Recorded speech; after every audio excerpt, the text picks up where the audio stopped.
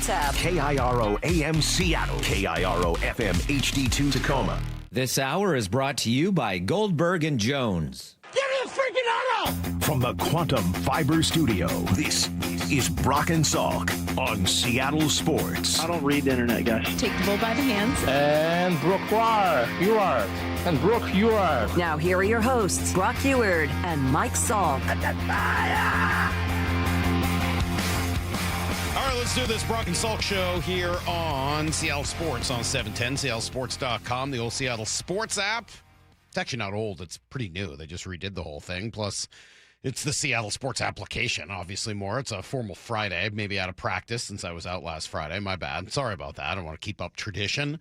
You can listen on 97.3 HD2, or you can listen and watch on YouTube. So lots of available options for everybody out there to enjoy the show. It's Women's Day on the show today with both Shannon Drayer and Stacy Rost joining me today. Two of my favorites, two of my favorite people. I'm excited to be around both of them. And, it's also Juneteenth. So it would have been even more so Women's Day. You were trying to get a 20 I draft know. pick on the show. Yeah, what's up with that? Yeah, we were hoping to get Abby Murphy on the show this morning. She's the first-round pick of the Torrent. One of the all-time great goal scorers in college. Supposed to have a pretty dynamic personality. Pretty interested in talking to her, but we may have to wait a week on that. I guess they were busy coming back from the draft and all that, so we weren't able to get that coordinated in time. But, yeah, you're right. Yeah, you're right, Maura. It was going to be even more. Plus, you're here today. It's like I'm surrounded by thoughtful, intelligent, talented women. What a great world I live in. Just tremendous. All right. Can I talk about, I got some texts. They're not really late night Mariner texts. I'll read you a couple. And then I do think, I don't know how meaningful yesterday's Mariner game was. Again, kind of like the game before. It kind of feels like they're just in get through it mode a little bit with all the injuries. But I did see one thing yesterday that really impressed me and I thought was very important. Beyond Brian Wu bouncing back, that was great. Don't get me wrong. But there was one other thing I really liked yesterday. But yeah, I got a couple texts. Let's see. Mostly soccer stuff. Oh yeah, today's soccer day here in Seattle, in case you didn't know. Soccer day. Yeah, they're going to play soccer in Seattle, and the world is going to be watching. Well, certainly the whole U.S. is. I saw some, we're over here in Eastlake. I saw some guys in Australia jerseys already walking around. Yeah. Wow. Getting a start. 5:30 in the morning. Are they still drinking beer out of a boot?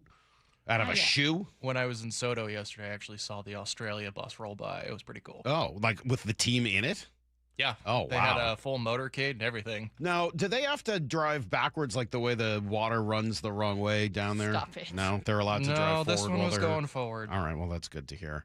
Let's see. Salk, do you think the Mariners are being these aren't quite late night Mariner texts, but Salk, do you think the Mariners are just being extraordinarily cautious with injuries because they know the division is extremely winnable?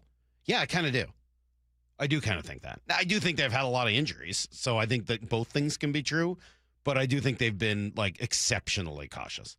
It seems like players would normally be able to push through at least a few of these injuries, but are focused on being healthy for postseason. They're very likely to make it to. Totally agree, 208 in Idaho. Yes, I think there's a lot of that. Yeah, now, Brendan Donovan, no. I think that guy's hurt. Definitely. Could Julio have played yesterday? I think he probably could have. Now, again, that's easy for me to say. I'm not Julio. I didn't examine him. But, yeah, I wanted him to sit. Sit for a day. Make sure. Don't get hurt. Don't get injured. You can be hurt. Don't get injured. So, yeah, I think that's fine. Jamie and Vashon still worried about Cal. 2 for 10. Harold Reynolds knows the stuff. Not. I don't know. 2 for 10 was not an ideal start. But one of those two hits won them a game. So, what Cal does is important. Let's see. 253 says, I tried HD2 yesterday, and I could hear every anatomical function of Salk speaking and breathing, and it freaked me out and had to switch back to Ann. What about Brock? No? Not Brock? Just me? With Brock, you just get a lot of Yeah. That's when he remembers to talk. So, yeah, you won't get any. Well, you'll get a little Brock today. He'll be on for Blue 88 today. And, so I guess we're not uniquely just women today. We'll have Brock at Blue 88 time. All right. And yeah, I am wearing the polo that looks like it's drenched in sweat. It's not. It's a normal polo when you see it in person, but on video it does look a little like it's drenched in sweat. I get it. You can watch that on YouTube and then make fun of me if you need to. All right. So I said that there was one thing that happened yesterday more important than probably anything else. I won't save it for Need to Know, although we'll play it throughout the day. It was this moment. And the right-hander's 1-0 pitch to Emerson. Swinging a ground ball, base hit into right field. Canzone will score from third. Cole Young riding third, heading home. The relay to the plate, not in time. Young scores right behind Dom Canzone. Colt Emerson with a 2-out, 2-run single. And the Mariners now lead the Orioles 3-0. And all this happening with 2 outs and nobody on. What a start for the Mariners here at T-Mobile Park. All right, so yeah, obviously it was important because it scored 2 runs in the first inning, gave them a little breathing room, which they obviously could use given the way the last couple games have gone. So yes, obviously it was important in the context of the game, but I'm going to go a little bit beyond that, and I'll start with what Dan Wilson said after the game. He's talking about both Colt Emerson and Cole Young, but for me, I'm going to focus on the Colt part. To see Cole go down the left field line there, pick up an RBI with the big double, and then Colt pull one in the hole. I mean, these guys in these RBI situations, not trying to do too much. Again, you see a lot of young players trying to go get something a little extra in those kind of situations, but not those two. Cole just taking what he got there on a pitch up and away and able to pick up the double, and Colt, got a pitch on the, middle inner half and able to turn on that and get it in the hole. So incredible awareness, incredible, field, just, awareness and these guys are beyond their years and just kind of feeling the game and understanding the situation, and it's very impressive. All right, so here's why I like the Colt Emerson part of that. He had an absolutely miserable game the night before. Just didn't have, the at-bats were the worst I've seen from Colt Emerson all year long, which is fine. We've talked about this. Everyone said it. Like, it's not a huge shock. He's a 20-year-old kid playing in Major League Baseball for the first time. He's gonna lose sometimes. There are going to be nights where he looks bad. Kyle Bradish made him look silly. He had 3 strikeouts, went 0 for 4 in the game, and the at-bats were the least competitive that I've seen from him since he's been called up. That's fine. That happens to major leaguers. Even the best ones. They're going to have bad days. They're going to have moments where a pitcher is hot, or they're cold, or they don't see it well, or they're not feeling well, or they're feeling over-aggressive, or there's a new scouting report, all of those things. Or they get moved up in the lineup, and all of a sudden they're not hitting ninth, and the other team realizes they got to start paying more attention to them. Like, all of those things can factor into a bad day, and I don't know which one it was for Colt Emerson, but one of them did, because he was just awful on Wednesday. Bad day. Okay. How do you respond? That's baseball, right? How do you respond to the controversy? How do you respond to the dips, the valleys, the failure, which is gonna come? And he didn't do it by overswinging. He didn't do it by swinging for the fences, although he nearly hit another home run yesterday, missed it by just a couple of feet foul. Instead, in a huge spot, and that was early in the game, but with 2 runners in scoring position, what does he do? He finds a way to score both runners, come up with both RBIs. Huge play in that game.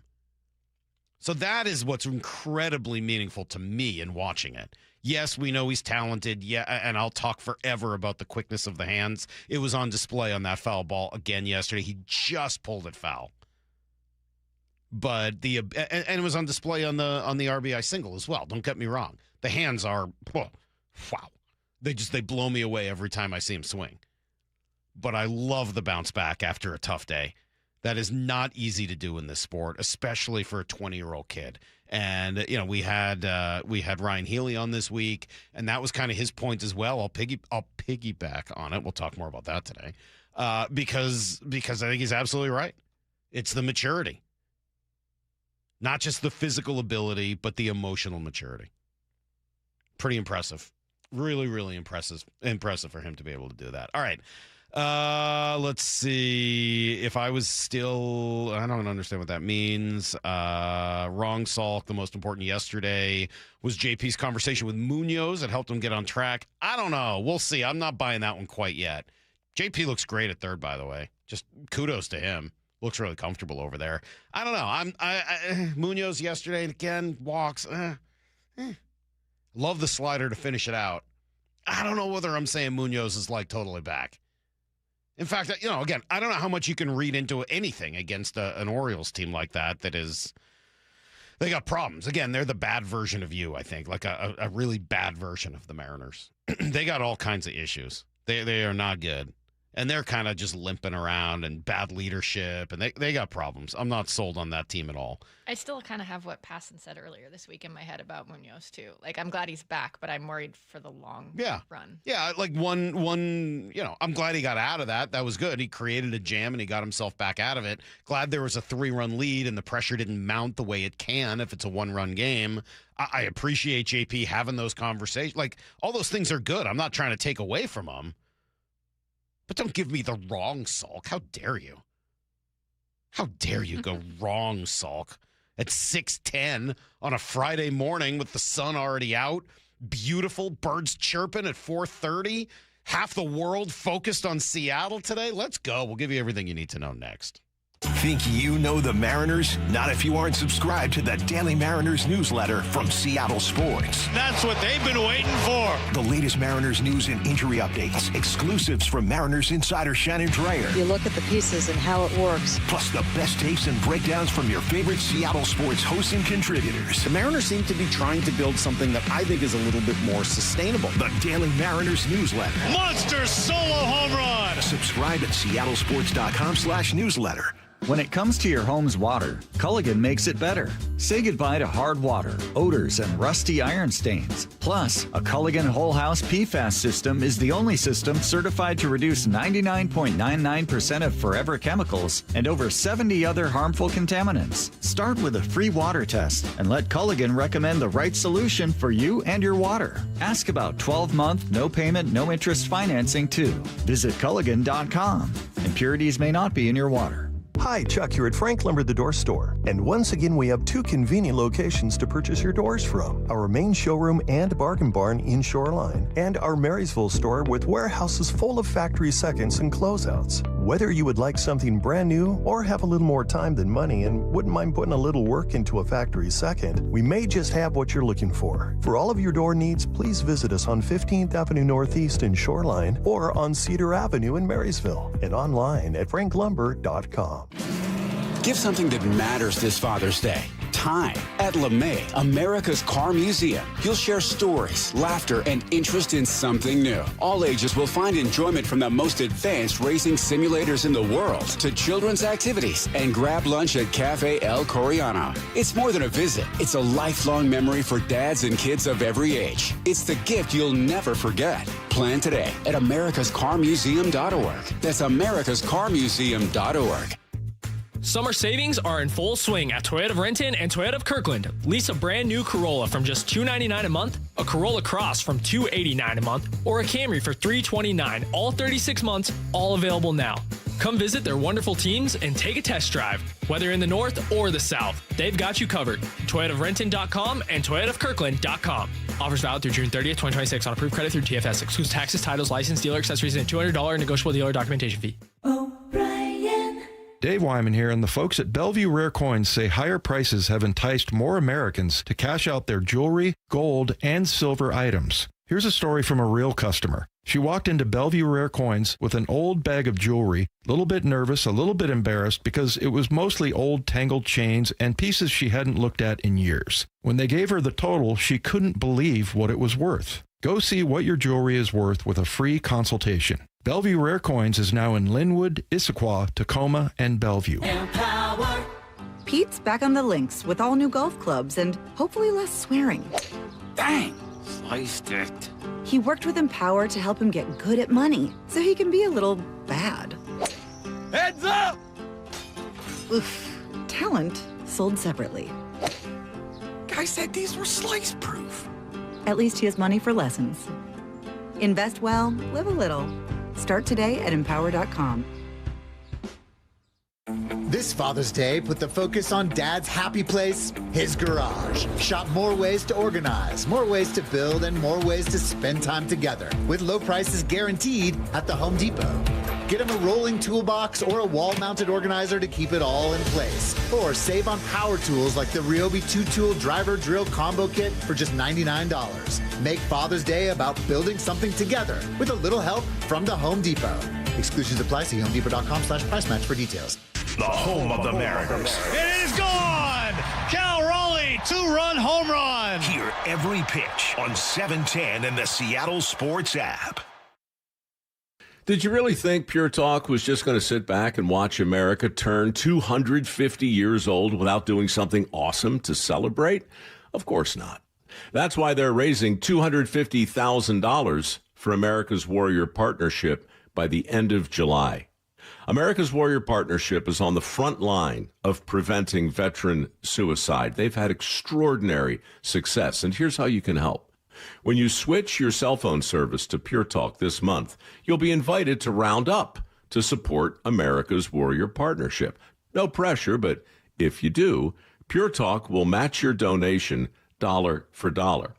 And to further celebrate 250 years of our extraordinary democratic republic, Pure Talk is offering unlimited talk, text, and data for just $34.99 a month. Dial pound 250, say Mike Rowe. That's pound 250, say Mike Rowe. And happy birthday to us. Progressive provides protection for your boat and other outdoor vehicles so you can explore new things. Oh, I can finally try pesto. We meant like water skiing. I've just never had pesto. Or maybe take the boat somewhere new. I mean, is pesto spicy or sweet? Oh, guess we'll find out, right? Right. Bundle home or auto insurance with your boat, RV, or motorcycle and stay protected with Progressive while you explore. I don't know. Maybe I'm not ready for pesto. Progressive Casualty Insurance Company and Affiliates. Not available in all states or situations. This is the story of the one. As a maintenance engineer at a beverage manufacturing plant, he starts his day knowing every line is ready to run because Grainger delivers the industrial-grade products he needs to keep mixers, conveyors, and packaging equipment moving. With Grainger's vast selection of bearings, belts, and motors, he keeps operations running smoothly, so nothing grinds to a halt. Call 1-800-GRAINGER, click Grainger.com, or just stop by. Grainger, for the ones who get it done. This hour is brought to you by Goldberg and Jones. Need to know. 15 minutes past every hour with Brock and Salk. Presented by Marquee Data. Here's what you need to know. Up first. Yeah, as I was saying yesterday, no real cause for concern after the lousy loss the night before. Mariners did what they've really done throughout the year. They find a way to bounce back. This time, it was Brian Wu who seemed to just take matters into his own hands and just totally shut down the O's. The 0-2 on the way to Alonso. Swing and a miss and a sweeper for strike 3. That's strikeout number 9. He's fanned the last 3 Orioles in a row. He started off by having 4 strikeouts in a row after there were 2 outs in the first inning. So 9 strikeouts for Brian Wu. Yeah, I would say he was feeling it for sure. He was tremendous yesterday. 7 shutout innings. Then a little excellent work by Bizzardo, and then Munoz, a little sketchy in the 9th, but was able to come through without giving up a run as they shut out the Orioles. Not a lot of offense from their compromised lineup, but they did get a couple of big hits early. And the 1-0 pitch on the way to Young. Swinging a line drive down the left field line. This one is going to be a fair ball in toward the corner. Naylor rounding third, being waved in. He's going to score. Canzone around to third. The throw in is going to be cut off by the shortstop Henderson. Cole Young with a stand-up double down the left field line to drive in Naylor, and the Mariners have a 1-0 lead with 2 down here in the bottom of the first inning. A clutch base hit from Cole. Yeah, I just played you the next at bat, which was Colt Emerson with a 2-run single. Those were the 3 runs. It's all they would get. It's all they would need as they find a way to win. I like a lot of what Dan had to say yesterday. Here he is talking about Brian Wu. There was no question about, wanting him to go as deep as he could because he just had great stuff and got to 90 pitches. But he was, you're right, he was on the attack the whole time, and that's what was so impressive. Tough to take him out at 90 pitches there, but I felt like that was a good time to hand it over to the bullpen, which is fresh and ready to go. Zardo came in and just continued the work and did an outstanding job. But Brian really using all his stuff again today. I thought, give credit to Garv back there, a good game plan. They went out there and attacked, and he executed pitch after pitch. Sneaky been one of the best things that's happened to the Mariners. We talk obviously about how much Cal's development last year was a big part of their success. Where would they be without Bizzardo doing what he's done? And this is a guy that we were laughingly calling the white flag when he first got called up. And now he is a trusted and incredibly valuable member of that pen. As expected, Julio did take the day off. I would hope he's back in there tonight when they take on the Red Sox. Josh Naylor returned yesterday as well. Some more good news, just waiting on Luke Raley. Piggyback will make its triumphant return tonight. Bryce Miller and Luis Castillo. Then you get Emerson Hancock tomorrow, Logan Gilbert on Sunday.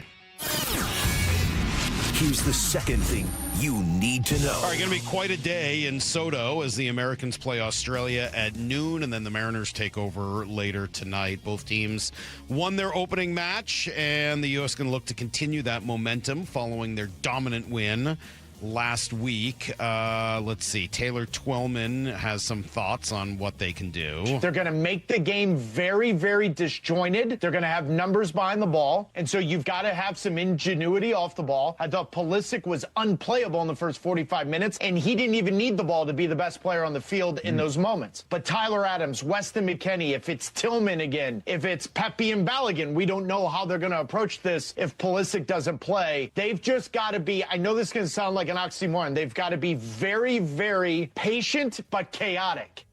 All right. So an oxymoronic thought to get the team going today. As for their top player, Christian, how did you just say his name? Pulisic. I want to say Pulisic.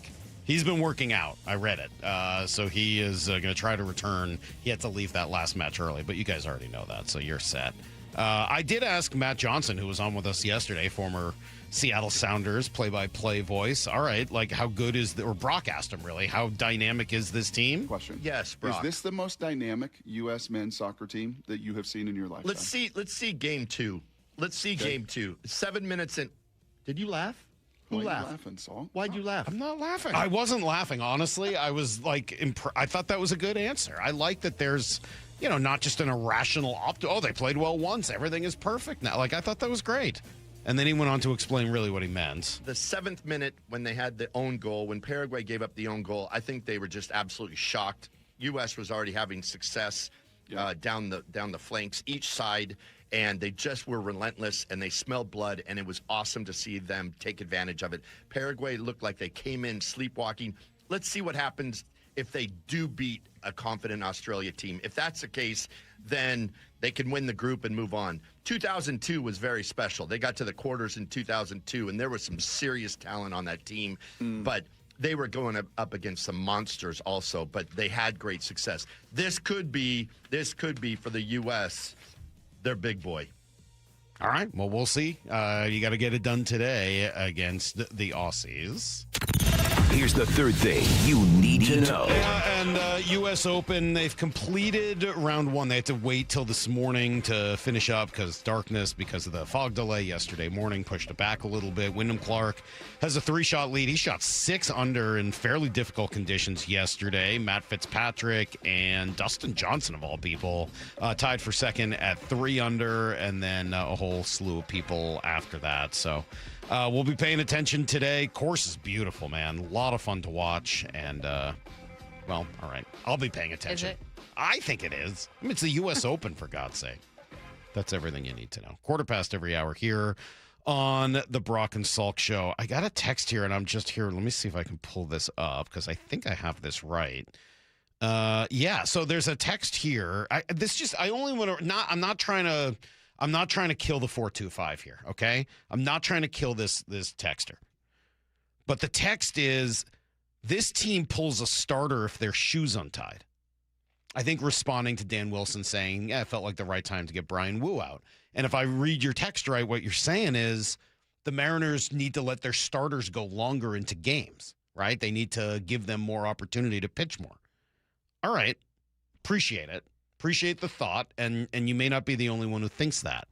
I do think this is a pretty good opportunity to talk about the way we view our own team versus the way we don't necessarily pay attention to the rest of the league. Because the numbers are going to tell you something it's a very different story on that. You know what the Mariners lead baseball in? Innings pitched by their starters. and they do so by 6 innings over the Los Angeles Dodgers. Then the Diamondbacks and Guardians are after that. Royals, Phillies, and Yankees. That makes up 7 teams. There are only 7 teams whose starters, have pitched more than 400 innings this year.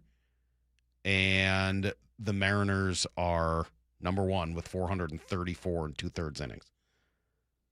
So I don't know. I get the thought, but to me, that's more just a comment on how carefully we watch and criticize our own team versus looking at the way the game is being played right now. The Mariners are giving their starters more innings than literally any other team in baseball. And that's with the piggyback that would have probably given their starters another 5, 6, 7 innings. So I'm going to disagree on that one. Anyway, Matt Hasselbeck was phenomenal yesterday. Dude's just got so much to say and makes me laugh while he's doing it. Stick around. You'll hear it next on Brock and Salk.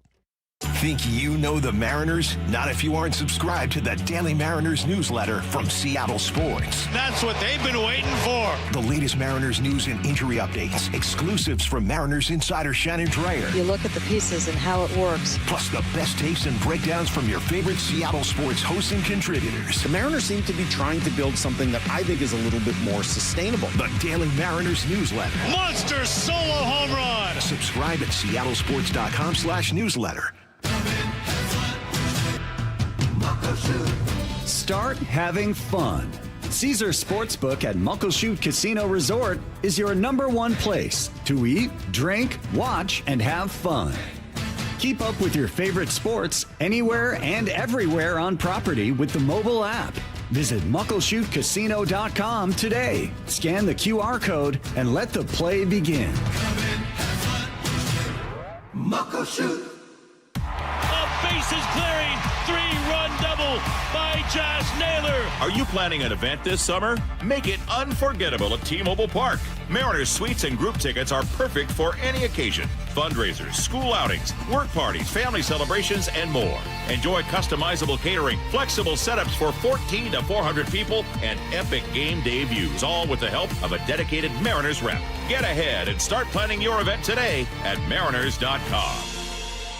Hey, Brock Ewert here with my buddy Shannon O'Kelly from IRG Physical and Hand Therapy. We know this, Shannon. When the weather warms, our baseball team's bats usually get a little hotter. We also know that maybe we've been sitting around and we try to crank things to 100 and our bodies don't quite react. As the weather gets warmer, do you see more folks at IRG? Absolutely, Brock. You know, you just mentioned it. As the weather warms up, people think they need to get outside, which is great.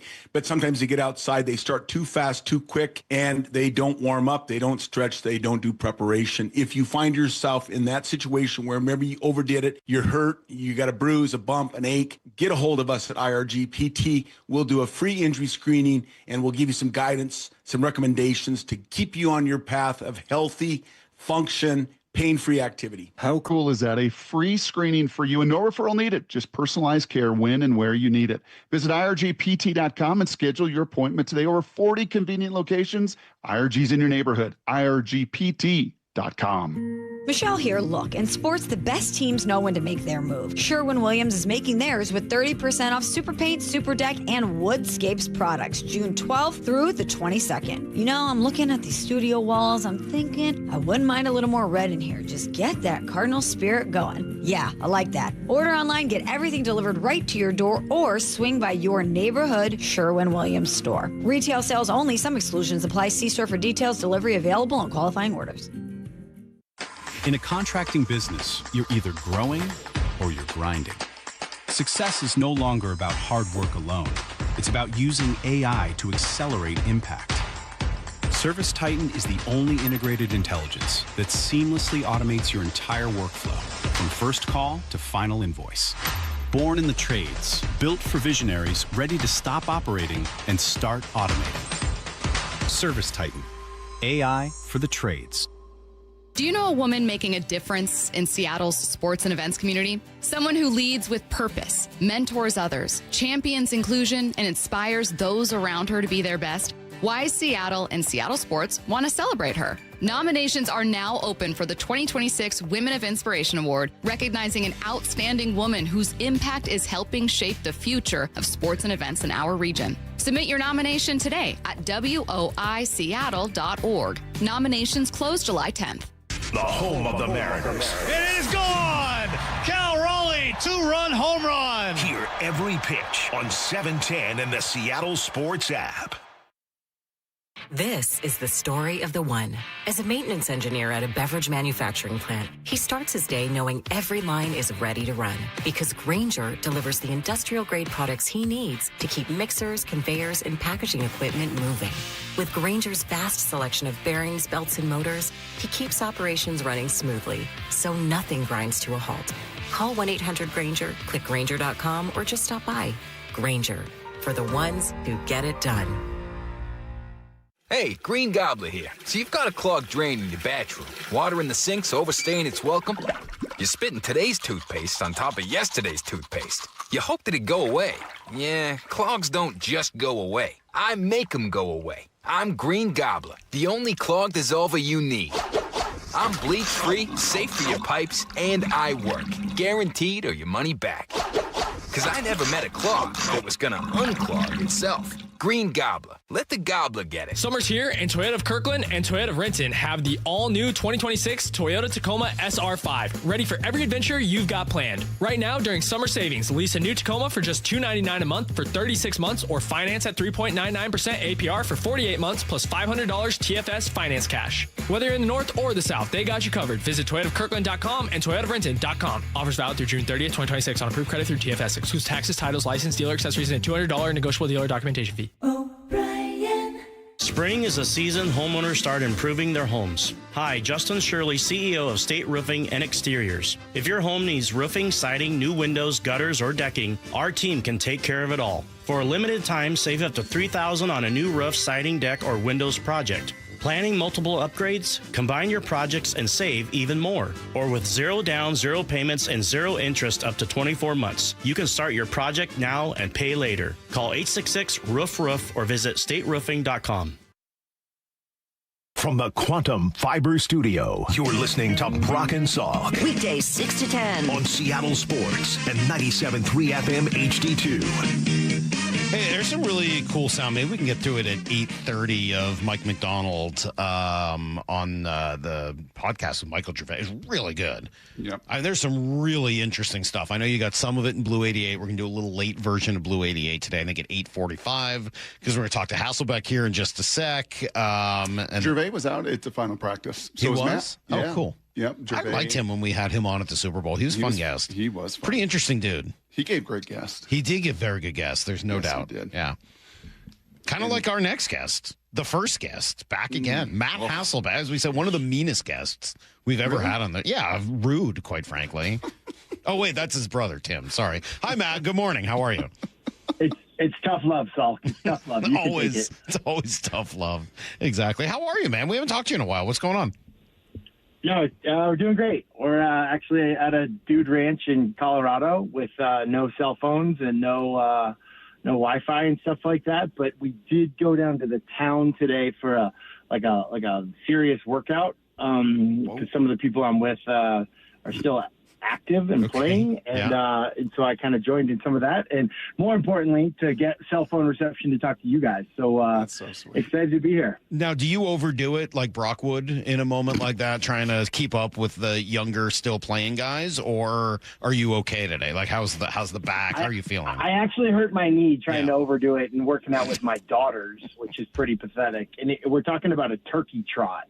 So I'm still a little like meniscus banged up from what I think is a turkey trot back in November. So I'm just kind of probably going to need surgery if I'm being real about it. But yeah, so I don't know. Either that or I got hurt in my sleep, which at my age is possible, I guess. But one of those two things.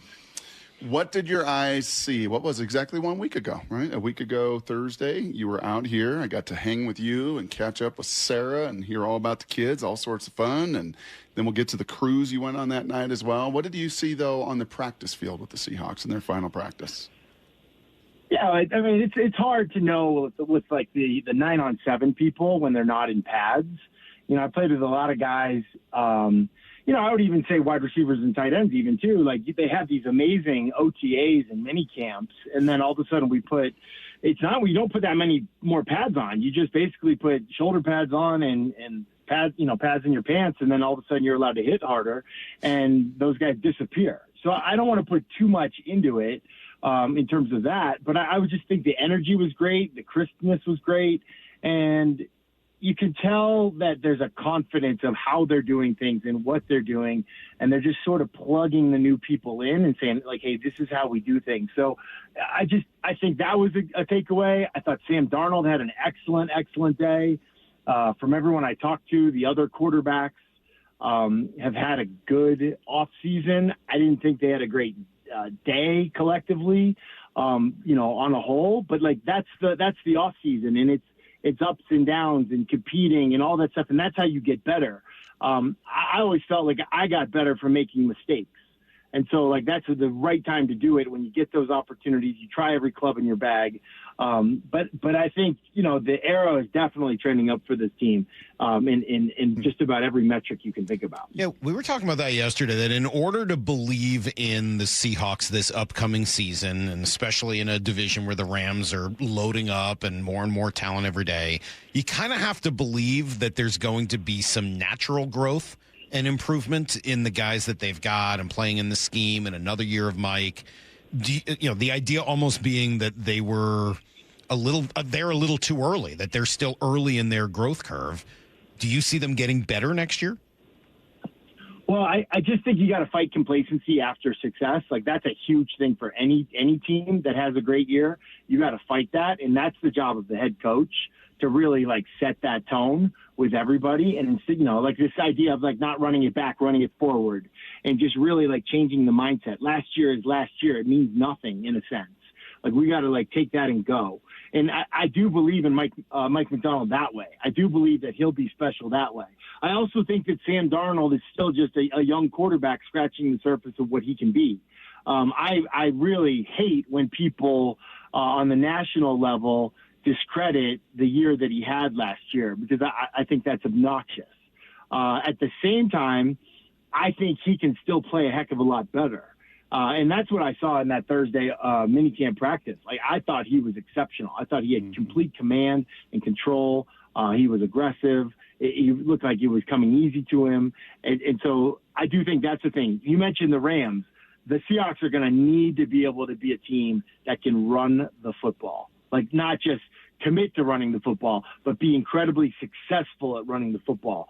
And that's, I think, an area also where I know they did it well at the end of the year, in particular at the Super Bowl, but that's an area where I think they can also improve. Just running it consistently, run efficiency, and explosive runs.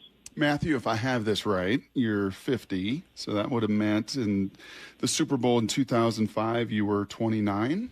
Is that right? Do I have my math right? I was told there would be no math if I was coming on today, so right, I'll leave that to you. Yep, you were 29. Sam Darnold, playing in the Super Bowl, you said young guy, was actually 28. He just turned 29 a week ago or so, but he was 28. You were 29. What did that Super Bowl experience do for you? What do you think it can do for Sam? Well, I mean, I just think if you just even zoom out, I think our careers are pretty similar in terms of, like, they didn't start out in gangbusters. His was really rocky publicly. Mine was a little more rocky. Mine was rocky a little less publicly, but we were definitely sort of, I think, growing in the same ways and hitting our stride around the same ages. There's certainly that. I think for him, just like me, I had a ton of different coaches, quarterback coaches, play callers, head coaches, all that kind of stuff. And then at a certain point, even though it's tough at times, at a certain point, it's almost helpful. Like, you take a little bit from a lot of different coaches, and then you get with one coach who's really exceptional. For me, it was Mike Holmgren. In this case, I think Mike McDonald for Sam, and you kind of put it all together. And then you have the pieces around you to help you be successful. And I think there's also something to, like, earning the respect of your locker room. That took me a little bit. I think it took him a little bit. I think he certainly has that now. I think he had it that 1 year in Minnesota, and I think he got it last year. But when you have that, it just gives you confidence, and you can kind of build on it. And you heard Sam talk a lot about the confidence that his mom and dad had in him when nobody else had confidence in him. So you can tell that kind of matters, like people believing in him. And so to now have the organization believe in him the way that they do, and his teammates and his coaches and even his new offensive coordinator, I think it's just going to give him so much more confidence to go out and play a little bit more aggressive, a little bit more like he did in college. And I just think he's scratching the surface of what he's going to be as a pro. You talked about their need to run the football this year. They drafted a new running back in Jadarian Price. Brock compared him, at least body-wise, maybe some movement-wise, to a guy you're pretty familiar with, and Sean Alexander. Would you have made the same comp? I would not, but I trust Brock, but it was also hard for me to see number 8 out there running so fast. That's the fastest I've ever seen number 8 running in person. Yeah, how do you feel about that? We haven't even asked. How do you feel about number 8 on a running back? It was pretty cool. I liked it. Reminded me one year at the Pro Bowl, there was the fastest man competition, and I gave my jersey to Michael Vick to run the competition, and that was the fastest. Actually, that's the fastest I've ever seen it run. So I think he's got something to him, Jadarian Price. I like him. I like him a lot. The only thing is, like, I go back to the whole thing in pads. It's a little bit different, but I think I love the pick. I think it fits. This is going to be a running back by committee team. There's no doubt about that. And, I just think you add a lot of talent. Where I thought the Seahawks really needed to improve last year with the running back situation, I never really felt like the running backs were ever 1 or 2 in the progression. Like, if the running backs were going to catch a pass, it was because it was just a design screen or they were like a check down. But they were never like number 1, like an Alvin Kamara or like a Christian McCaffrey. And so if they could get either it's George Holani or Jadarian Price, that's where I think like the fullness of this offense, kind of more the 49er Shanahan version of this offense, can really take off and make us harder to defend. It's not just wide receivers and tight ends that you got to think about, but having those running backs out of the backfield, free release, that's a very helpful thing to a quarterback. It's very difficult on a defensive coordinator in terms of being ready for your, blitz adjustments. Like, you want to blitz us? Hey, we got a plan for that. Your defensive ends now have to be ready to peel and stuff like that. I just think that's a thing that's going to help them. And if that Jadarian Price can do some of that, I just think it's going to be a great fit for us.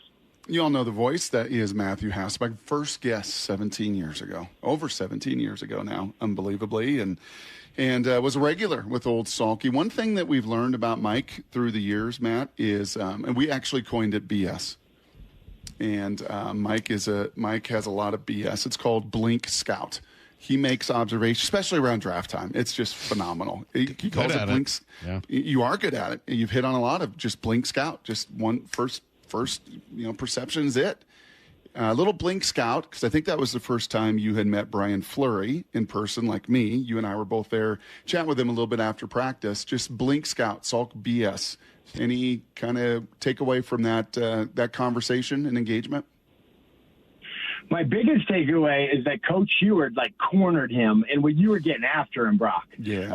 I mean, you want to talk about it. It was almost like an interrogation. So you would have been proud. Brock went in on it. Tell me more about the 12 personnel, 13 personnel, 23 personnel. What's your offensive philosophy? Who are your influences?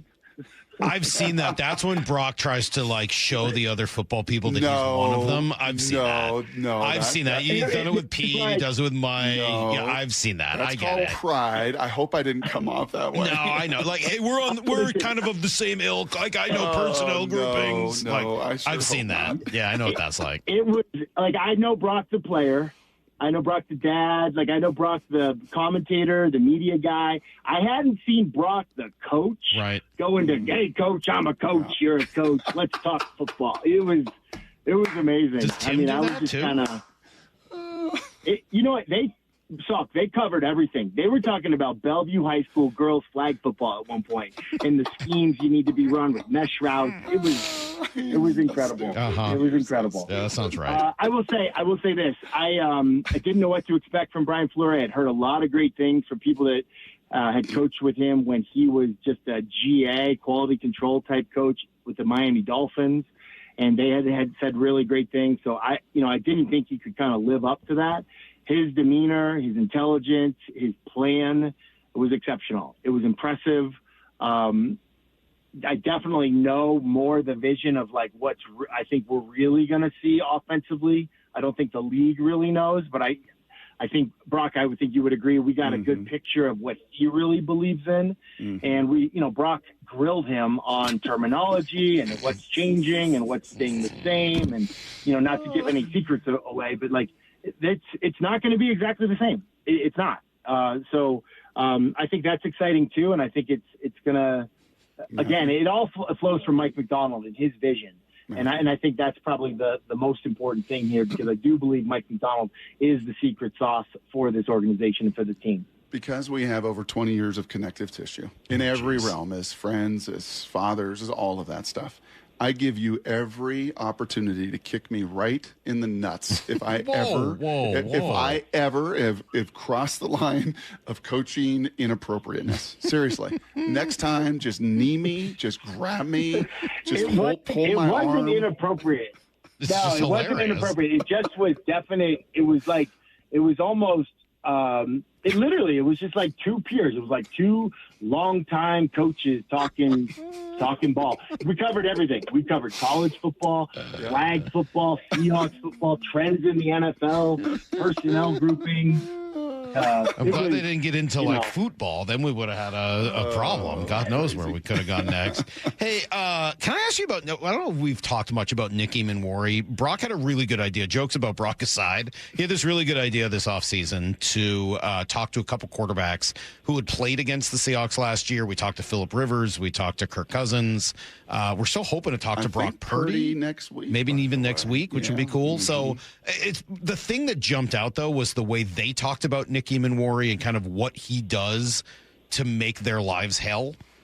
What do you make of just him, his position, the way Mike Macdonald has used him, could use him? Because in some ways he feels like this, I'm not even sure even how to describe it, like this unicorn. Yeah, but like this specific key that unlocks how to play defense in the NFL in a world where they're trying to figure out how to bust you with the wrong personnel on the field.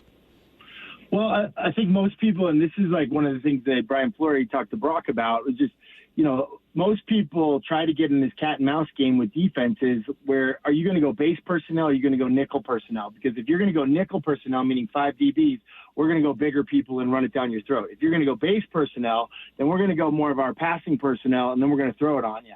And like that just goes away with the Seahawks because they get to play so much nickel with Nick Eamon-Worry being that nickel backer.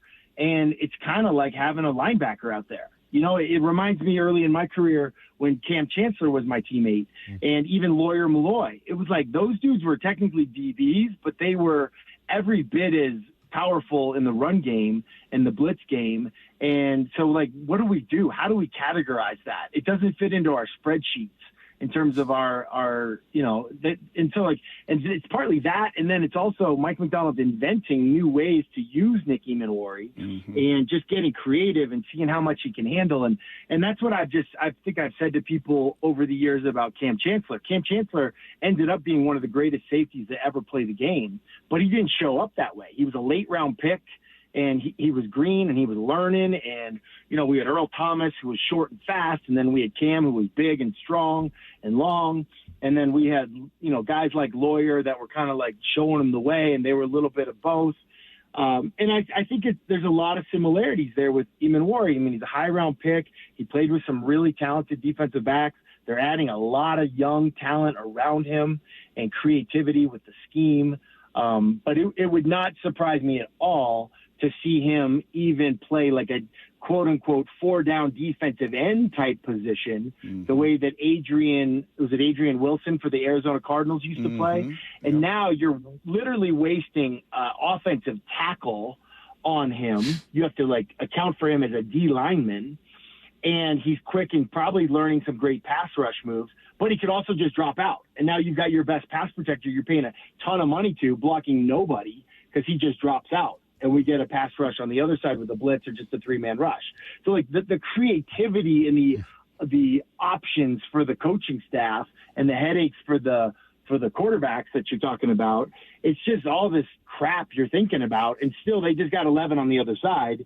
Yet it's like it's mental gymnastics to try to figure out which 11.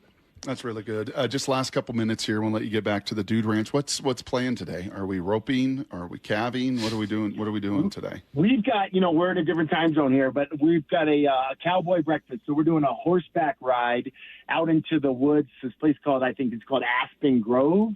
And it's probably about an hour ride. And then we get some wranglers, I guess they're called, that are going to be cooking us pancakes and eggs and, bacon and stuff on a huge giant skillet. So You'll be on the horse for for an hour, you said? You're going to horseback ride for an hour? We did a 3-hour horseback ride yesterday. It was that's cool. It was pretty crazy. Here's the crazy thing. It's funny. We actually have some of the sound of some of the guys you're with, I think. How do you know he's right? How do we know? 1,400 retail outlets across the country. That's how we know. Right. Aren't those guys with you? You guys are the worst. You're the worst. I deserve it. Well, I will admit, I heard that you were like a dude, and I'm not a person to do something like that. I don't ride horses. I don't need any of that in my life. But as we know, I had tea after my football games. That's not the direction I need to go. But I was surprised to hear Aspen mentioned as part of the Tough Guy Dude Ranch. Isn't that kind of like a hoity-toity ski resort? No. I'm not in Aspen. I'm in Estes Park. But the place where we're going just happens to be. It just happens. I'm not in Aspen. It just happens to be. Yes. Yeah. Hey, last thing, very last thing. I promise. And I'll let you get out of here. You are also, I'd be remiss if I didn't ask you about the cruise, because the Seahawks, really cool. While the players and staff got their rings at the hangar and the whole deal, and it was unbelievable from everybody we talked to, you and Sarah and some others were on a cruise with the rookies, just speaking some life into them. Can you give us a few of the details of what that was like and what the rookie class was about? Yeah, it was awesome. I mean, I felt bad for the rookies because all the vets were getting their rings, and it was an incredible thing. And then they it was almost like, all right, kids, you guys are going to go on a field trip while your parents go to Hawaii. You're going to stay home with the babysitter while your parents go to Hawaii or something like that. But the Seahawks are great. They do such great things for their rookies. It's kind of a good curriculum. I think that's why the guys are successful. They don't get in as much trouble as other teams. They pair them with Seahawks legends or guys that have been before, and even spouses. Even on the cruise, the widow of Dave Brown, Rhonda Brown, was on there. The widow of Kenny Easley. It's just really great mentoring, and in a kind of a chill, boat cruise around Lake Washington kind of way, sunset. It was really neat. Mm-hmm. I enjoyed it. I got a chance to talk to some guys like Julian Neal and Bo Stevens and Jadarian Price, and it was a good icebreaker, I would say, for what these guys got coming up. And they were receptive to conversation, asking questions.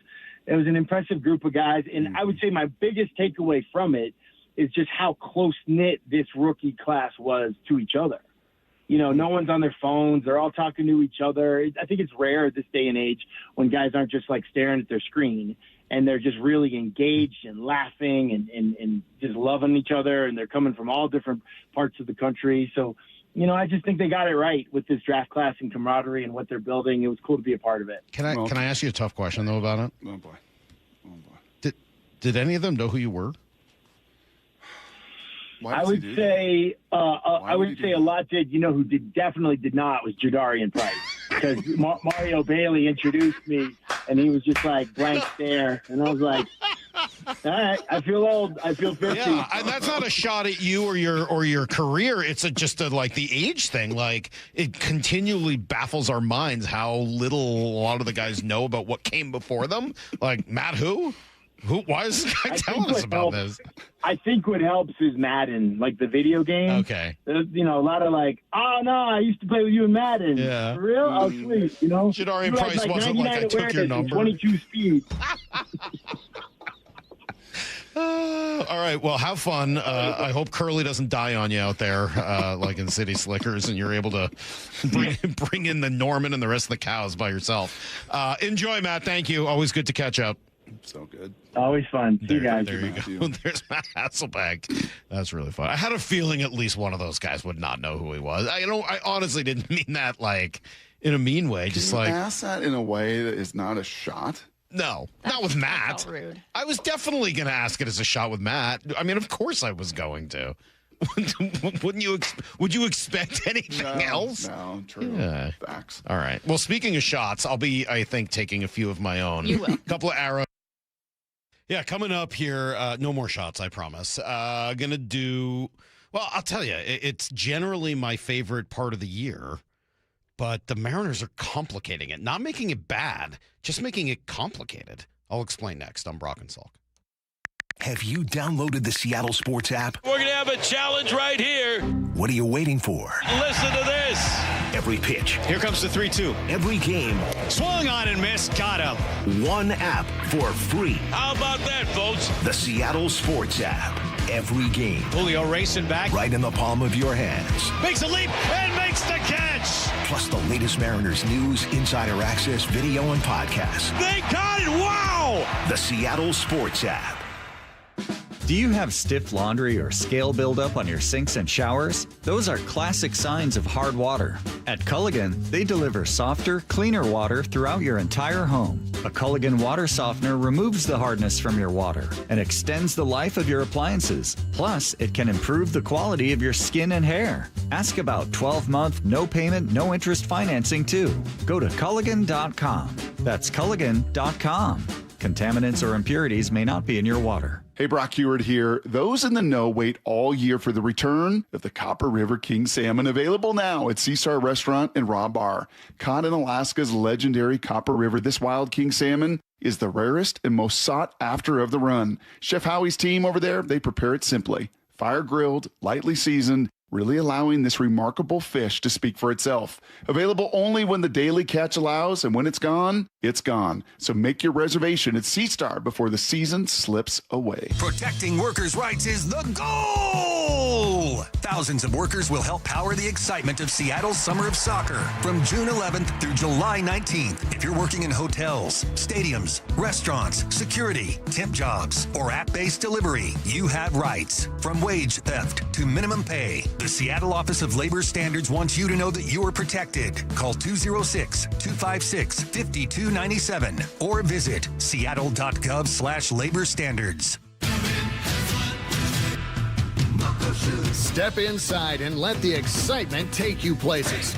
This is Muckleshoot Casino Resort, the ultimate spot for action that reaches incredible heights, luxury that knows no bounds, and live entertainment that always thrills. It's all at one incredible destination. So when you look for the best, look nowhere else. Muckleshoot Casino Resort, the biggest and best in the Northwest. Muckleshoot. To all lovers of pop culture, science fiction, comics, wrestling, anime, and movies, Washington State SummerCon is this weekend at the Washington State Fair and Events Center in Puyallup. Meet over 130 celebrity guests from Star Wars, Star Trek, Marvel, DC, Demon Slayer, One Piece, and 5 WWE Hall of Famers. Meet the Fonz, Henry Winkler, Jay and Silent Bob, Steve from Blue's Clues, all 5 Teen Titans, and even Deadpool's iconic pet, Dogpool. Visit wassummercon.com to purchase tickets. Deep to right field. Going. Goodbye, baseball. At T-Mobile Park, you've always got the best seat in the house. But for a view that's a real home run, check out right field. Make that the dump yard. Sure, it's a great spot to see our fearless outfielders fly, dive, and slide. Wow! Victor Robles makes the catch. But you might get to flash some leather too, because the forecast in the dump yard always calls for rain. Raining big dumper home runs, that is. Number 60, the magical tour of Cal Raleigh just continues. Mariners baseball. Trident's up. Looking for last-minute Father's Day plans? Treat Dad to a ball game this Sunday at 1:10 as Julio and the squad wrap up their series against the Red Sox. Go to Mariners.com to get your tickets and check out all the Mariners' upcoming events, including Patriotic Fireworks Night on July 3rd versus the Blue Jays, presented by T-Mobile. Looking for a new Mazda? Check out Mazda of Everett As the West Coast's largest Mazda dealer, they have over 700 new Mazdas in stock and are known for always offering the Mazda of Everett price. Awarded Mazda's President's Award 13 years in a row and ranked among the top 20 Mazda dealers in the USA for customer service. Locally owned and trusted by thousands. Shop at 11409 Highway 99 in Everett or MazdaofEverett.com. Dealer awards and rankings based on Mazda USA reporting and data. Professional Power Plays brought to you by Propane. Okay, team, America's energy security is on thin ice. Overburdened electric grid, rising costs, severe weather. You could stick with the grid and ride it out, do nothing and hope the problems go away, or here's your power play. Propane. Affordable, abundant, safe. Propane is reliable energy even when the grid isn't. Advantage Propane. Learn more at propane.com/powerplay. Hey, John, why so glum? I just got let go. The company's downsizing. This is the third time in the last 2 years. I'm done with this. Have you thought about My Computer Career? I've heard they can train you for a career in IT in just a few months, including cybersecurity and the basics of AI. And you don't need prior training or experience. Now that's a recession-resistant career. Wow, thanks. I'll check them out. Go to mycomputercareer.edu and take the free career evaluation. mycomputercareer.edu, an Elite CompTIA certification partner. Financial aid is available to those who qualify, including VA benefits. Let's go! This is Seattle Sports. Streaming through the Seattle Sports app. KIRO AM Seattle. KIRO FM HD2 Tacoma. Home of the Seahawks, Mariners, and everything Seattle sports. Give me a freaking auto! From the Quantum Fiber Studio, this is Brock and Salk on Seattle Sports. Brock Eward and Marcus. Sorry about just Mike. Eward, not exactly Joe Cap there in the pocket. Now here are your hosts, Brock Eward and Mike Salk. All right, so Aaron Goldsmith made a really good point the other night. I think it was in Game 2, Wednesday, as he was focused on Tyler O'Neill, who's, of course, playing for the Orioles now in right field, and he's not playing particularly well, but he said Tyler O'Neill was once the only top 100 prospect in the Mariners system. Crazy to think of right now, right? When you realize how many guys are either in the top 100, have recently been in the top 100, or are about to be in the top 100. And not just the top 100, the top 50, the top 25, the top 10, the top 5. Like, the Mariners are just a wealth of minor league talent right now. And to think that Tyler O'Neill was once the only top 100 prospect in their system is kind of crazy. Like, just how much things have changed in the last almost 10 years. So he was traded in 2017. So 9 years ago, they traded Tyler O'Neill. By the way, that was 3 years after DePoto took over in 2014. How about that? That's a crazy long time ago to think of it that way. And look, the Mariners have done some things better than others since then. And, you know, some things have gone really well. Some things haven't gone as well. Obviously, they still haven't won the World Series. But their drafting and their development has just been incredible. It's incredible. It is at a completely different level than it was during the even the heights of the two general managers that preceded Jerry taking over that spot. Think about Jack Zarancic. Think about, what's his name? Bill Bavasi. I mean, like, night and day. The Bavasi disasters, right? The guys he drafted. The Brandon Morrow, who I like, nice guy, Brandon Morrow, and so is Jeff Clement. But the guys they were drafted over and missing on some of those dudes. Troy Tulowitzki, we've talked about a lot, and I mean, we went through all of them, all the really good players that they passed on. I think Rafael Furcal was one. I mean, it's just awful. And then go back to what Jerry has done with Scott Hunter and Justin Hollander and the rest of that group. Incredible difference. Absolutely incredible. And the development all these years under Andy McKay, they have spit out talent after talent after talent. I don't know if that's going to lead to a World Series or not, but it should give them plenty of shots at that. And they've never really had that before. And remember, this is why they did the rebuild, to be able to consistently have shot after shot after shot in a game that has a lot of randomness to it. So I was thinking about that and kind of spinning it forward last night and just thinking about, with all of that depth in their system, They have the ability to do basically whatever they want at the trade deadline if they want to. Like, the world's their oyster. They have every kind of prospect you could possibly want. They've got guys that are major league ready. They've got guys that are young. They've got A-level, B-level, C-level prospects. They've got depth. They've got pitching. They've got hitting. They've got power. They've got on base. They've got speed. Like, they really do have, what does Brock always say, all the different Baskin-Robbins flavors? Whatever you want. If the Mariners really want to make a trade, they can, and they're good. This was Tim Kirchin talking about them yesterday on SportsCenter. Well, I think it's the Mariners. The Mariners went into today with the fifth best ERA in Major League Baseball. They have 4, maybe 5 starters that have number 1 starter stuff, and they are a strikeout staff all the way. Look at Brian Wu today. That guy can command 5 different pitches. His first pitch strike rate is the highest in the major leagues, and you take that starting pitching, and then you get Cal Raleigh back off the injured list, which they just did, even though he went 0 for 4 with 4 strikeouts today. He's going to find his stroke. Remember, the Mariners were 1 game away from going to the World Series last year. I think they're the biggest threat to the Yankees. All right, so what are they going to do with the deadline? We are still about 6 weeks or so away.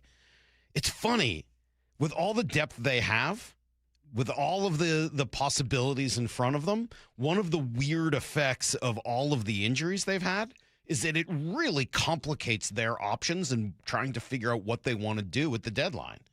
You need an outfielder? Right now, today, yes. When everyone is healthy, not really. When everyone is healthy, you probably need to get rid of one. I know. Do you need an infielder? Not if everyone's healthy.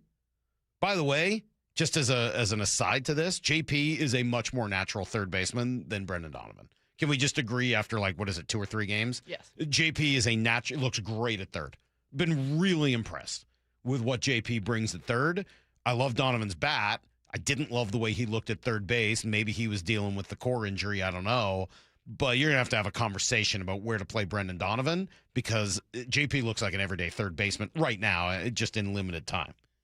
So you don't really need an infielder, right? You got a first baseman. You like your second baseman. Your shortstop needs to play every day. And right now, J.P. Crawford looks like a third baseman. So infield, not exactly. DH?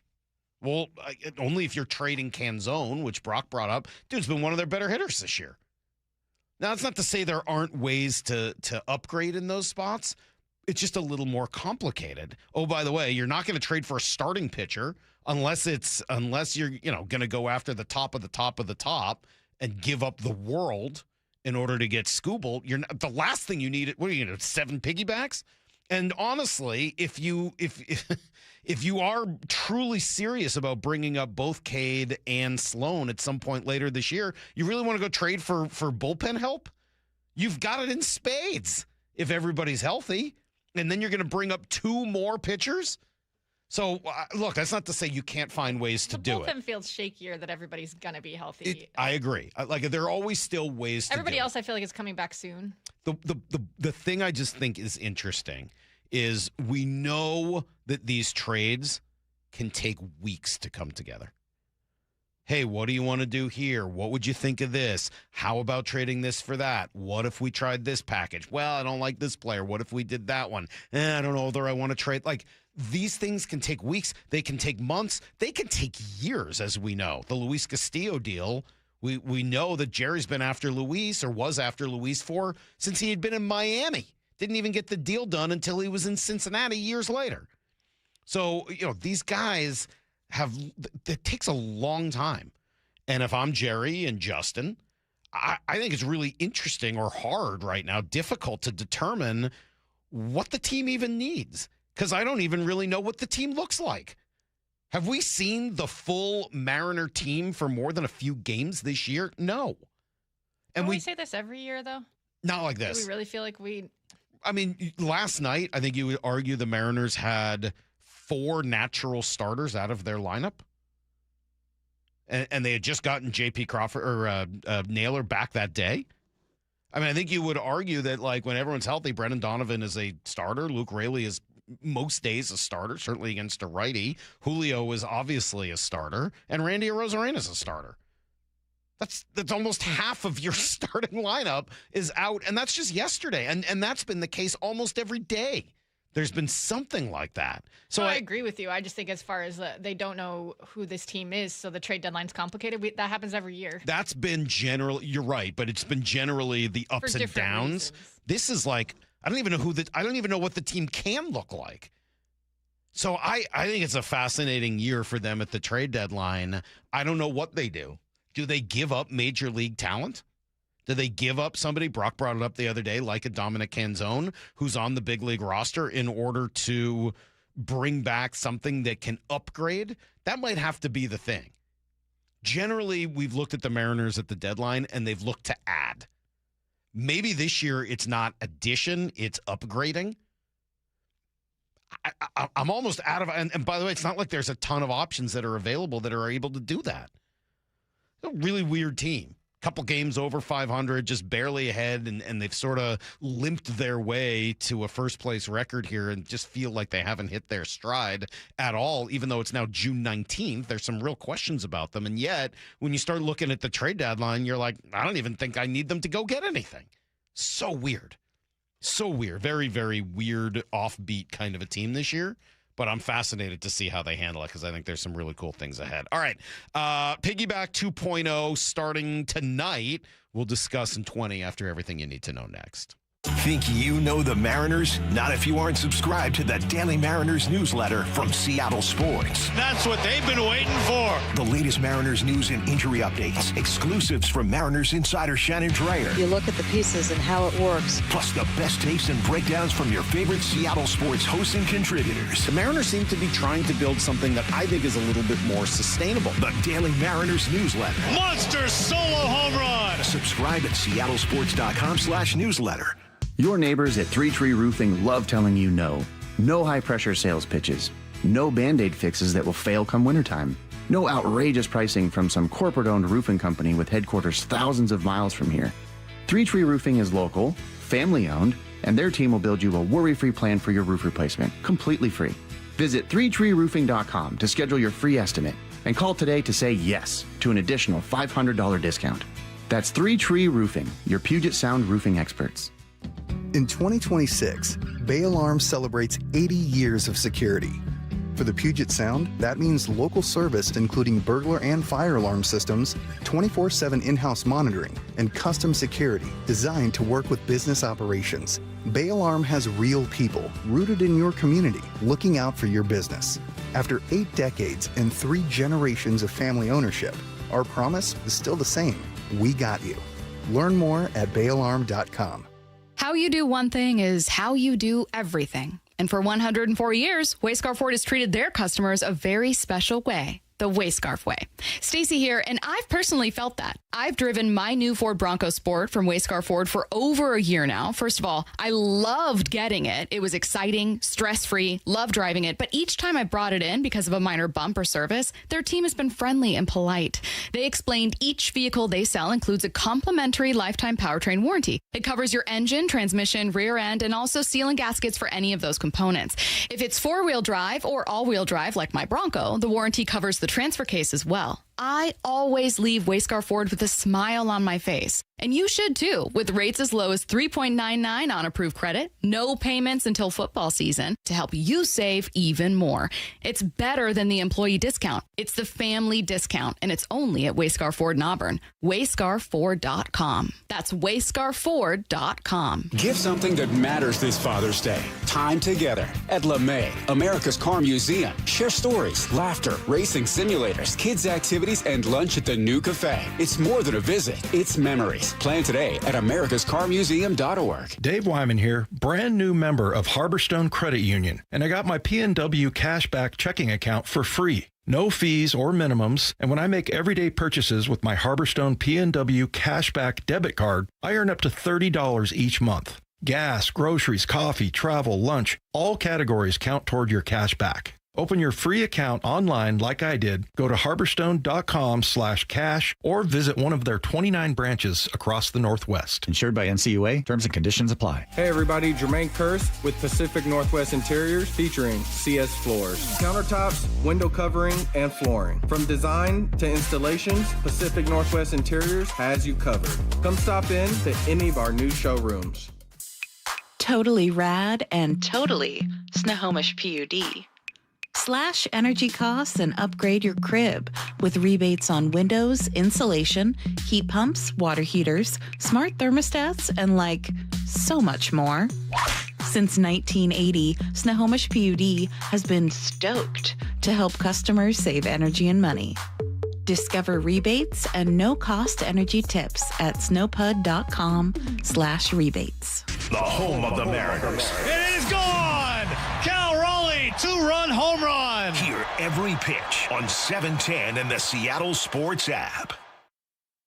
On top of home and auto, Progressive protects your boat, RV, and motorcycle so you can explore the unknown. Actually, we just take the RV to the same campground every year. Well, maybe you can catch your own dinner on your boat. Oh, we can actually get pizza delivered there from this brick oven place we love. Will you at least try a new topping? Honestly, probably not. We kind of have a go-to order. Fine. Just bundle home or auto insurance with your outdoor vehicles with Progressive and stay protected when you go, I guess, where you've gone before. Progressive Casualty Insurance Company and affiliates. Not available in all states or situations. Hey, Green Gobbler here. So you've got a clogged drain in your bathroom. Water in the sink's overstaying its welcome. You're spitting today's toothpaste on top of yesterday's toothpaste. You hope that it go away. Yeah, clogs don't just go away. I make them go away. I'm Green Gobbler, the only clog dissolver you need. I'm bleach-free, safe for your pipes, and I work. Guaranteed or your money back. Because I never met a clog that was gonna unclog itself. Green Gobbler. Let the gobbler get it. From the FIFA World Cup to competitive business environments, grand ambitions lead to game-changing achievements. At Bank of America, we're there to support businesses at every step, providing insights and expertise to help you gain an edge. He shoots, he scores! What would you like the power to do? Explore winning business solutions at BofA.com/gamechangers. Bank of America, official bank of the FIFA World Cup 2026. This is the story of the one. As a maintenance engineer at a beverage manufacturing plant, he starts his day knowing every line is ready to run because Grainger delivers the industrial-grade products he needs to keep mixers, conveyors, and packaging equipment moving. With Grainger's vast selection of bearings, belts, and motors, he keeps operations running smoothly, so nothing grinds to a halt. Call 1-800-GRAINGER, click Grainger.com, or just stop by. Grainger, for the ones who get it done. Need to know. 15 minutes past every hour with Brock and Salk. Presented by Marquee Data. Here's what you need to know. Up first. Yeah, nice win for the Mariners yesterday. Nice to bounce back after a mediocre, let's just call it a bad game the day before, but okay, fine. Just put it behind you. You send out another lineup, as we said earlier, that's still missing 4 starters from it and find a way to win. Big part of that, Brian Wu, who really was dominant yesterday. Dan Wilson, super impressed with what he did. And then on the offensive side, he goes 7 innings, just dominant, 9 strikeouts. On the other side of it, the bats, they got going early. And the right-hander's 1-0 pitch to Emerson. Swinging a ground ball, base hit into right field. Canzone will score from third. Cole Young riding third, heading home. The relay to the plate, not in time. Young scores right behind Dom Canzone. Colt Emerson with a 2-out, 2-run single. And the Mariners now lead the Orioles 3-0. And all this happening with 2 outs and nobody on. What a start for the Mariners here at T-Mobile Park. Yeah, that got them up 3-0, which is really what they needed, right? Just get a lead, allow yourselves to take a deep breath and just kind of exhale. And from there, they went out and did their thing. These 2 players, Colt Emerson and Cole Young, drove in the 3 runs. Dan Wilson very impressed. We look at Cole, we look at Colt. Those are young players that don't ride the wave, and they're able to bounce back quickly. Colt with a huge 2 RBI knock today. I thought that was a great at bat and got a pitch, and you could see him being very aggressive on that pitch and pulling that ball in the hole, picking up the 2 RBIs there. And that was kind of it. I think, a great game from him to bounce back. A headsy play there in the ninth on defense. But again, I think keeping that even temperament throughout the ball game is what he does, and that allows him to bounce back quickly. I'm glad he uses the word bounce back. It's what I said earlier, 6 o'clock. He really had a tough day. Probably his worst game as a pro the day before, as he had struck out 3 times, went 0 for 4, did not look comfortable, really got kind of embarrassed out there. And instead, he didn't panic. He didn't make too many changes. He just goes out and has a really nice at bat to drive in 2 runs the next day. That's exactly how you do it. Really, really impressive stuff from Colt Emerson. So they win 3-0. They'll host Boston this weekend. Julio did take the day off yesterday. I would assume we'll see him back tonight. Josh Naylor returned yesterday, so hopefully trending towards a little bit more health. And tonight we'll get the piggyback. Bryce Miller and Luis Castillo once again. Apparently it was all just timing. They're gonna piggyback again tonight. Emerson Hancock throws tomorrow. Logan Gilbert on Sunday. Here's the second thing you need to know. All right, big day in Soto. Everyone excited as Seattle will be on display for the entire country and indeed the world as the big World Cup match between the Americans and the Australians will be at noon before the Mariners play there later that night. Soto's going to be, wow. Both teams won their opening match. U.S. going to look to continue the momentum following their dominant win last week. Here is Chris Richards, their center back. Australia is definitely a different opponent. They're very good defensively, and so we have to find a solution to that. But ultimately, we set a really high bar, a really high standard for ourselves. And the world's finally being able to see that. We've had those same standards for the last few years, but it just felt like it just started to click. So for us, obviously we want to put in another good performance like we did the other night. And again, if we can just keep setting the bar higher and higher and higher, we're going to have a long summer. All right, so they are going to try to ride the wave of confidence from the big Paraguay win. Bradley Wright Phillips was asked whether they could do this again. When Australia attack, United States are not in, their defensive structure. The pace could hurt them. But other than that, if they score early, I think it's going to cause huge problems for the Australian national team.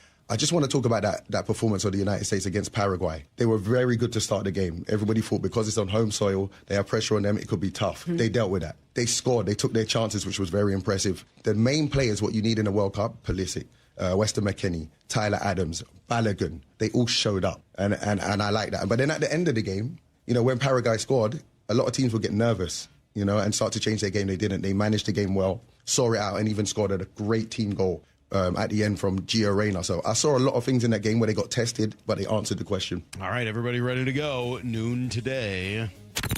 Here's the third thing you need to know. By the way, the get-in price as of this morning was about just under $1,900 for a ticket. Down 15% from the last couple of days, but a 45% increase since the U.S. won last week. U.S. Open continuing this morning at Shinnecock. Let's see. Has anybody teed off yet this morning? I don't think so. Yeah, they just finished round 1. So now kind of waiting for round 2 to get underway. They had to finish round 1 this morning because there was fog yesterday morning, and then that led to darkness last night, so they had to postpone till this morning. Wyndham Clark dominating right now, 3 strokes clear of a couple guys who are 3 under. No, you know what? They are playing today. My bad. A couple guys starting early. Let's see. Anybody doing well? No. Everyone's like 2 over, 1 over. It's a really hard course. Oh, Justin Thomas, 3 under. He's moved his way up to second, tied for 5th. So there you go. That's everything you need to know. 1/4 every hour here on the Brock and Salk Show. A lot of texts on the trade deadline thing, and everybody's saying they need a leverage arm. Look, I don't disagree with you. Everybody needs a leverage arm. And even with Cade and Ryan Sloan and Brash coming back, of course they could use a leverage arm. Tell me who that is. As of right now, there are no leverage arms. Aroldis Chapman's the only one, and I'd cross him off your list. Mariners aren't going to trade for Aroldis Chapman. That's it. I don't see. I mean, maybe I've seen Josh Hader's name. You think they're going to trade a major package to of big time prospects to the Astros for Josh Hader, who's owed a ton of money and has been hurt since he's been there?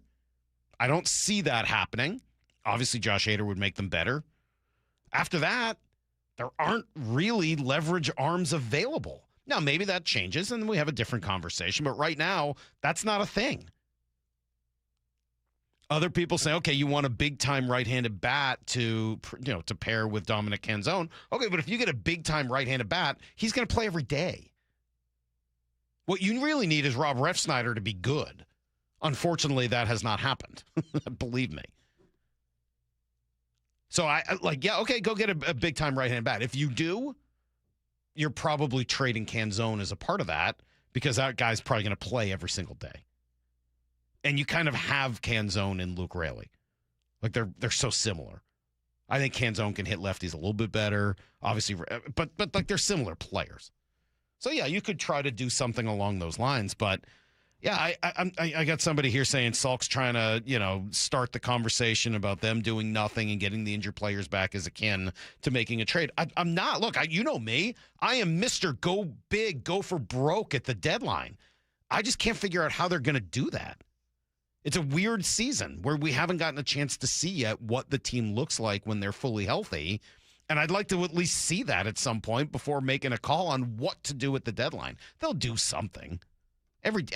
Good teams always seem to do something. All right, Luke Weaver comes up as a possibility from the 425. Okay. Hilarious that they had Luke Weaver here a few years ago. He's nothing. And now he's like a coveted piece. Okay, maybe. I don't know whether. All right, fine. I'll have that conversation. I'm not like I don't want them to trade for a leverage arm. Obviously, that'd be great. You could use it. But if they can't find it in a season where that may not be available, not like last year where 3 or 4 of them moved, and unfortunately the Mariners didn't, get one. They missed their chance.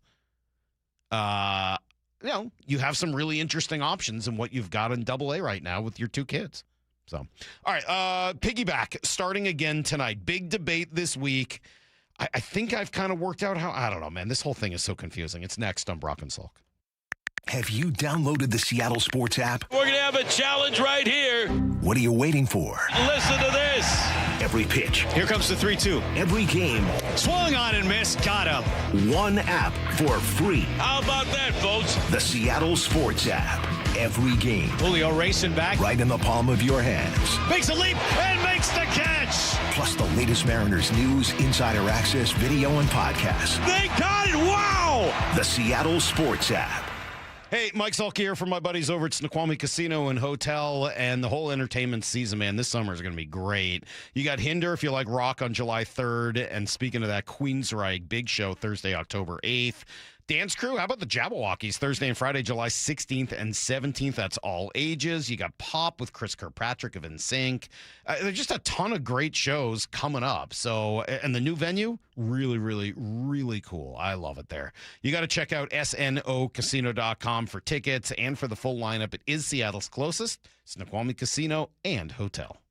At Uline, they know firsthand the road to success is an uphill climb. Uline started in the family basement, and through hard work is now North America's most trusted shipping and industrial supplier. They get what it means to have the support of reliable, hard-working partners. So they keep 41,000 items ready to ship. Whether your company is still in a basement office or expanding cross-country, Uline will be there on your road to success. Visit uline.com. Does your yard need shade, privacy, or a little brightening up? Look no further than Big Trees. I'm Nancy Penrose, owner of Big Trees in Snohomish. At our 30-acre location, there are thousands of trees to choose from and knowledgeable staff, including a board-certified master arborist, to help you find exactly what you're looking for. Visit the nursery and learn more about Big Trees at bigtreesupply.com. Beauty, privacy, instantly. Big Trees. Summer savings are in full swing at Toyota of Renton and Toyota of Kirkland. Lease a brand new Corolla from just $299 a month, a Corolla Cross from $289 a month, or a Camry for $329, all 36 months, all available now. Come visit their wonderful teams and take a test drive. Whether you're in the north or the south, they've got you covered. ToyotaofRenton.com and ToyotaofKirkland.com. Offers valid through June 30th, 2026 on approved credit through TFS. Excludes taxes, titles, license, dealer accessories, and a $200 negotiable dealer documentation fee. Do Crohn's disease or ulcerative colitis symptoms keep coming back? Tremfya, guselkumab, may help, with rapid remission achieved at 12 weeks and lasting clinical remission at 1 year. Some even saw visible improvement of their intestinal lining at 12 weeks and 1 year. Tremfya is a prescription medicine used to treat adults with moderately to severely active Crohn's disease and adults with moderately to severely active ulcerative colitis. Serious allergic reactions and increased risk of infections and liver problems may occur. Before treatment, your doctor should check you for infections and tuberculosis. Tell your doctor if you have an infection, flu-like symptoms, or if you need a vaccine. Healing is possible with Tremfya. Approximately 3 out of 10 patients were in endoscopic remission at 1 year, based on areas visualized on colonoscopy, which may not represent the deeper bowel layer or entire GI tract. Individual results may vary. Ask your doctor about Tremfya today. Call 1-800-526-7736 to learn more or visit tremfyaradio.com. Ward C. Moeller and Associates remind parents to enroll your kids in a positive youth program. Sports, hobbies, and community activities improve overall health and performance in school. These programs decrease drug use and violence and develop self-discipline and leadership skills. Let's team together this year to help our kids reach their full potential. Best wishes to all our kids from the entire team at Ward C. Moeller and Associates. Family owned since 1955, providing top quality services for all your land surveying needs. Heading outdoors or on the water this weekend? Check in with Joey and Nelly on the Outdoor Line from 6 to 8 a.m. every Saturday on Seattle Sports and the Seattle Sports app. When it comes to your home's water, Culligan makes it better. Say goodbye to hard water, odors, and rusty iron stains. Plus, a Culligan Whole House PFAS system is the only system certified to reduce 99.99% of forever chemicals and over 70 other harmful contaminants. Start with a free water test and let Culligan recommend the right solution for you and your water. Ask about 12-month, no payment, no interest financing too. Visit Culligan.com. Impurities may not be in your water. Spring is a perfect time to make improvements that protect and add value to your home. Hi, Justin Shirley, CEO of State Roofing and Exteriors. For decades, homeowners across the Pacific Northwest have trusted our team for roofing, siding, windows, and custom decking. This spring, save up to $3,000, or qualified homeowners can take advantage of 0 down, 0 payments, and 0 interest up to 24 months. Call 866-ROOF-ROOF or visit stateroofing.com today to schedule your free estimate. June is Men's Health Month. Swedish Cyberknife is encouraging men to break the stigma and talk about their own health with family members and medical professionals. Dave Wyman here. Find out about your family medical history, as conditions like prostate cancer can increase your risk. When detected early, prostate cancer has several viable treatment options. One of the most effective treatment methods for prostate cancer is offered at Swedish Medical Center right here in Seattle.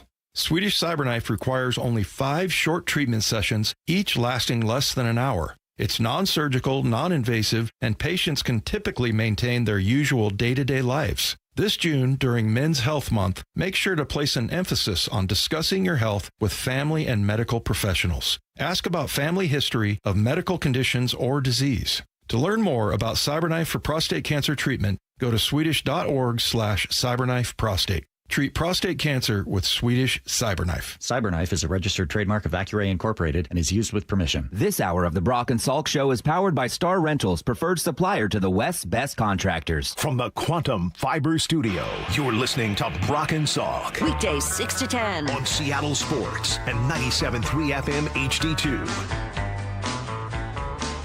All right, let's see. Piggyback returns tonight. You got Bryce and Luis. They're everyone's debating whether or not this is the right move, not just here in Seattle, but elsewhere. And I'll run through some of the sound and let you guys hear it. I'll give you some of my thoughts. People continuing to debate on the text toy here. And by the way, if you got thoughts on this, we'll probably have time at 9:30 during open phone lines if you have thoughts on what the Mariners should do with the deadline. And there's a lot of them here. Calling up the 360, calling up Sloan, cost them a year of club control, wouldn't be a factor for me, but I think Jerry worries about it. No, they've said very specifically that both Sloan and Anderson are likely to be up later this year.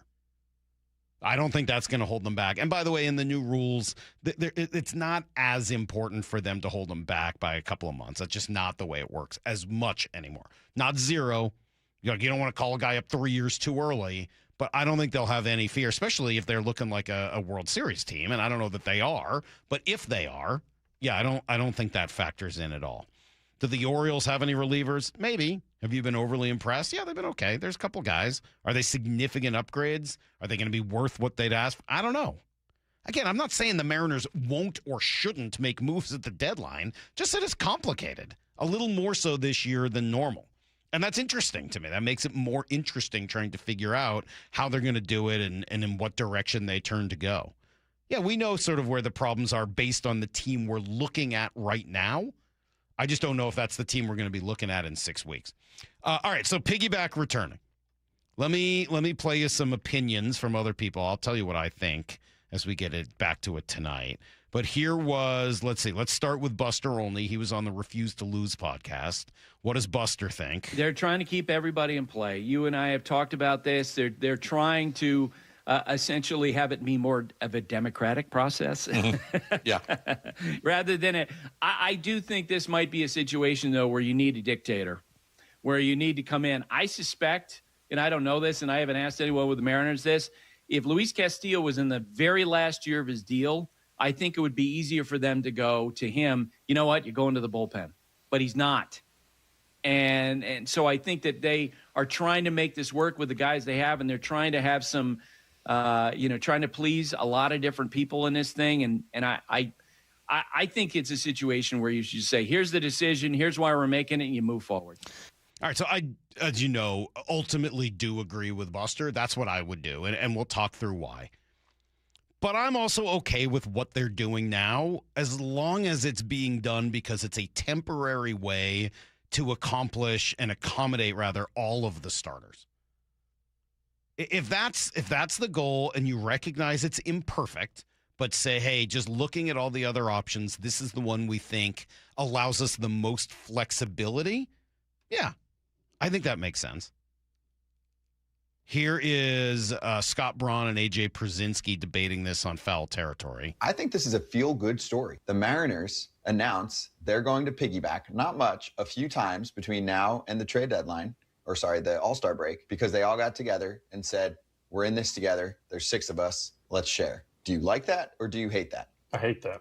You do? What did you want? If there's 5 of them, pitch your 5 best. Why are we? You want to kick Luis Castillo out? That's not. I don't know who's going to get kicked out. I don't know. Yes. Fine. Guys get kicked out of the rotation all the time when they pitch bad.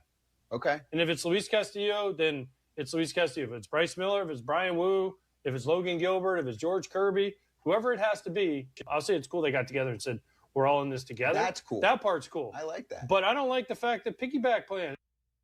All right, so A.J. Przinsky does not like it. Scott Braun goes on to say that he does like it because it's creative and it's new, and I think there's arguments and validity on both sides of it. Here's a little bit more from them on kind of what could happen. So I guarantee there's someone not happy about it. Mm-hmm. I mean, I don't know who that is, but there's someone that's not going to be happy about it. Again, what happens if this goes past the All-Star break and they have to do this are they going to do this the rest of the year? So and who gets to be the piggybacker? Who gets to be the second guy? Because they're only going to get if they go 5 and 4, right? Or let's say that the starter goes 5 and then the piggybacker only gets 3 because they got to bring Munoz in to finish a game. Although they might not do that. That's on the manager.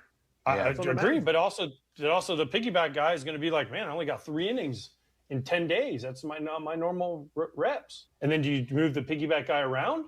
Take it through the All-Star break, and then if you're still in that spot, make a change and see who isn't pitching well and then boot him. You have to. Yeah, I'm not sure why AJ didn't seem to understand that they were going to be rotating this. He seemed to still be under the impression that it was just going to be 2 guys rather than rotating through who would be part of the piggyback situation. But, you know, he's right about some of the questions that come up. That came up, in the first one, right, where they didn't go to Munoz and it ended up biting them. Yeah, it is a real question depending on what's happened the day before and where you're going afterwards. You know, the 2 things that jump out to me as potential pitfalls, actually, you just have to look at the last 2 days.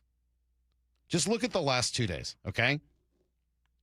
Start with 2 days ago on Wednesday, right? Mariners lost that game. If you remember, they were down 3-1, and then eventually they brought in Hoppy and then Davila and then Rucker, and that led to them giving up 2 more runs. I think both Hoppy and Rucker gave up a run, and then when they scored twice in the 9th, instead of tying it 3-3, you're still down 5-3, and that's ultimately the final score. And we had a texter who was getting on Dan about that yesterday. We had some of that conversation. Who was like, "Oh my God, you shouldn't have gone to the low leverage guys. You should have gone to your higher leverage guys."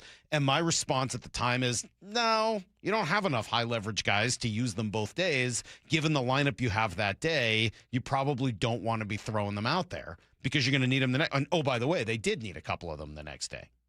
Could you have gone to Ferrer in retrospect? Yeah, maybe. Okay, I guess maybe that's the case. But I thought Dan did the right thing in that spot, I think. But what if he had Luis Castillo in the pen also? What if he had another leverage arm in the pen? Right? Which is what I think Luis could become pretty quickly. Well, what if you had another leverage arm in the pen? Well, then maybe he could have gone to Ferrer in that spot.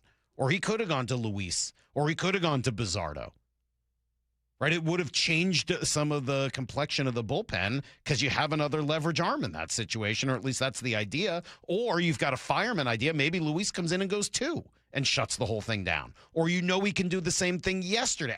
The possibilities are kind of endless. I'm not saying throwing out Hoppy is waving the white flag, nor Rucker. That's not entirely fair to those guys.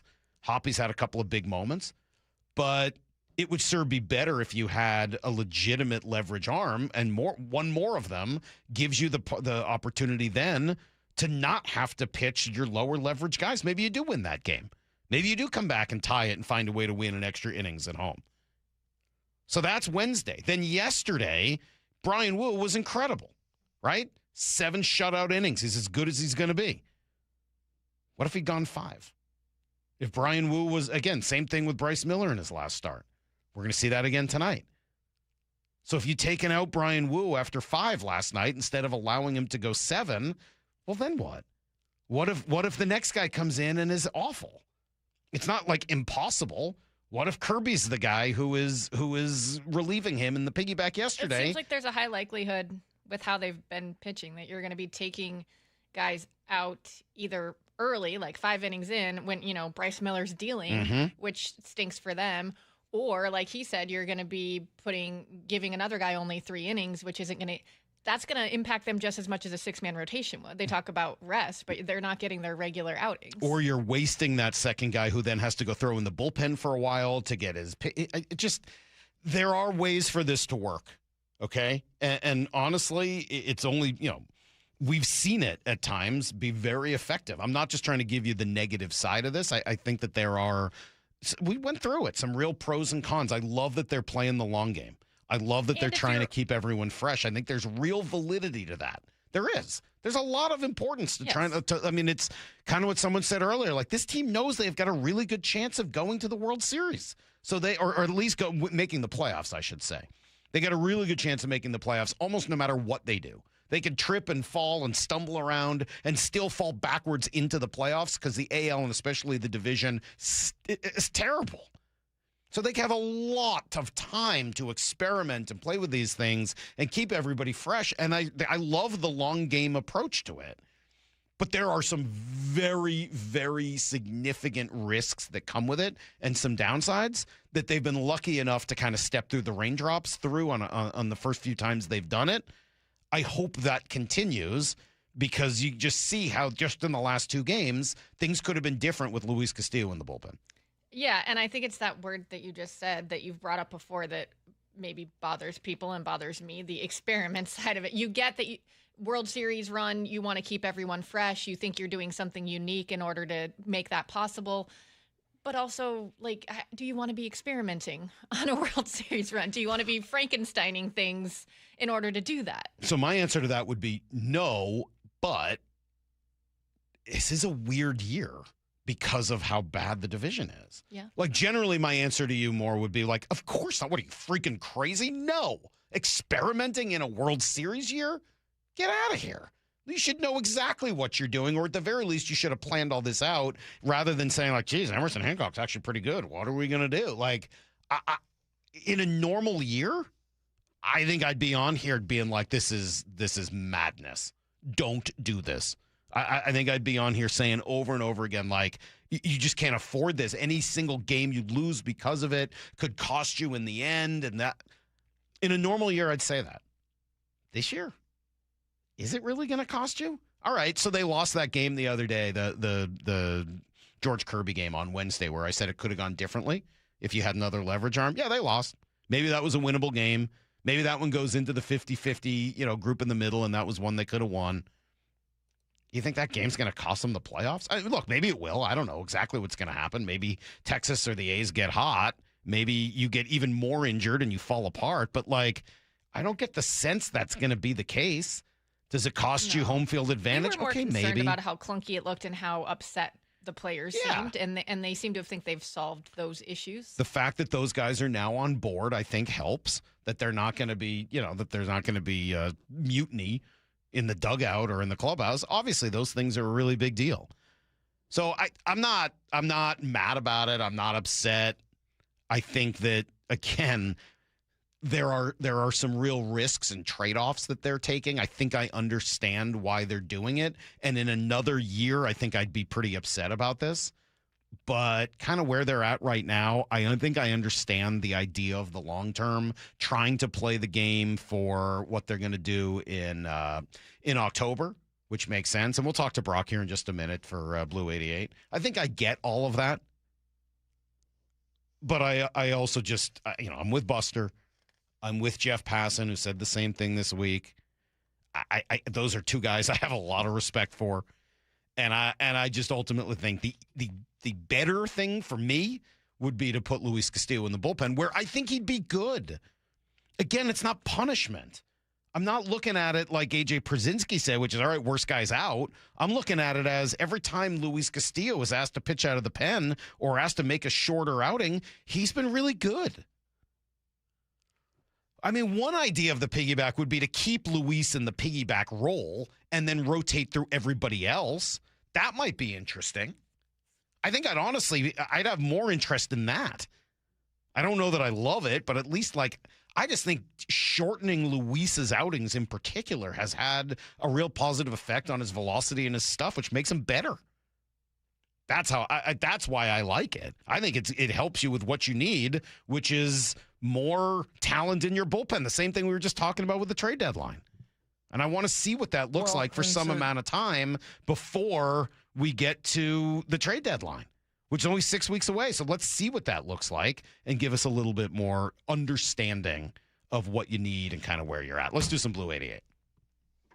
This is Brock and Salk's Blue 88, brought to you by Culligan Seattle. We're going to go red, right, tight, close, sprint left, G, U corner, halfback, flat, on one. Ready? Brock Heward tackles 3 football questions as only he can. Blue 88. Now here's your hosts, Brock Heward and Mike Salk. This can't be true, Maura. You can't be telling me the truth. You called our Blue 88 guest twice, and Brock Heward didn't answer? He always makes me nervous when he's like, "Oh, Titus and I are going to be catching a flight, but yeah, I'll be able to do it. Just call me." Like, I wonder if. He wrote Blue 88 questions. Yeah. Wow. I heard is it Haley or Macy that's on his voicemail? It's Haley at 9 years old. I heard Haley twice. Isn't it awful, by the way? I wish you would have recorded it. In fact, it might even be worth calling back and recording it. I wish I had it on tape because I love it. It is the worst humble brag you've ever heard. He's got his, Haley's now married. She's 23 years old, 24. I don't know how old she is, but around there. Early to mid 20s. She's maybe 11, maybe. I think she's 9 or 10 in his message. And she's like, "Oh, my dad is so busy right now that he can't answer. He's either on the phone or doing his radio show or coaching this or doing." She goes on and on about just what an incredible all these things. Huh? Brock, I know. Go figure, right? So Brock's blowing us off. Wow. Maybe he's on a plane or something. Astonishing. Did it go right to voicemail? No, it rang and then went to voicemail both times. Even better. So he just flat out didn't answer. It's one thing if he's somewhere and it didn't come through. It rang and then he didn't answer. Should we make him sing? Yes. Is that the same? I would think it is. So he agreed to be here. He sent prep. I think this is a singing situation. I think that on Monday everyone should look forward to a Brock Heward song. Oh, that's I very think so exciting. too. I really did want to play. Well, for one of these, I'll have to play it for you because I really did want to play Brendan Sorsby's I'm going to agent. turn it around and make it even better, Mark, because no one has been more passionate about this Brandon Sorsby thing that I know than you. So I'm going to ask you question number one. Sorsby's agent is trying to now spin things forward for him to get drafted in the supplemental draft. What did he say, and what do you think of it?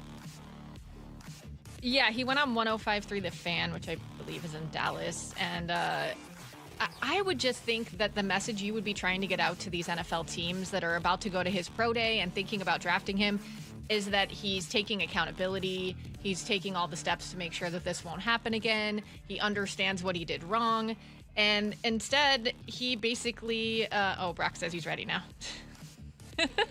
Well, finish your answer. He can wait. He basically made him seem like a victim. He painted him out to be someone that had something happen to him, and he's just a naive kid, and he's such a good person.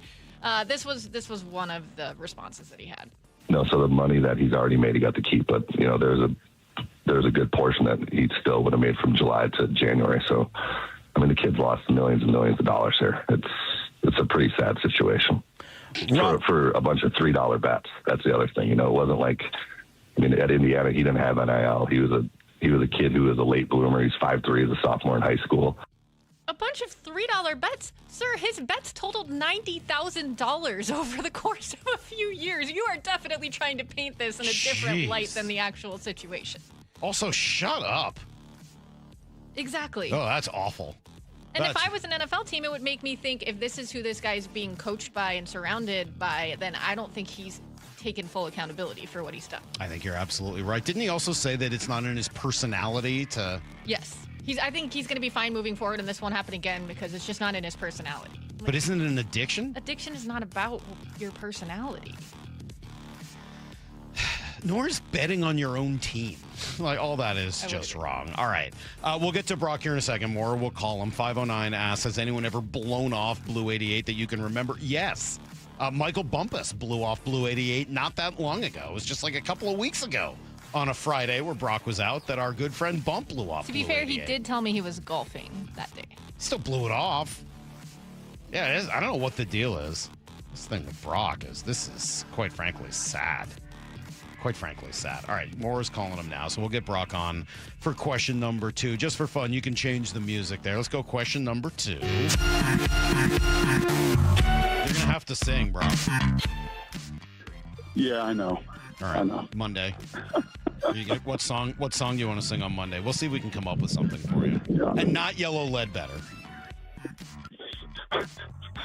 For those about to rock you, probably. Yeah, we'll figure it out. Hey, we'll work on something. I'll spend some time thinking about it. All right, well, you only get 2 questions. Let's do this one. Give me 3 adjustments every offensive head coach and offensive staff in the NFL are trying to unlock when it comes to the Seahawks D. Yeah, I think there's 3, Mike. I think number 1, and I'm watching 7-on-7 right now, and the very first thing is that man-zone conversation. And some of this is off of the Hasselbeck conversation yesterday, right? The very first thing you want to do as a quarterback, I'm watching our quarterback right now. Can you determine man or zone? And the Seahawks give no tells. They make it unbelievably hard. That's number 1. Number 2, can you figure out the Seahawks pressures? Because they bring it from everywhere and anyone. And you have an ability to somehow, some way, figure out what they're doing in their blitz package. I think that's number 2. And then number 3 is when you asked Hasselbeck yesterday about E-Man Worry, right? And just kind of the key that he is and how do you even deal with him? Again, the league is going to try to figure it out. Good luck, because you're just going to see more and more of Nick in so many different places doing so many different things, including, as we talked about this whole month, him on the edge. So can you figure out man zone? Can you do that against the Seahawks? Can you figure out where in the world the pressure's coming from? And then how do you figure out Nicky Man Worry? Is it base? Is it nickel? Is it big nickel? What if he's on the edge next year, Salk? Yeah, good luck. Just as the league will try to evolve and figure them out, so will Mike McDonald. All right, question number 3. Speaking of Eamon Worry, we saw some flashes of one of his traits last year. What do you think we'll see more of this year? Could you open the video that I sent yesterday, by the way? Maybe not. No. Of him tackling. Yeah, I know. My technology skills, very, very average. It was a play at Washington on that Sunday night where he blew up the bubble, right? Where he took on the blocker, destroyed the blocker, and then ultimately made the little bubble route for tackle for loss. That is where I'll be kind of curious to see. I know you clicked on that Cam Chancellor video I sent you where Cam Chancellor didn't tackle somebody. Cam Chancellor went through a human being and took him out. And I think that, honestly, that was Dan Quinn. He's like, he doesn't tackle the man. He goes through the man. Like, he literally takes his rib cage out of his body. And how many times do we see that? I will be curious with another year of growth and strength if he's going to play on the edge a little bit, just how much more of that ferocity, that physicality, that tackling, does that emerge with that big body as well and not just the brilliant speed? That'll be something to keep an eye on this fall. All right, there you go. That is today's Blue 88. You going to miss the game today? Are you flying during the match? I am. That's a good question. We'll see. We'll see how much action there is, Salky. We'll see. Not much. Yeah, I'll have internet. I'll have phone. I was just chatting with one of my football coaches out here, defensive lineman Travis Kershke, longtime NFL guy, great guy. And he asked me that question. He's like, "Are you gonna watch the soccer?" I'm like, "Are you?" He's like, "Every time I try to watch it. There's just I don't know. Is it?" I said, "Action. There's just not enough action." That's some of the challenge. But no, I'll keep an eye on it. I'm sure at the airport today it'll be buzzing with some of that. And if the Americans can beat the Aussies, set themselves up pretty darn well. 360 says Brock shouldn't sing as a punishment because he loves being the center of attention. You need to ignore him for a segment and just not explain it to him. Wow. Well, that doesn't seem right. How about the opposite? How about if Brock has to do a whole segment by himself and I just take a nap? That sounds pretty good. I'm into that. Well, I handled that earlier this week when you pushed the nuclear button. Well put. Yeah. And then you went nuclear. So I kind of handled that earlier in the week. I love you, man. Have a good trip. Have a congrats again to the bride to be. Excited for Holly and Jake, right? That's his name? Yeah. Very excited. You nailed it. Your table mates. Those are your buddies. I really enjoyed them. They were a lot of fun. So please pass on my regards to them and to Damon, Julie, and everybody else. And we'll see you Monday. Okay, Mikey. All right, there you go. There goes Brock. A quick Blue 88. We'll give you some for you and review before we talk to a bunch of women.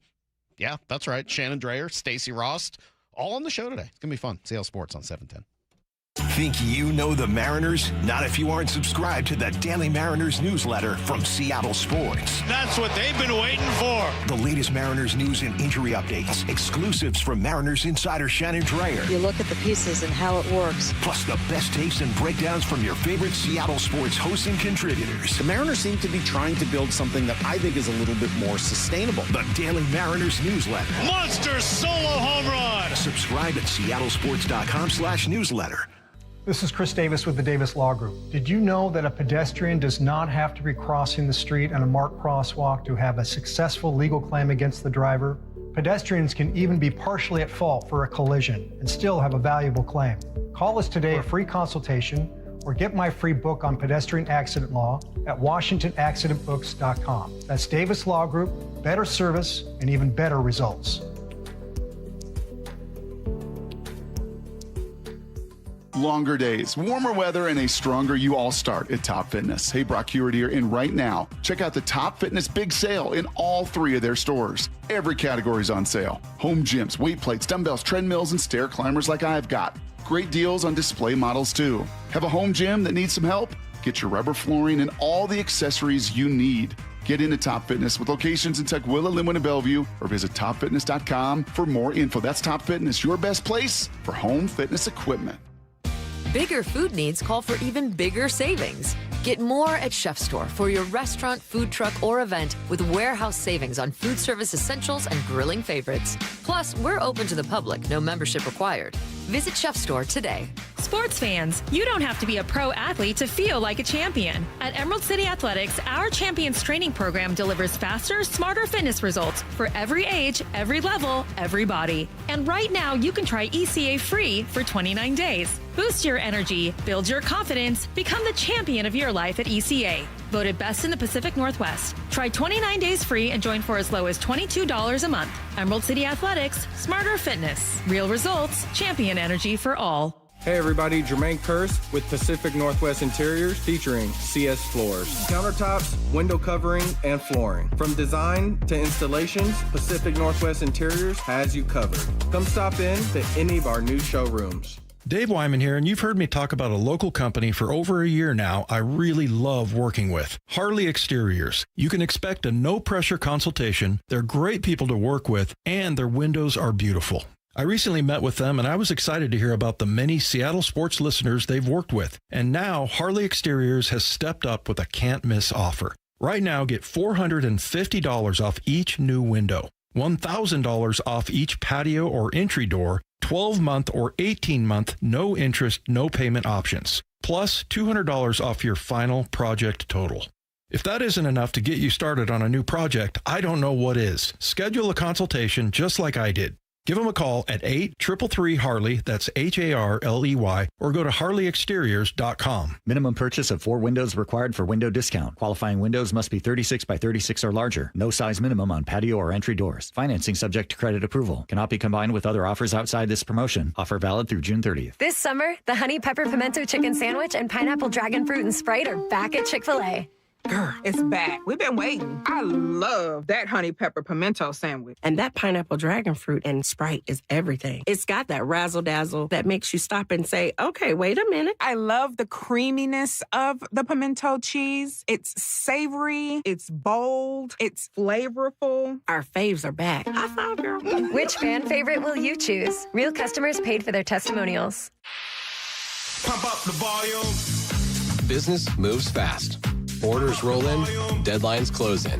When you ship with USPS Ground Advantage, you can keep up with confidence. Every package stays in our secure network from dock to door. And with nationwide reach, dependable tracking, and upfront affordable pricing, you get built-in peace of mind. You run the business. We run the routes. Visit USPS.com/Ground Advantage to learn more.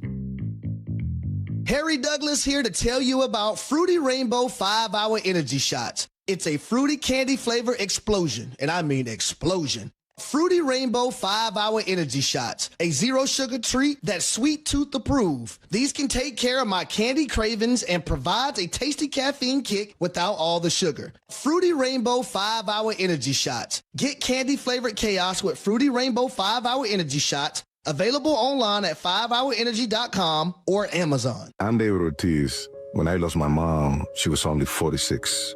And I lost my dad to cancer. It was the worst pain I ever felt. It made me think, what will happen with the people I love when my time is up?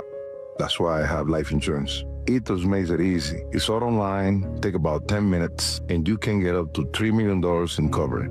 Get your free quote at ethos.com/game. That's ethos.com/game. Paid testimonial. Time spent on application may vary. Online health questions required.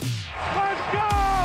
This is Seattle Sports. Streaming through the Seattle Sports app. KIRO AM Seattle. KIRO FM HD2 Tacoma. Home of the Seahawks, Mariners, and everything Seattle sports. Get the freaking auto! From the Quantum Fiber Studio, this is Brock and Salk on Seattle Sports. Brock Eward is my hero. Jay Buhner just punched me in the kidney. We're going to accuse you of management. Doesn't really work that way, Sherm. This is a show that has my name on it. It kind of does, though. Now here are your hosts, Brock Eward and Mike Salk.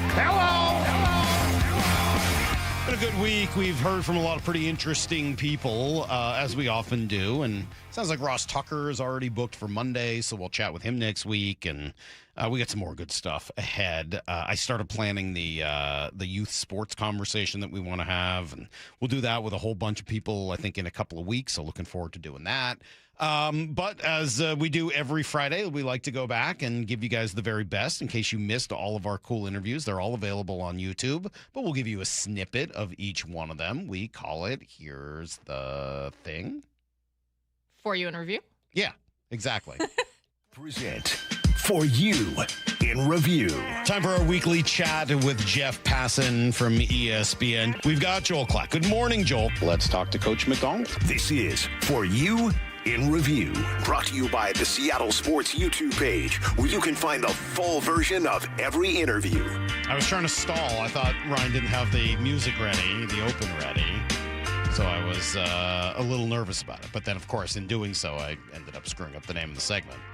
Good job by me. Thanks for more to remind me. Trying to help. I was trying to help, and I ended up making it worse. All right, let's start Monday for you in Review with Daniel Kramer from Mariners.com. I think that's certainly a fair assessment for the road trip. But if you talk about holistically the season as a whole, I think that might be a little bit of a stretch because, Cal has been out for a month, but he was still there for the first month and a half.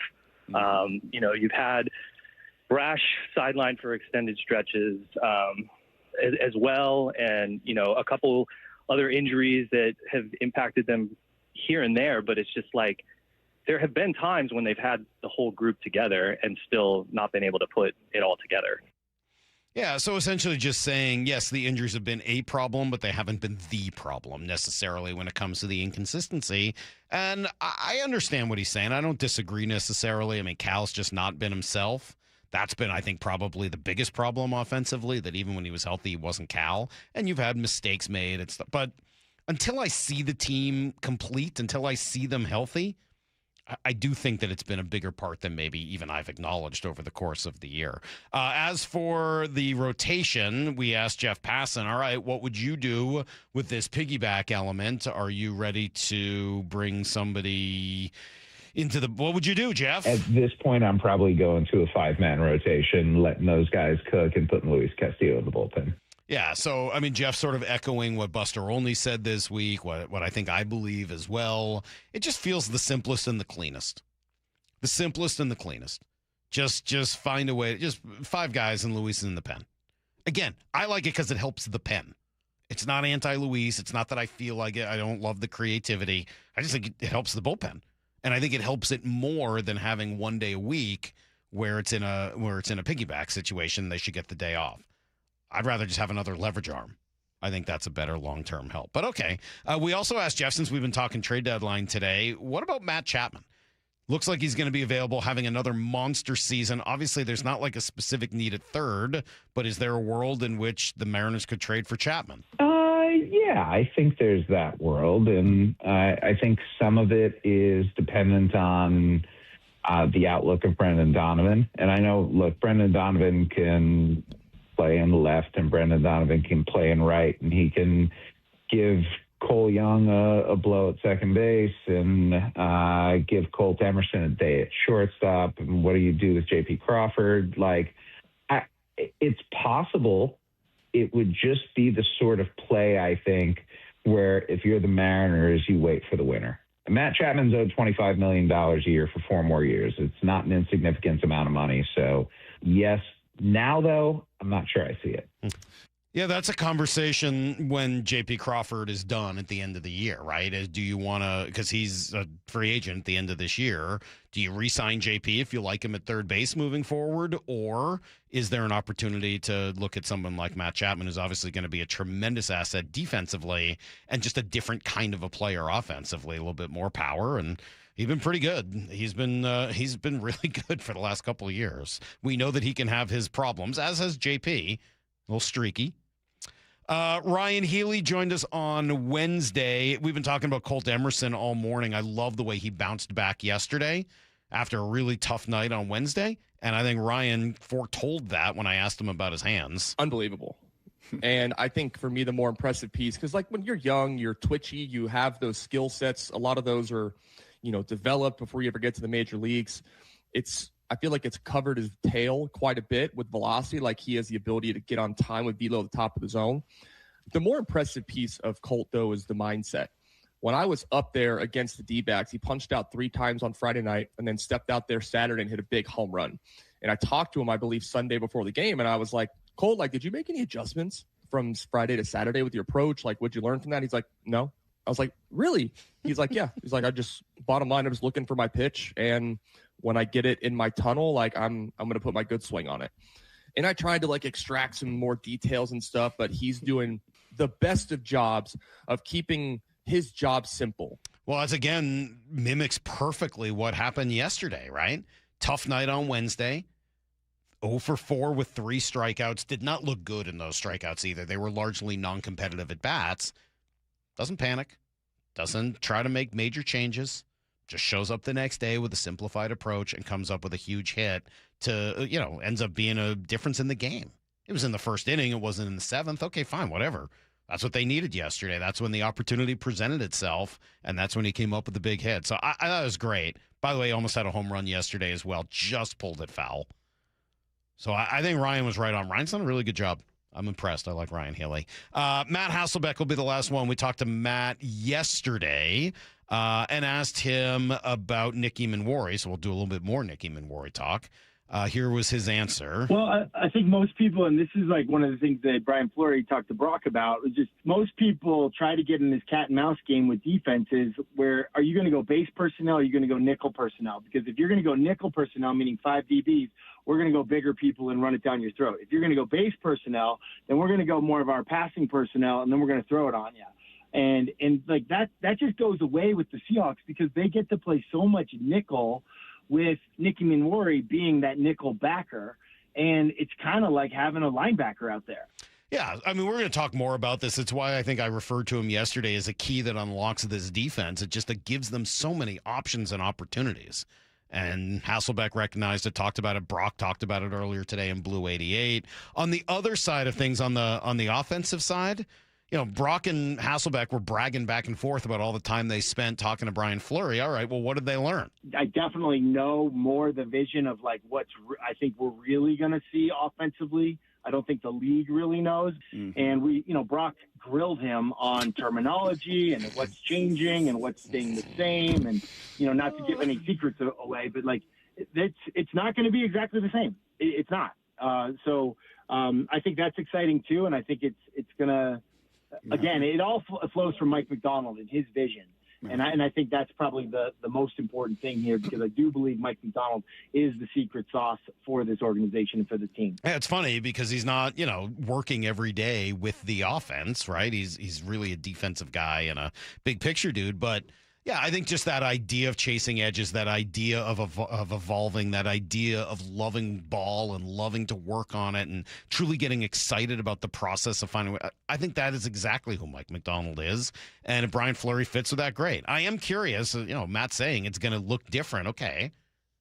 It looked pretty good most of last year. So – what does that difference mean? He seemed to indicate maybe the running backs are going to be used in a little bit more primary parts of the passing game. Okay. I mean, they unlocked JSN in an incredible way last year, and I'm looking forward to seeing what the next step in that evolution is. And we're going to keep talking about both the tight ends and Rashid Shaheed. The tight ends because it's such a deep and versatile group, and Shaheed because we barely scratched the surface last year of what he's capable of, and we saw a lot of him when we were out there for minicamp. So should be fun. Thank you to Matt. Thank you to all of our guests this week. You can always find all those interviews on the YouTube page, the Seattle Sports YouTube page. We got all our Brock and Salk interviews up there and all the interviews from the station. So go find your way there and you can watch live and comment on my shirt, which always seems to be fun for people to, make fun of me or whatever. It's fine. I can take it. I got thick skin. I can take it. All right. Shannon Drayer in 20, and we'll give you everything you need to know next. Have you downloaded the Seattle Sports app? We're going to have a challenge right here. What are you waiting for? Listen to this. Every pitch. Here comes the 3-2. Every game. Swung on and missed. Got him. One app for free. How about that, folks? The Seattle Sports app. Every game. Julio racing back. Right in the palm of your hands. Makes a leap and makes the catch. Plus the latest Mariners news, insider access, video, and podcasts. They got it. Wow. The Seattle Sports app. Hey, baseball fans, Rick Riz here. I'm excited to introduce you to my good friend Keith Dashafee, owner of Pella Windows and Doors of Western Washington. Keith?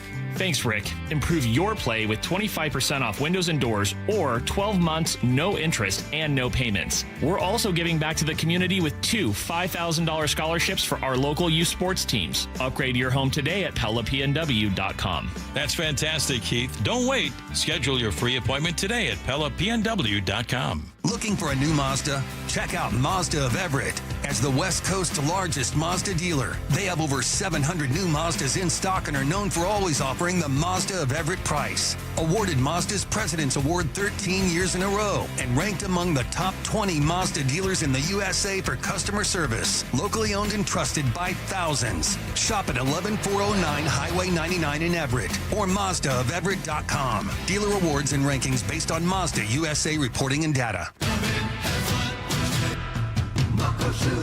Start having fun. Caesar Sportsbook at Muckleshoot Casino Resort is your #1 place to eat, drink, watch, and have fun. Keep up with your favorite sports anywhere and everywhere on property with the mobile app. Visit MuckleshootCasino.com today. Scan the QR code and let the play begin. Muckleshoot. We live in one of the most beautiful places on earth, and owning your own deck is a great way to enjoy it. But finding the right decking solution can be overwhelming. That's why all 9 of our Puget Sound locations offer decking showrooms so you can get your hands and toes on the more than 60 decking options we carry. So if you have any questions about building, maintaining, or repairing your deck, contact me personally. Mike Dunn at DunnLumber.com. TimberTech Vintage Collection Decking. On sale now at Dunn Lumber. Are you looking for the best deal on a new home? Discover the D.R. Horton Home of the Week. With new home communities from Lacey to Stanwood, ranging from the low 500s to the high 1 millions, D.R. Horton has the right home at the best value for you. Your new home is within reach, so what are you waiting for? Learn more about the D.R. Horton Home of the Week. Visit drhorton.com and schedule a tour today. D.R. Horton, America's builder, an equal housing opportunity builder. Hey, Brock Ewart here with my buddy Dave Taylor from First Mark Insurance. You know, Dave, I love sport. You love sport. And I love sitting with coaches and hearing their game plan each and every week. What are the keys to a First Mark Insurance game plan? It's a great question, Brock. I think there's really 3 keys to a great game plan with us. Number 1 is we want to make sure that our clients have the correct coverage for their unique specific needs. So that's number 1. Do you have the right coverage? Number 2, once we have the right coverage, are we getting that coverage at the most competitive price possible? And then last and not least would be, once we have the right coverage at the most competitive price, are we providing world-class service to those customers so that when they need it, they have someone there that's got their back? Those are the 3 keys to a First Mark Challenge victory. And man, am I so glad Molly and I took the challenge. We are one of so many through a decade plus of being a First Mark Challenge victory. You can too. Just simply go to firstmarkinsurance.com. Firstmarkinsurance.com. The home of the Mariners. It is gone! Cal Raleigh, 2-run home run. Hear every pitch on 710 and the Seattle Sports app. Are you having trouble hearing? Hearing loss can devastate the quality of your life. Now, there's an affordable fix for you or your loved one. Rated the best hearing aids of 2026 by Forbes Health, Audion Hearing has the highest quality hearing aids at the lowest prices, starting at just $98 a pair. I actually like them better than my old $5,000 hearing aid. I could not believe how my hearing and life changed. Join over 1 million happy customers by going to audionhearing.com. That's AUDIEN hearing.com. Ryan Reynolds here from Mint Mobile. I don't know if you knew this, but anyone can get the same premium wireless for $15 a month plan that I've been enjoying. It's not just for celebrities, so do like I did and have one of your assistants switch you to Mint Mobile today. Visit mintmobile.com/radio. Upfront payment of $45 for 3-month plan, equivalent to $15 per month required. Intro rate first 3 months only, then full price plan options available. Taxes and fees extra. See full terms at mintmobile.com. Progressive knows you think the grass is always greener, like maybe you ride a motorcycle. But today, it's raining. So you wish you had an RV, but if you did, you'd have to listen to some guy parked next to it at a campsite plays acoustic guitar. Now, before you start wishing you had a boat, remember, your brother-in-law would invite himself every weekend. Permission to come aboard, Captain? But one thing that is greener is the money you could save when you bundle your RV, boat, or motorcycle with your home or auto with Progressive.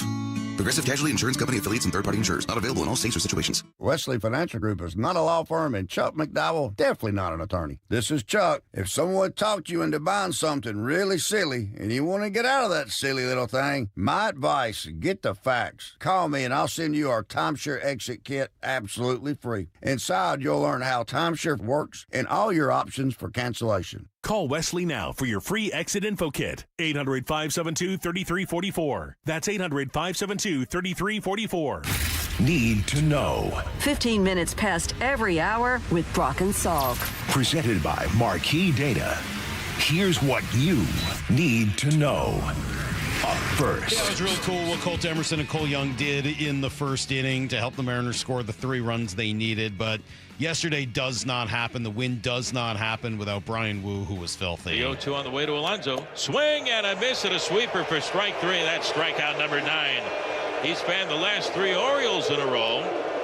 He started off by having 4 strikeouts in a row after there were 2 outs in the first inning. So 9 strikeouts for Brian Wu. Yeah, he ends up going 7 shutout innings. Bizardo and Munoz finish it up, and they win 3-0. There was no question about, wanting him to go as deep as he could because he just had great stuff and got to 90 pitches.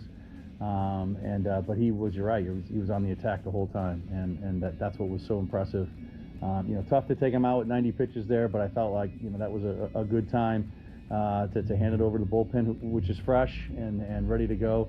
Zardo came in and just continued the work and did an outstanding job. But Brian really using all his stuff again today. I thought, give credit to Garv back there, a good game plan. They went out there and attacked, and he executed pitch after pitch. All right, so Brian backs that up, right? Dan says credit to him for using all of his stuff, right? Well, here's what Brian Wu said. Just using all 5 pitches was just the main message that I wanted to bring to Woody and to Garv, and don't box yourself into you can only throw this to this guy or whatever it is.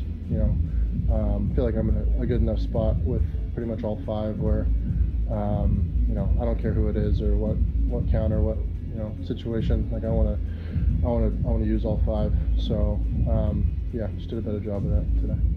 Yeah, nice job by him, and well said on both sides of that. You heard Dan also say that the bullpen was fresh. It should be even fresher tomorrow because tonight is a piggyback night with Bryce Miller and Luis Castillo. So in theory, you shouldn't need to use any of the members of the pen tonight. So everyone should be fresh for tomorrow and Sunday. Emerson Hancock on Saturday. That's tomorrow. Logan Gilbert on Sunday as the Red Sox are in town. Here's the second thing you need to know. Morris, it sounds like breaking news just a few minutes ago. Yes, Gianluca Di Marzio from Sky Sports reports that Christian Pulisic has recovered from his calf discomfort and will be fully available for the U.S. men's national team. All right, we're just, 3.5 hours or so away from... Do they call it kickoff? I think they do. That's what G said. There's no G today. He's not going to be in 10 minutes because G, of course, is over at the stadium, Seattle Stadium, they're calling it these days, working to. He's the on-field host, so he's busy. He's got work today. So no G. We'll have Shannon in about 10 minutes, but. We asked Matt Johnson, Brock did yesterday, okay, how good is this team after seeing them win once? Question. Yes, Brock. Is this the most dynamic U.S. men's soccer team that you have seen in your lifetime? Let's see game 2. Let's see game 2. 7 minutes in. Did you laugh? Who Why laughed? Are you laughing, Saul? Why'd you laugh? I'm not laughing. I'm laughing now, but I wasn't really laughing then. I thought it was a good take from Matt. He went on to explain. The 7th minute when they had the own goal, when Paraguay gave up the own goal, I think they were just absolutely shocked. U.S. was already having success down the flanks, each side, and they just were relentless, and they smelled blood, and it was awesome to see them take advantage of it. Paraguay looked like they came in sleepwalking. Let's see what happens if they do beat a confident Australia team. If that's the case, then they can win the group and move on. 2002 was very special. They got to the quarters in 2002, and there was some serious talent on that team, but they were going up against some monsters also, but they had great success. This could be for the U.S. their big boy. All right, so we'll see. It sounds like Matt will be sold if they win today, coming off a win last week. Game time is at noon, and their best player should be out on the field. Now, if you're looking to go still, good luck. Tickets about $1,900, according to Sports Business Journal. Down a little bit over the last few days, but still nearly a 50% increase from where it was a week ago before they beat Paraguay. Yesterday was Canada. My bad. That was my fault. Canada, Switzerland, Colombia all won yesterday. The Czechs and the South Africans played to a tie. All right. Sorry about that. My bad, Ryan. The U.S. Open action. Every time anyone does much of anything, they seem to be like pulled right back to the pack. That's kind of the way that course is. Wyndham Clark does lead still by 3 strokes. He's at 5 under, but he is 1 over today, so he's given a shot back to the field. A couple guys at 2 under, including Xander Schauffele, Corey Connors. How about Dustin Johnson? That crazy, because he looks like he doesn't care at all these days, and yet he's out there having some success. Colin Morikawa is 4 under today, so he's worked himself into contention at 4 under. We said earlier that Justin Thomas had done that, but it looks like he's fallen off a little bit since too. Just 2 under today for JT. But again, big group of guys. It looks like, I don't know, 16 guys under par right now. So that's looks like the cut's going to be around +2, maybe +3. We'll see. That's everything you need to know. 1/4 every hour here on the Brock and Salk Show. Still a long way to go at Shinnecock. Going to be fun. Wyndham Clark is a very golf name. Wyndham Clark went to the school that Brock is the coach at. Yeah. Valor? Valor Christian. Yes, Wyndham Clark is a Valor Christian guy. I'm not surprised that someone with a fancy golf-sounding name went to a fancy school. We could go through quite a few of these golf names. Years ago, before I got into golf, I was on ESPN one night. I was doing the ESPN radio overnight show. And it was during, I think it was the Masters, but it might have been a different big turn. It was one of the majors. And I did golf pairing or accounting firm, I think it was. And like I gave you the names of 2 of the guys who were paired together and the name of like either an accounting or a law firm that was big. I thought it was kind of fun. Yeah, there's some others. I mean, Pearson Cootie. That one's definitely could go either way, right? Doesn't that sound like it could be a law firm? Mm-hmm. Hey, who'd you hire? Oh, we hired Pearson Cootie. They're really good. They got my friend a ton of money on their complaint. Yeah, they were having a problem. So he called Pearson Cootie. That's just the guy's name.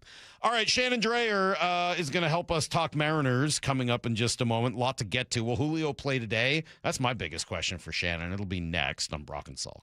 Think you know the Mariners? Not if you aren't subscribed to the Daily Mariners newsletter from Seattle Sports. That's what they've been waiting for. The latest Mariners news and injury updates, exclusives from Mariners insider Shannon Drayer. You look at the pieces and how it works. Plus the best takes and breakdowns from your favorite Seattle Sports hosts and contributors. The Mariners seem to be trying to build something that I think is a little bit more sustainable. The Daily Mariners newsletter. Monster solo home run. Subscribe at seattlesports.com/newsletter. Highlights don't win games. The full box score does. I'm Brock Heward, and most business leaders aren't short on data. They're short on clarity. Numbers are scattered across ERP, CRMs, and spreadsheets, making decisions reactive instead of confident. And that's not how great businesses are built. Marquee IQ brings all your data together into one clear view, even if it lives in disconnected systems or offline, so you can see what's really happening and act faster. Stop running your business on highlights. Get the full picture. Visit datathatwins.com to see what Marquee IQ can do. Need a lift? In your business, equipment downtime is not an option. With parts in stock and factory-trained mobile technicians, Levitt Machinery is here to get your business back up and running. From forklifts to telehandlers, aerial lifts to track loaders, trust Levitt Machinery to lift you back up and get your equipment back to work. Because at Levitt Machinery, if it's forked, we fix it. LevittMachinery.com. Give us a call today. Stack it, reach it, lift it, Levitt. I got to ride in the brand new all-electric Arc Sport, and it was a luxury EV on the water. Stacy here. You hop aboard immediately and feel like you're someone important. Luxury finishes, clean, tech throughout. Driving it is smooth, and it has that impressive kick you expect from an EV. Charging it is really easy, and not paying for gas is a huge plus. Book a free demo and see it for yourself in Lake Union, Lake Washington, and Lake Sammamish. Schedule your demo at arcboats.com/demo. If you can't make it to them in Kirkland, they'll come pick you up. arcboats.com/demo. Hey, Mariners fans, what's better than catching a Friday night game with family and friends at T-Mobile Park? Catching a double feature of a Mariners game and post-game fireworks spectacular you can't see anywhere else. Next up is a patriotic fireworks night on Friday, July 3rd, after the Mariners take on the Toronto Blue Jays. See the full schedule presented by T-Mobile and score your tickets at mariners.com/fireworks. Julio is out of the ballpark for the second time tonight. Cannot be stopped. What if I told you a local credit union is giving members up to $30 per month just to make everyday purchases? Dave Wyman here, and when I heard about the offer from Harborstone Credit Union, I said, sign me up.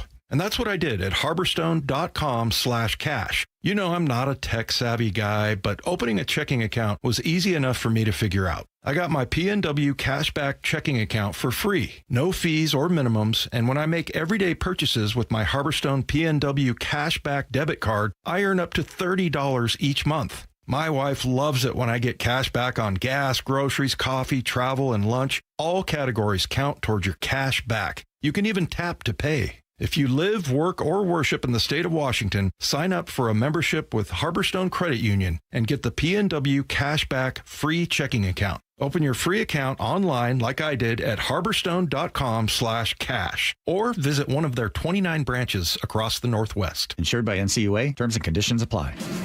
Give something that matters this Father's Day.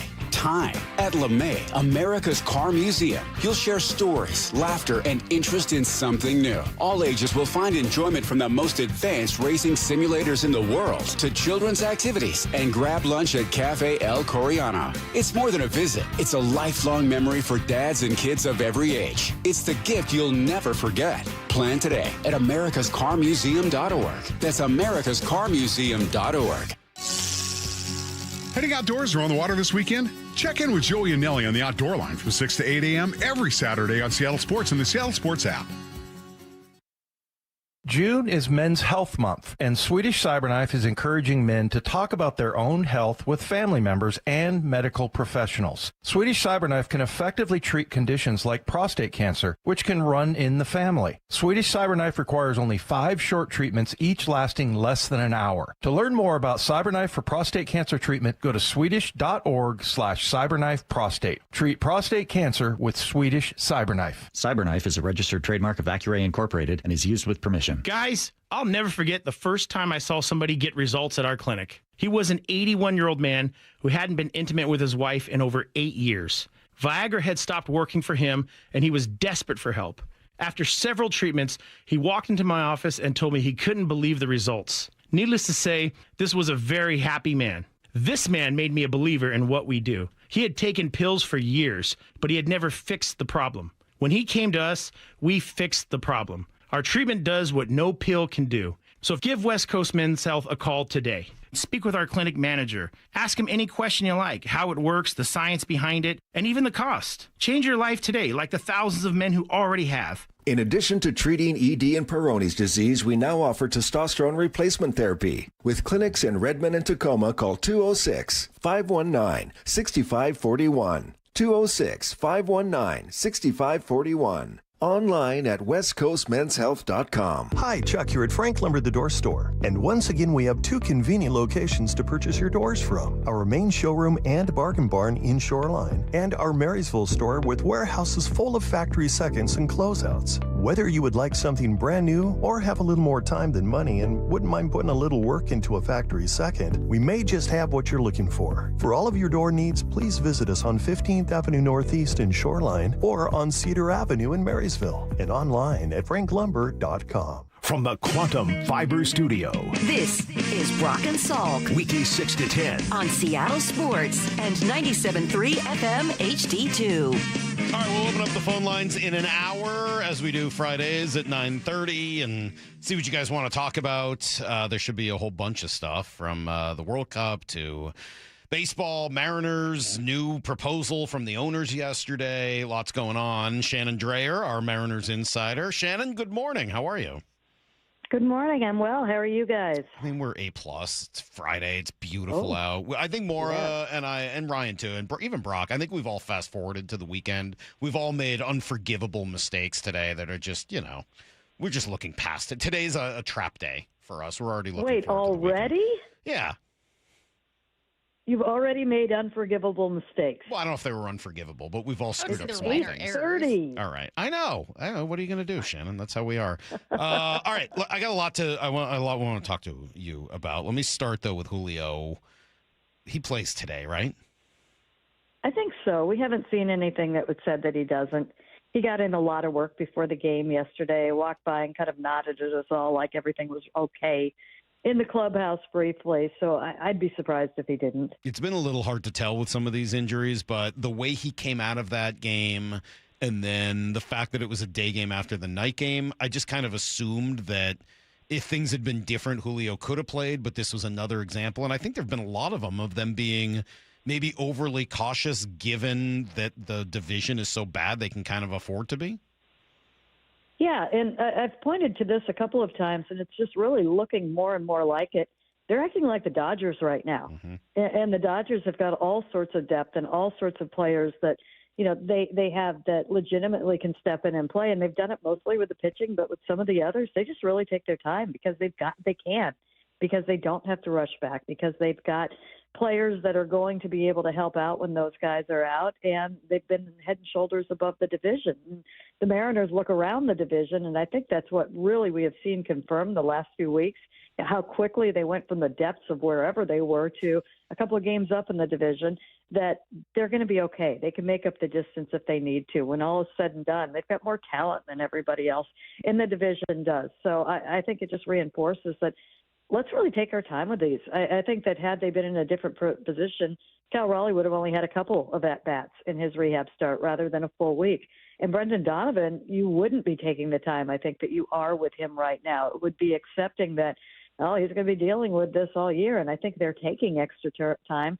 so he doesn't have to deal with it as much, so that it is more solid than it would have been in that situation. And, you have what you have with the starting rotation. So I really think they're just being extra cautious with everything right now, in particularly because they can be. So I love that. On the other hand, the other side of it is, and Brock's probably been much more on this than me. He and I kind of debated it yesterday. It's just, man, it's a lot of injuries.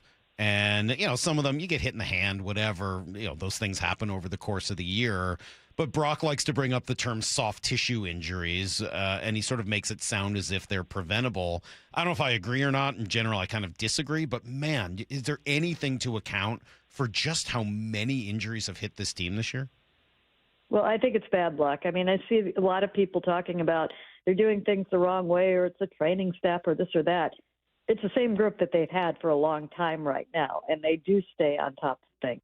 And I do think they are in a little bit of a different position where they did play extra last year, and that a lot of guys didn't get the normal spring training that they get this year. And I think maybe that can play into it as well. So I think it's a lot more coincidence and perhaps a little bit circumstance as far as the training hasn't quite been exactly the same, because it was a little bit of a shorter time off this year, and that so many guys had their spring training interrupted, that perhaps that can play into it too. But, your biggest injury was somebody that was coming off of a surgery that is notable for it can be different that first year back. So I don't think so. I think it's mostly maybe it was their turn. Maybe there is some luck and some circumstances playing into it as well. Yeah, I tend to agree. Like, what am I going to blame the training staff because Randy played in the first 75 games without a problem and then hurt himself? Like, that just doesn't make a lot of sense to me. I don't see where that is an issue, but it's certainly notable. Like, do any of the injuries actually concern you, or are all of them in the, they'll be back soon camp? I think they are. Because, again, you are talking about soft tissue injuries. You do pull muscles when you exert yourself at 110%. And they go through the same routines, and they add where they can, where there are things that they can, they're on top of it.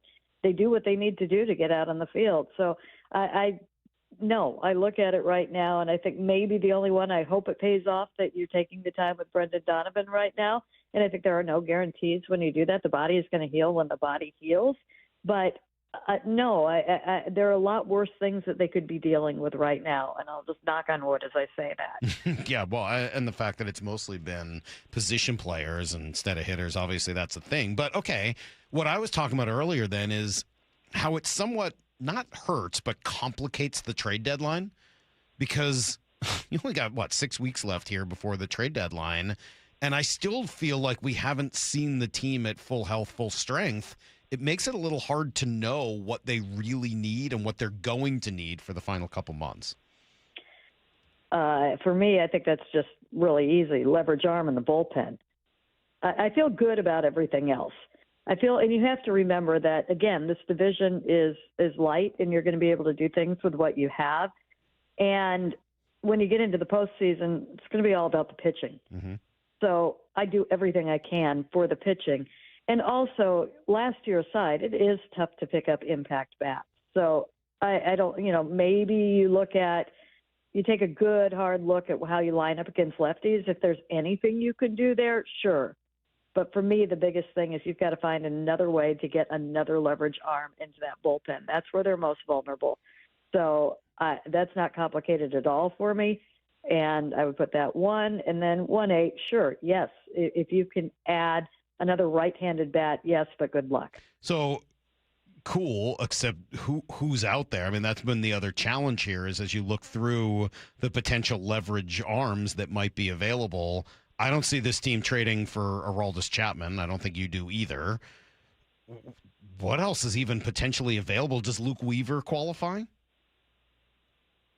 He could. I think that there are arms that you could look at. I mean, you look at, and usually with the Mariners, it's not terribly obvious. I mean, I'm not looking at somebody who perhaps is going to close the game, but who is going to get into that mix with Spire, perhaps with Ferrer, and hopefully you have Matt Brash back at that point. I just want to make that pen nastier. And we'll go ahead and go back. If there's any injury that does concern me, it's Brash, and that's perhaps because it's the second time and it's in a different spot in the lap than it was before, but he's critical. So that I'll put that is the one that would very much concern me, only because you can't afford to lose him going down the stretch. So you can look at teams like, Detroit is going to be out of it. Where are the Cubs going to be? And it might not be the most obvious name, and they've got to get it right. They haven't always gotten the reliever arm right that they have made at the deadline. Kind of the opposite. I think that they've gotten it wrong. It feels like each time. I mean, there was that one year they brought in those in a nicer way. Well, it's true though. I mean, that one year they brought in the two guys, they made them worse. Adam Warren and I forget the lefties, Zach Duke, Zach Day. Those guys made them worse that year. I mean, and last year the lefty they brought in was awful. Like they really struggled with that part of it, which is why I kind of asked the question that way. Like, hey, if last year they went after Duran, they went after Griffin Jacks, they went after the biggest names available other than Mason Miller in the pen, and they unfortunately didn't get them. There's a part of me that's like, hey, if you're not going to go out and get somebody that is like a true difference maker out there, maybe I'd rather take my chances with Cade Anderson and Ryan Sloan in the pen. Well, yeah, and that's an absolute option. And Jerry Dipoto and Justin Hollander have been upfront about that. So, maybe we feel better about that. It's 8:30. I'd forgotten that. Yes, that is without question an option. So, along those lines. But I do think, again, whatever you can do to help that pen, do it. I think that's what's going to be most important. You've got this, and that might include, your dream come true at that point, putting one or even two of those guys in the pen at the end of the year. But I think that as far as the deadline goes, I still think a relief arm is going to be the most, that's where you're going to have the most success in finding people, because there are teams that are really going to fall out of this. How's Cleveland going to be without Ramirez for 5 weeks at least? Are they going to be in it? So the options that appear available right now, it might be completely different 3 weeks from now. And there will be something, and Anderson and Sloan will absolutely be an option, because that's something that they have literally been planning for. It's been part of how they have brought them through this season so far, is that if we need to do this, this is what we're going to do. And we'll take the 2 to 3 weeks it takes to get them ready in the minor leagues. And the important thing will be, does it affect their development next year? No, because that's why they haven't brought them up right now. We are going to have them on that path, and we will be ready to flip that switch, and we won't have to look anything up because all the homework's been done on that as we get closer. But that's going to be a much later season thing. So, maybe at that point, maybe you need just another kind of Cooper Criswell type, somebody who's helped you out so much early on. And at some point, hopefully you're getting Vargas back, and that helps in that department as well. I think the arms will be there one way or another. Talking to Shannon Drayer, one thing that I have really enjoyed this week is J.P. Crawford, the third baseman. What do you think? It's so funny because I totally forgot the first day that he was over there. He didn't get anything hit to him. The first time it was, I looked over and I'd forgotten he was standing over at third base. And then I was able to key in on him and a little bit more. He looks right over there, which I think is absolutely hilarious. But he has been so nonchalant about this. He had the old, the old, all you have to do is catch the ball and throw it over there line that so many will throw out there, but also pointed out he came up through the minors playing third base. So this isn't a situation of him having to really take intensive time, learn the angles, adjust his eyes. He has spent a significant part of his baseball career at third base, just not at the big league level and a little while ago, but there is muscle memory and things come back to you. And just a little bit, shortening the distance for him and what he has to cover seems to make a change for him. And you saw just how quick he looked on the couple of balls that he had to dive for, made smart decision on a ball to eat over there. And that's the veteranness in him. There's no question. He wasn't going to throw that ball away in a critical situation. And you can also see how you can shorten the gap at third base. It's not that you're standing behind the base the entire time making that throw. Often you're on the run towards first base, which shortens that. And he also did a little jump throw, a little bounce throw to first base as well that was effective. So, so far, so really good in what we're seeing from him there. And he also seems to be having fun over there. He almost seems to have a little extra pep in his step. I like the little speed and quickness he showed. I forget, it might have been Wednesday, cutting the ball off that would have gone to shortstop, and he cut right in front of it and made the throw on the run running forward. Bringing some of the shortstop athleticism that JP still has to the third base spot. I don't know. I kind of like the way it looks, and it makes it interesting when you do eventually get Brendan Donovan back, because JP looks a lot more comfortable at third than Donovan has at any point from what I've seen.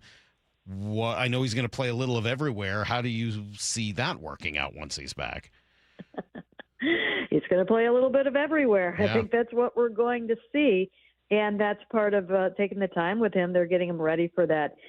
I don't believe he was ever out in the outfield in spring training, and he's taking a little bit out there right now, and that's part of the plan, is to get him a little bit more used to being out there again, and he has played a significant amount in left field throughout his career, so it's not a huge deal. He just needs to get his legs under him there for this year. So it's going to provide another challenge for Dan Wilson in writing out the lineup every day, and for the crew that comes up with what are your best matchups out there, because if JP is holding down third base, the other thing that JP has done is he's been very good at the top of that lineup. So it'll make it interesting. It'll make it, somebody is – you can't piggyback as much, or I guess maybe you can in the infield, and that's what we're going to see. But just as you're seeing starters have to surrender a couple of innings here and there, I think some at-bats are going to have to be surrendered at just about every position once everybody is healthy. Are you ready for the piggyback again tonight? Yeah, why not? I mean, we've done a lot of the why do it, and I think there is some positives to it. Again, that same idea of thinking the long run and thinking about the playoffs, I think there's a lot of value to it. I do also believe, just looking at the last two games that they played, on Wednesday, if you have Luis Castillo in the pen, maybe you don't have to go to Alex Hoppe in the 7th or Rucker in the 9th, and maybe you do come back to win that game. And yesterday, if Brian Wu was in the piggyback situation, you taking him out after 5 innings? Like that, I understand a lot of the reasons why, but those trade-offs are tough for me. Well, if you're taking him out, you're taking him out once, because he's only going to do it once. So to me, okay, it's one game out of 162. Sorry, and the job is for the piggyback to come in and close it out. The other thing is this is going to help the pen, too, at a time where it needs help. The intent is you're really not going to the bullpen in these starts. The only way you are supposed to go to the bullpen in these starts is that if you need to pivot to get your starter out of a situation. And then after that, it's the other guy's game. And the bullpen needs that right now. So I think you have to take that into consideration. So I'm not going to get too worked up about one game for one starter might be affected. I think if you've got a guy throwing a no-hitter, he's not coming out, and shy of that, he's coming out. The other guy needs his work. We've all agreed to it. Let's move on. The other thing, Mike, is I just don't know how Luis is going to transition to the pen, how much he could help you. He might not be able to help you more than once every 4 days for a little while. It's not going to be an automatic that he's out there doing that. So I just, to get to, revisit after the All-Star break if they're in the same situation, and they'll have the All-Star break to figure out how you bring everybody back for the second half. I think this will be a bigger question then. And it's a question that they've been dodging for a long time because of, how fortunate it has been that their starting pitching has been where it has been. Can you do it for the rest of the season? Is it optimal for the rest of the season? They're going to have to answer that question the way things are going right now.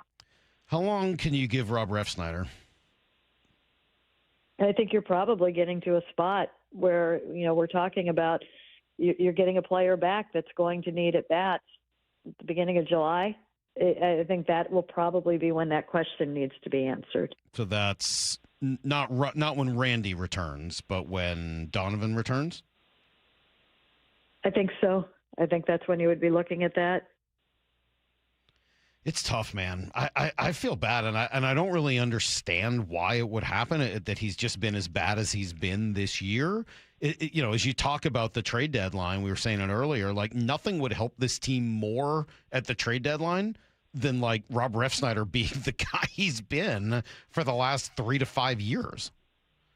Mike, you might have to think about it when Randy gets back, because Miles Mastrobuoni is showing the positional versatility that they like. But you could weigh it against, Brendan Donovan should be able to do that. Mastrobuoni does not have an option in the way that he's played. You very well could lose him if you try and make the move with him when Randy comes off the IL. So, yeah, you might be right on that. So maybe even, sooner. It's too bad. I mean, I really like the guy, love what he brings. In theory, it just obviously has not worked out at all. Is there any chance, just to go back to the trade deadline, and maybe I'm just thinking outside the box here, I'm not trying to advocate for this. Is there any chance that rather than adding, they look to more upgrade, meaning trade away a piece that's on the team right now and look to make it significantly better? As an example, and I'm not necessarily, not saying this is the move, you're trading a Dominic Canzone as part of a package that brings back someone like a Byron Buxton or something along those lines. Is there room to try something like that this year? I think only if it was a player like that, and by all indications, Byron Buxton is not available. He does not want to leave Minnesota. So they're going to always be open to listening to things like that.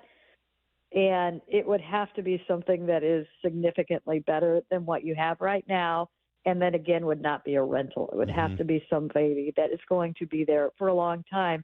And then I think you might get into a little bit of, is this a core player? Is this going to affect the clubhouse? Because they're back in that situation right now where I think they were a little bit in 22 when you get to the trade deadline.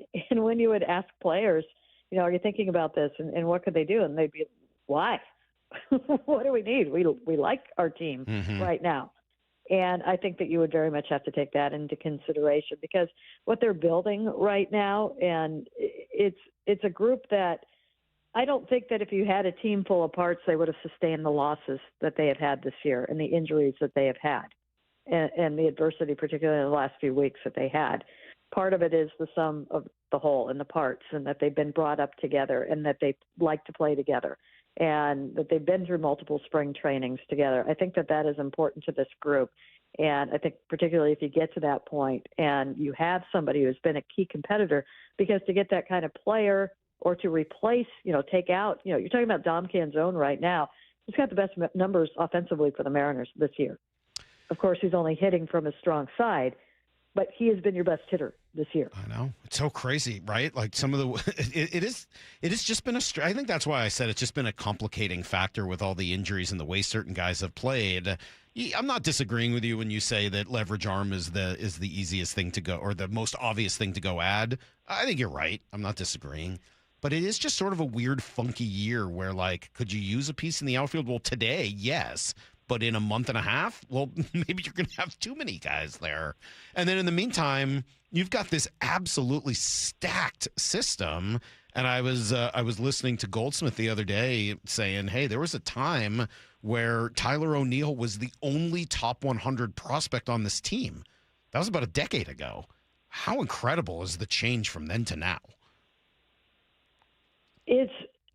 I love looking back at how it happened and how it was stated. It was all part of the teardown or the step back or whatever it was that they did but they acknowledged that development was going to be key, that they were going to have a top farm system.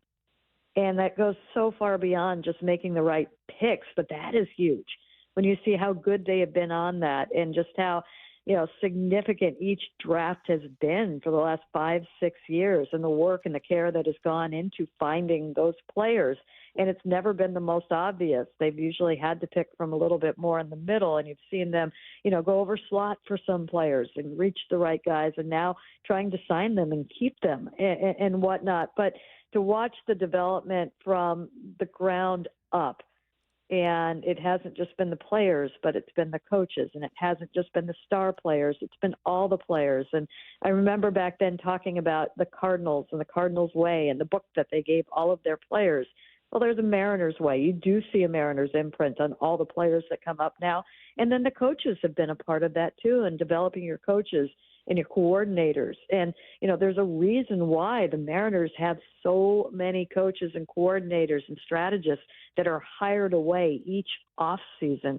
We saw, 2 of them in Washington, D.C. So Sean O'Malley is an assistant hitting coach right there right now. And if you want to know what he did, well, he was instrumental in turning around Dom Canzone last year. That's who Dom Canzone credits with getting him to the OPS monster that he has been now for the almost, the better part of a year. And C.J. Gilliam was the hitting coordinator. That is a name that nobody is going to know, but is responsible for a lot of the hitting that you see with the prospects that are coming up right now. And there have been pitching coaches and, just they're everywhere. And it has been a full process of development that goes, into the player the minute he hits the system to how they, are constantly evaluating how they are bringing them up and training them and the coaching and the care that goes into it.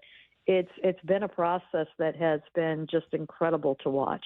Well, this is fun. Thank you, Shannon. Always great to catch up. It'd been, a week or so. And so it's good to have you back in Seattle on what will be about as busy a day in Soto as we've ever seen. Enjoy. And I think I have to leave right now. Yeah, absolutely. I'm going to be driving right past it as I go to play golf to make sure I'm not watching the game. But other than that, it's going to be a busy day down there. Goodbye, Shannon. Thank you. You got it. All right, there you go. Shannon Drayer, our Mariners insider, and as good as it gets. We'll go from Shannon to Stacy, and then we'll take calls because there's a lot here to get to, whether it's the trade deadline or the piggyback, the new version of it, a whole bunch of other stuff going on. We'll take phone calls at 9:30. Stacy Rost, next on Brock and Salk. Have you downloaded the Seattle Sports app? We're going to have a challenge right here. What are you waiting for? Listen to this. Every pitch. Here comes the 3-2. Every game. Swung on and missed. Got him. One app for free. How about that, folks? The Seattle Sports app. Every game. Julio racing back. Right in the palm of your hands. Makes a leap and makes the catch. Plus the latest Mariners news, insider access, video, and podcasts. They got it. Wow. The Seattle Sports app. Hey, it's G. Scott. Let's talk real for a sec. Summer is supposed to be about sunshine and kids having fun. But when the kids are home all day, that grocery bill, yeah, it grows fast. That's why I want you to know about Sunbucks and why our friends at Safeway are helping get the word out. If your family qualifies, you can receive $120 per child to spend on groceries this summer, food in your cart, and a little less pressure on that budget. And let me be clear about this. There's no catch, no judgment. This program is simply about making sure kids have enough to eat when school is out. Here's the important part. Many families are enrolled automatically, and a card may already be headed to your mailbox. But some families do need to apply depending on income and where you live. So take a couple minutes and check. Visit freesummermeals.org. That's freesummermeals.org. Safeway, looking out for your family this summer. Once again, that's freesummermeals.org. Get ready. Seattle soccer fever is taking over. Join us at noon on Friday, June 19th at Muckleshoot Casino Resort as the U.S. men's national team takes the field. Brought to you by Seattle Sports. Plus, don't miss your chance to meet a Seattle Sports on-air personality who'll be on site with exclusive giveaways all game long. You could win a 2-year lease on a Mini Cooper from Seattle BMW Mini. And the first 200 guests get a free hot dog and chips. Be there June 19th at Muckleshoot Casino Resort. What if I told you a local credit union is giving members up to $30 per month just to make everyday purchases? Dave Wyman here, and when I heard about the offer from Harborstone Credit Union, I said, sign me up. And that's what I did at harborstone.com/cash. You know, I'm not a tech-savvy guy, but opening a checking account was easy enough for me to figure out. I got my PNW Cashback checking account for free, no fees or minimums, and when I make everyday purchases with my Harborstone PNW Cashback debit card, I earn up to $30 each month. My wife loves it when I get cash back on gas, groceries, coffee, travel, and lunch. All categories count towards your cash back. You can even tap to pay. If you live, work, or worship in the state of Washington, sign up for a membership with Harborstone Credit Union and get the PNW Cashback free checking account. Open your free account online like I did at harborstone.com/cash or visit one of their 29 branches across the Northwest. Insured by NCUA. Terms and conditions apply. Do you need a new roof? Visit 3treeroofing.com to schedule your free estimate and secure $500 off your project this summer. Our technicians build a custom plan to ensure a high-quality roof installation every time. 3 Tree Roofing, your Puget Sound roofing experts. Hey everybody, Jermaine Curse with Pacific Northwest Interiors featuring CS Floors. Countertops, window covering, and flooring. From design to installations, Pacific Northwest Interiors has you covered. Come stop in to any of our new showrooms. Patrick was way behind on his IRS taxes. I was in way over my head. The total amount ended up being somewhere just over $30,000. $30,000. Then the IRS came to collect. Started getting letter after letter. A lien had been filed against me. They were going to basically hang me completely out to dry. He had to do something. That's when I reached out to Optima Tax Relief. Patrick's life quickly got a lot easier. It was very easy. Pretty much hands off, They picked up the ball and ran with it. And how'd it go? I couldn't believe it. I had to ask 2 or 3 times. I saved an incredible amount of money. How does Patrick feel about Optima? Couldn't be happier. They definitely helped me. Optima Tax Relief, the best place to call. They're the best in the business. Do what Patrick did and call Optima Tax Relief for a free consultation. Call 800-343-6460. 800-343-6460. 800-343-6460. Optima Tax Relief.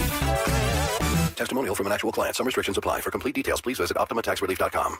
I know that hiring can be challenging. You need someone to match your role perfectly. Well, now you can meet them fast on ZipRecruiter. Build your team. Build it sooner.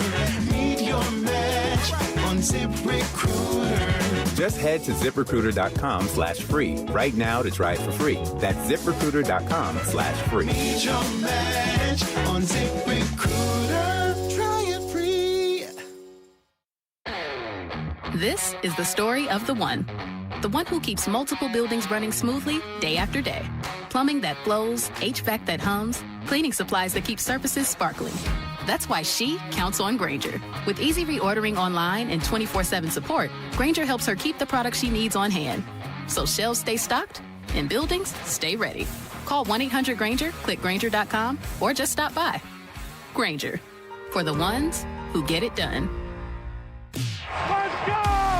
This is Seattle Sports. Streaming through the Seattle Sports app. KIRO AM Seattle. KIRO FM HD2 Tacoma. Home of the Seahawks, Mariners, and everything Seattle sports. Get in the freaking auto! From the Quantum Fiber Studio, this is Brock and Salk on Seattle Sports. I don't read the internet, guys. Take the bull by the hands. And Brooke, you are. And Brooke, you are. Now here are your hosts, Brock Eward and Mike Salk.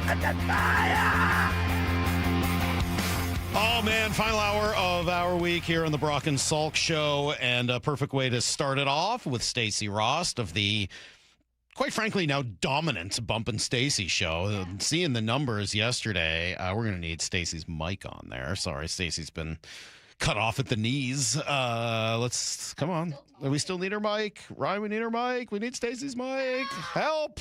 We need there she is. Oh, thank God. Okay. Oh, thank God. Sorry. Hard to dominate when you can't hear you. But I'm a loud talker, so I think I just would have yelled loud enough to be on the same mic for 10 minutes just talking but together. I'm still sitting right here and I'm just yelling. What is serious? We have a lot to talk about in a short amount of time, but I got to ask, what is the secret to the ridiculous success of the Bump and Stacy show? Yeah, we're just incentivizing listeners with money. I figured it had to be that. Yeah, that's exactly what it is. Blackmail. for some of them. We keep teasing joining us next, Sam Darnold and Mike McDonald. And, we're never delivering on it, but every single break I go, oh, my God. Yeah, Taylor Swift and Travis Kelce joining us in studio next. And then I'm like, all right, they're 10 minutes out. You guys keep listening. We've been doing that for a few weeks. Well, it has worked. A few months, few years now. 9 times a day, legitimately, I say Brianna's joining us just next. So impressed. Bump and Stacy show on fire right now. We have pretty good team of dudes helping us out that leads into a nice. Well, I mean, that helps too, but I don't know. Geez, you guys are killing it. I love it. The whole station has been on fire recently, and it is really cool, and it's a good city to be in. Certainly today, this is about as big a sports stage you're going to find. What is your level of excitement for today in Seattle? It's more of fun excitement as opposed to. Look, when what was it? Game 7, the same time as Monday Night Football. Oh, that was awesome. That was really, really awesome. But there were so many nerves. There was just I was working both things, so you're just I'm overwhelmed. And this is more of wow, this is rare, right? The World Cup is certainly not always here, and it's obviously not every year. And so this is I don't know how else to describe it other than a special event kind of feeling as opposed to a big momentous thing. It's just, it's cool. That's a Seattle thing too. Seattle does one thing, does a lot of things well, but big events. Yes. One-time events. Knock it out of the park. That is what Seattle does. Yeah. Turn everything into a must-do, must-be-there, FOMO, can't miss out. Also, can I just say, the atmosphere around the World Cup and, every group of people from visiting countries, depending on you see a lot of stuff on, obviously, social media of really cool interactions between South Korea and Mexico, and they were doing cake stands on margaritas. It was amazing. Awesome. But even here, all the Australians that were at the baseball game, I left my house. I was walking Lukey, and this group of 5 dudes walks out of a bar with very thick Australian accents, and they said, "A greyhound," and I said, "Oh, are you guys from Australia?" Because I'm an idiot. I don't know. I didn't know what else to say. They were like, yeah, obviously, idiot. And wasn't he also from Australia? Yes. So then I said that. Yeah. Yeah. Well, they must have loved that. They sure did. Yeah, I like everything about the World Cup other than the soccer. Why? Well, the soccer's Is it because you just can't? It's awful. It's horrific. Nobody should watch this stupid sport. But You're other just than saying that, I'm really, really not. Yeah. You tried? Oh, I did. I watched last week. I was dragged to this whole event down in L.A. It was horrific. Do you think it'll change, though, when it's the U.S. men's team? Oh, God, no. No. Okay. There's nothing that would change it for me. Nothing.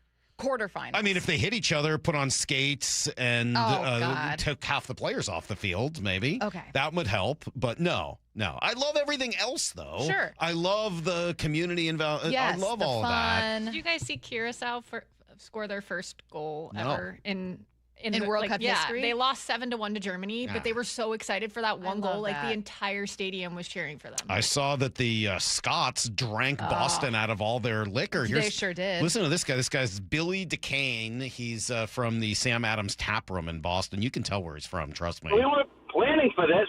We upped our pause, but oh man, we were running low on Friday night, and we got a big shipment in Saturday morning, and then at the end of Sunday night, we were out of our flagship, Sam Adams Boston Lager, and we just upped the ante on Monday, and we're really prepared this weekend, and particularly with another Scotland game down in Foxborough this Friday. So it's been pretty nuts. The Scottish, they love their beer, they love to drink, they love to party. They've been the nicest people. So they're the Bostonians of. Which is funny because Boston's mostly made up of Irish and Italian people, and But you blend those together, it's a Scottish. I was going to say, do you know how hard it is to for a Boston bar not to be prepared for your level of man, Also, they're really drinking. Do you know how hard it is to impress the people of Boston coming in from out of town so that you're universally beloved? And I just read that Boston and Glasgow are now going to become twin cities. They're they're getting married as cities do. This is the movie Step Brothers, but it's Boston and Scotland. Yes. Did we just become best friends? They have bunk beds now. They love each other. They're getting drum kits. Yeah. So I don't know whether that's going to happen here in Seattle. Seattle. I don't know whether the Aussies seem like they're having a great time. How could they not? I They're know. Aussies. They're always having a great time. I love it. I know. All right. Well, so that's happening today, and then we get the Piggyback tonight. Are you excited for? I guess this is the third version of the Piggyback. Oh, is it? We called it 2 Piggy 2 Back. 2.0. 2 Piggy 2 Back. 2 Piggy 2 Back. I don't know if it's 2.0 or 2. It's almost like 2.1. I don't know. I have a question for you because, and I'm sorry to flip this on you and ask you a question on your own show, but I'm curious. Is this just something they do until they trade one of these guys or put one of them in the pen? It does not sound in any way like a long-term solution. I mean, I hope not. I hope that's all it is. I don't love it. I'm not like. Why don't you love it? I just keep looking at the missed opportunities. I think I'm with Buster Olney and Jeff Passan that I think Luis Castillo would be an excellent reliever. Like an excellent reliever, and your biggest need right now is a leverage reliever. Is there like something in his contract that people? There is. There's a big, but it's for next year. Oh, okay. It's a question for next year, right? Luis has his 2028 option is triggered with an innings threshold next year in 27. Oh, then why? So it's a $25 million question. Like it's a significant question, but it's really more for next year than it is for this year. And you could have that. And if you really needed to, you could always like change it to appearances or like there's ways to work it out with Luis if you were willing to do that. I think they could use another leverage arm, and I think he looks really good out of the pen. Is the idea if you're, let's say, Luis, that, well, once you put me in the pen, that's kind of who I am? Could be. It changes my value, not only my value forever, but like my ability to actually pitch long outings? Absolutely could be. But again, like then you can have that conversation in the off season. Like this is now, look, you don't need to do this right now. At the end of the day, they're going to win their division because the division stinks and the American League stinks. I'm more concerned with, are they going to get a 1 or 2 seed? Okay. But even the Central stinks. Yeah. I mean, like, Cleveland just lost Ramirez for half the year. The White Sox, you got to imagine at some point will come back to earth. You would think. Did you see they pinch hit grand slam in the 8th? No. Benintendi pinch hit grand slam against the Yankees, beat the Yankees. I was hoping you were going to say it was Jared Kelenic, but I knew they had DFA'd Jared, so that probably wasn't going to happen. Anyway, they got time, so I'm not like, getting mad about it on a daily basis. But for me, I think I'd like to see Luis in the pen. I think he'd be really good there. And if you do have injuries down the road, you've got both, specifically Kate Anderson, but like you're kind of prepared for that. Yeah. Did you see, or have you guys already talked about, I've been prepping, so I'm sorry if you already haven't, I'm repeating. Did you already talk about MLB talking about who the Mariners should land at the deadline? They obviously looked at bullpen arms. No, I didn't see that. It was Aroldis Chapman. Yeah, that's not going to happen. Yeah, I don't think so. It's just not. I mean, like, from everything I know about this Mariner organization and the people in charge, that will not happen. Now, maybe things have changed in the last couple of years, but my understanding is it's a hard no. And I understand why. I mean, you got family people in that organization who don't want to and are not interested in going home and telling their wives, sons, daughters, etc., yeah, we just traded for this guy who's been a domestic abuser. They're just not going to do it. I'm very okay with that, though I do think they should add a bullpen arm. But there aren't that many. I know. So, I mean, regardless of whether we want Chapman or not, and I would not, but it's almost a moot point. My understanding is, at least, that they just won't do that. Yeah. So then you're talking about, Josh Hader or Luke, what's the guy's name? Luke, guy who was here. Luke, not Luke Wilson. The heck, the guy who's now with the Mets. Here. I know, Luke Weaver. That's the name. There's a couple of guys who are good, but I don't know whether that leverage reliever's there. I'd rather see it be Kate Anderson. Did you think this team could win a World Series before the season started, and do you think so now? I thought it was a possibility before the season started. Sure, it was in the realm of possibility. I think it's still in the realm of possibility. I just don't think we've seen any evidence to suggest that. It's just that we haven't really seen the team. Last night, or yesterday, for example, 4 of their 9 projected starters are out of the lineup. Can I also? And that's been the norm. Oh, I didn't mean to interrupt, but I know you've got 30 seconds. Yeah. Can I rant also Please. about the complaints that I'm seeing about placement in the lineup and where everyone's going? Now, if you were fully healthy and Cal was still in the number 2 spot, I would totally get being like, is this what you want to do? Totally get it. Mm-hmm. But I saw people complaining about Cal in the 2-spot yesterday, and I was like, as opposed to whom? Miles Mastrobuoni? Like, what are we talking Aren't there many about? options? Like, what are your options here? It seemed to work out the other night when he came up with the game-winning hit in that spot. Yeah. I don't know. No one else is healthy. Yeah, I'm with you. Oh, God. All right. Well, Stacy, thank you. A lot of suggestions here that the reason Bump and Stacy's been so successful recently is that you actually talk sports instead of our hobbies like golf and girls hockey. Well, that's maybe true. That's not true. I It could be talked about true. Love Island for 30 seconds at least. Because I can suck yet. Oh, my God. When you do suck I don't sound like that. No, he does. The women on the show do. Oh, yeah, they do. There's As a lot I watch it, I've of- started imitating There's it. a lot of vocal fry. Suck yet. A lot of vocal I mean, it's suck fry. yet. It's suck yet. When you suck yet. Brock and Salk. It's really horrific. But it is sort of fun to watch with my daughter. I'm not going to lie. Thank you, Stacy. Bump and Stacy coming up in just over 45 minutes at 10 o'clock. Make sure you're listening. We'll be right back with everything you need to know next. Think you know the Mariners? Not if you aren't subscribed to the Daily Mariners newsletter from Seattle Sports. That's what they've been waiting for. The latest Mariners news and injury updates, exclusives from Mariners insider Shannon Drayer. You look at the pieces and how it works. Plus the best takes and breakdowns from your favorite Seattle sports hosts and contributors. The Mariners seem to be trying to build something that I think is a little bit more sustainable. The Daily Mariners newsletter. Monster solo home run. Subscribe at seattlesports.com/newsletter. Honey, did you invite the minions over? Well, you know how we talked about getting Wi-Fi from Xfinity? Yeah. I ordered it this morning, was online in minutes, then they showed up. So they just came over to use the Wi-Fi? They even brought their own devices and spell book. You didn't give them the new Wi-Fi password, right? No. That's good. I gave them our old one. Because Xfinity lets us keep the same network name and password so devices connect instantly. What do they want Wi-Fi for anyways?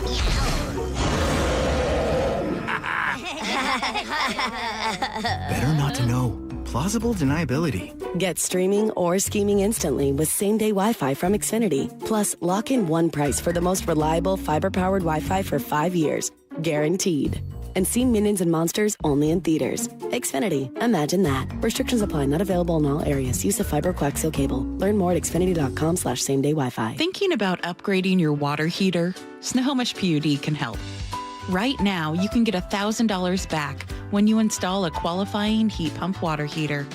These systems use far less energy than standard electric tanks, which means lower electric bills for you. Oh, nice. Choose an eligible model, apply for your rebate within 90 days, and get cash back from PUD. Learn more at snowpud.com/rebates. Give something that matters this Father's Day. Time. At LeMay, America's Car Museum, you'll share stories, laughter, and interest in something new. All ages will find enjoyment from the most advanced racing simulators in the world to children's activities and grab lunch at Cafe El Coreano. It's more than a visit. It's a lifelong memory for dads and kids of every age. It's the gift you'll never forget. Plan today at americascarmuseum.org. That's americascarmuseum.org. Your property is almost perfect, if it wasn't for that troublesome tree or stump. Stop looking at it and mowing around it. P&D Tree Service will remove it for you. If it's 1 tree or 15 trees, a small yard or land clearing, P&D Tree will do it safely and quickly, turning multi-day jobs into a few hours, saving you time and money. They'll clear trees and stumps away from homes, leaving a clean yard to enjoy. They specialize in large tree removal. Ever seen a tree removed by crane? PNDTreeService.com. There's only one Ozempic. Hello, I'm Ozempic. And I'm other GLP-1s, kind of like him. Ozempic, you redid your jingle? Thanks for noticing. Catchy, right? No. Okay, then. Well, ask your doctor about which FDA-approved uses of me, the Ozempic pen, may be right for you. Call 1-833-OZEMPIC or visit Ozempic.com to view the medication guide and learn more about Ozempic semaglutide injection, 2 milligrams. Only Novo Nordisk makes FDA-approved Ozempic. There's only one Ozempic. I told you it was catchy. Wesley Financial Group is not a law firm, and Chuck McDowell definitely not an attorney. This is Chuck. If someone talked you into buying something really silly and you want to get out of that silly little thing, my advice, get the facts. Call me and I'll send you our timeshare exit kit absolutely free. Inside, you'll learn how timeshare works and all your options for cancellation. Call Wesley now for your free exit information kit. 800-791-0000. That's 800-791-0000. The home of the Mariners. It is gone! Cal Raleigh, 2-run home run! Hear every pitch on 710 and the Seattle Sports app. We all hear the radio ads about the IRS. They tell you to be afraid, to be scared, and they try to frighten you into calling. I'm not here to do that. Tax Relief Advocates is different. TRA is here to tell you that if you owe money to the IRS, whether it's $5,000, $50,000, or $500,000, we have a solution. It doesn't matter if you're sitting in your car, at work, or with your kids. No matter where you are, call now. 800-575-8157. Don't lose hope. TRA can eliminate or reduce what you owe to the IRS. Generous programs are now available that can give you a fresh start. Our passion is taxes and helping individuals fix their IRS problems. We have over 1,000 5-star reviews on Google and an A+ with the Better Business Bureau. You don't need to be afraid of the IRS any longer. End your tax nightmare today by visiting us online at TRA.com or call 800-575-8157. That's 800-575-8157. Tax Relief Advocates. Real solutions for real people. Everyone always asks me, what were your top reasons for choosing Advanced Hair? Well, allow me to share, along with some details on, get this, their once-a-year summer savings event. Okay, first off, Advanced Hair stands by the results, and I'm living proof those results are second to none. With Advanced Hair, your own natural hair is guaranteed to grow. Secondly, Advanced Hair combines top-rated physicians with modern technology, creating a concierge quality experience that blew away my expectations. And lastly, Advanced Hair's Advanced FUE begins regrowing your own natural hair the very next day. It is quick, simple, and easy. Now, if you have a flexible schedule this summer and you've been waiting for that special savings opportunity, well, it's here. Advanced Hair's Summer Savings Event will get you the most hair for your dollar. It's their best offer ever. For details to schedule your free consultation, call 425-449-8185. One-day treatment, life-changing results. Your new hair is guaranteed to grow. Before and after pictures at advancedhair.com. Need to know. 15 minutes past every hour with Brock and Salk. Presented by Marquee Data. Here's what you need to know. Up first. All right, no real cause for concern. Mariners get their win yesterday and are now prepared for a 3-game series to start against the Red Sox tonight. Sox going to throw at least 2, maybe 3 lefties against them. So a good text earlier saying this may decide the future of the Rob Refsnyder era. Shannon saying Randy's return could be the problem. Could be the decision point for Refsnyder. Maybe there's an IL stint that's a possibility. Because, again, a right-handed bat that has his numbers the last few years would be great. But what he's done so far this year, obviously, just not going to cut it. Love what we got yesterday from Cole and Colt, the 2 kids, but specifically Colt Emerson, coming off an awful day the day before. He comes up with a 2 RBI single in the first inning. See Cole go down the left field line there, pick up an RBI with the big double, and then Colt pull one in the hole. I mean, these guys in these RBI situations, not trying to do too much. Again, you see a lot of young players trying to go get something a little extra in those kind of situations, but not those 2.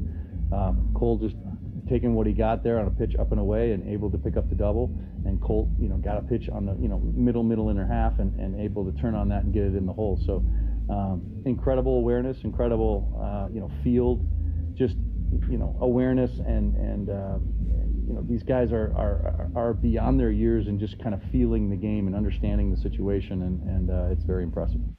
Yeah, it's a really cool thing. Echoes a lot of what Ryan Healy told us earlier this week, and just a nice piece of hitting yesterday. Nearly pulled a home run later as well. So, Piggyback is back tonight. Bryce Miller, Luis Castillo, Emerson Hancock goes tomorrow, Logan Gilbert on Sunday.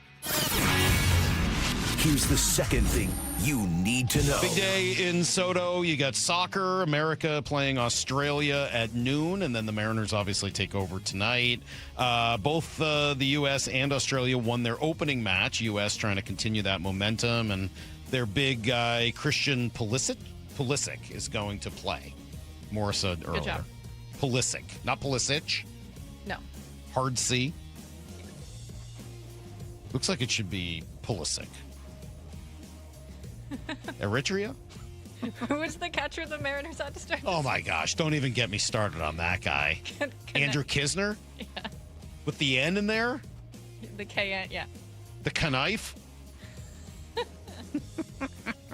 Here's Taylor Twellman. I actually know who Taylor Twellman is. He used to play for the New England Revolution. He's a goalie. He thinks he's got a plan for the U.S. today. They're going to make the game very, very disjointed. They're going to have numbers behind the ball. And so you've got to have some ingenuity off the ball. I thought Pulisic was unplayable in the first 45 minutes, and he didn't even need the ball to be the best player on the field in those moments. But Tyler Adams, Weston McKennie, if it's Tillman again, if it's Pepe and Balogun, we don't know how they're going to approach this if Pulisic doesn't play. They've just got to be, I know this is going to sound like an oxymoron, they've got to be very, very patient but chaotic. All right, patient but chaotic. Also, when he said he was unplayable, in my mind, that would mean you can't even play him. He's so bad. But I guess it meant you can't cover him. That's how I heard it the first time, too. And then as he goes on, you're like, oh. Okay. Oh, he's so good, he's unplayable, like uncoverable, I guess.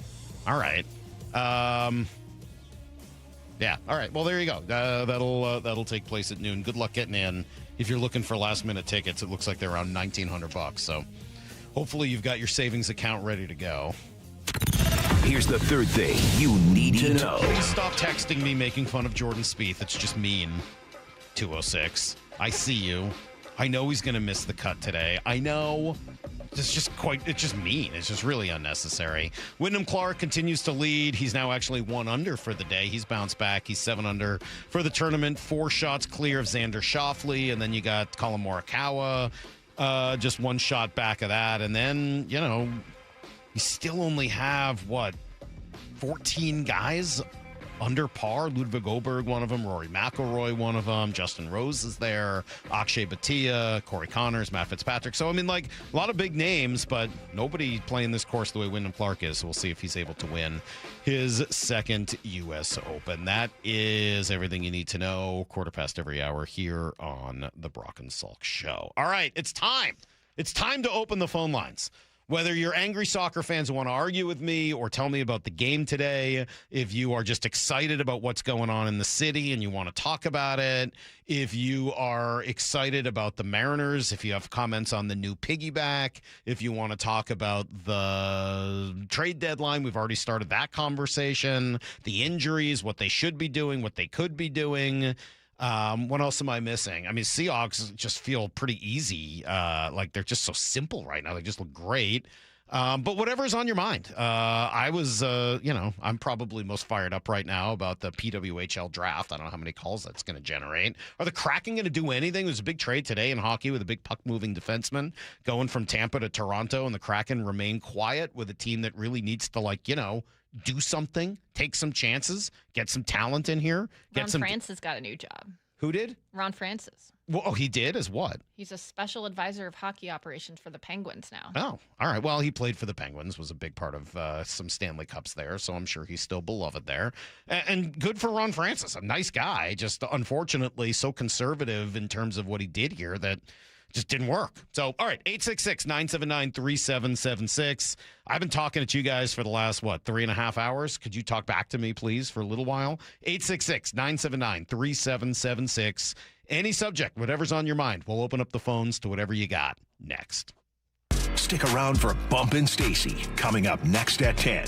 That's right. That's what this news feels like. Committee for so there's going to be a committee to decide whether they're going to make an announcement and when they're going to make an announcement.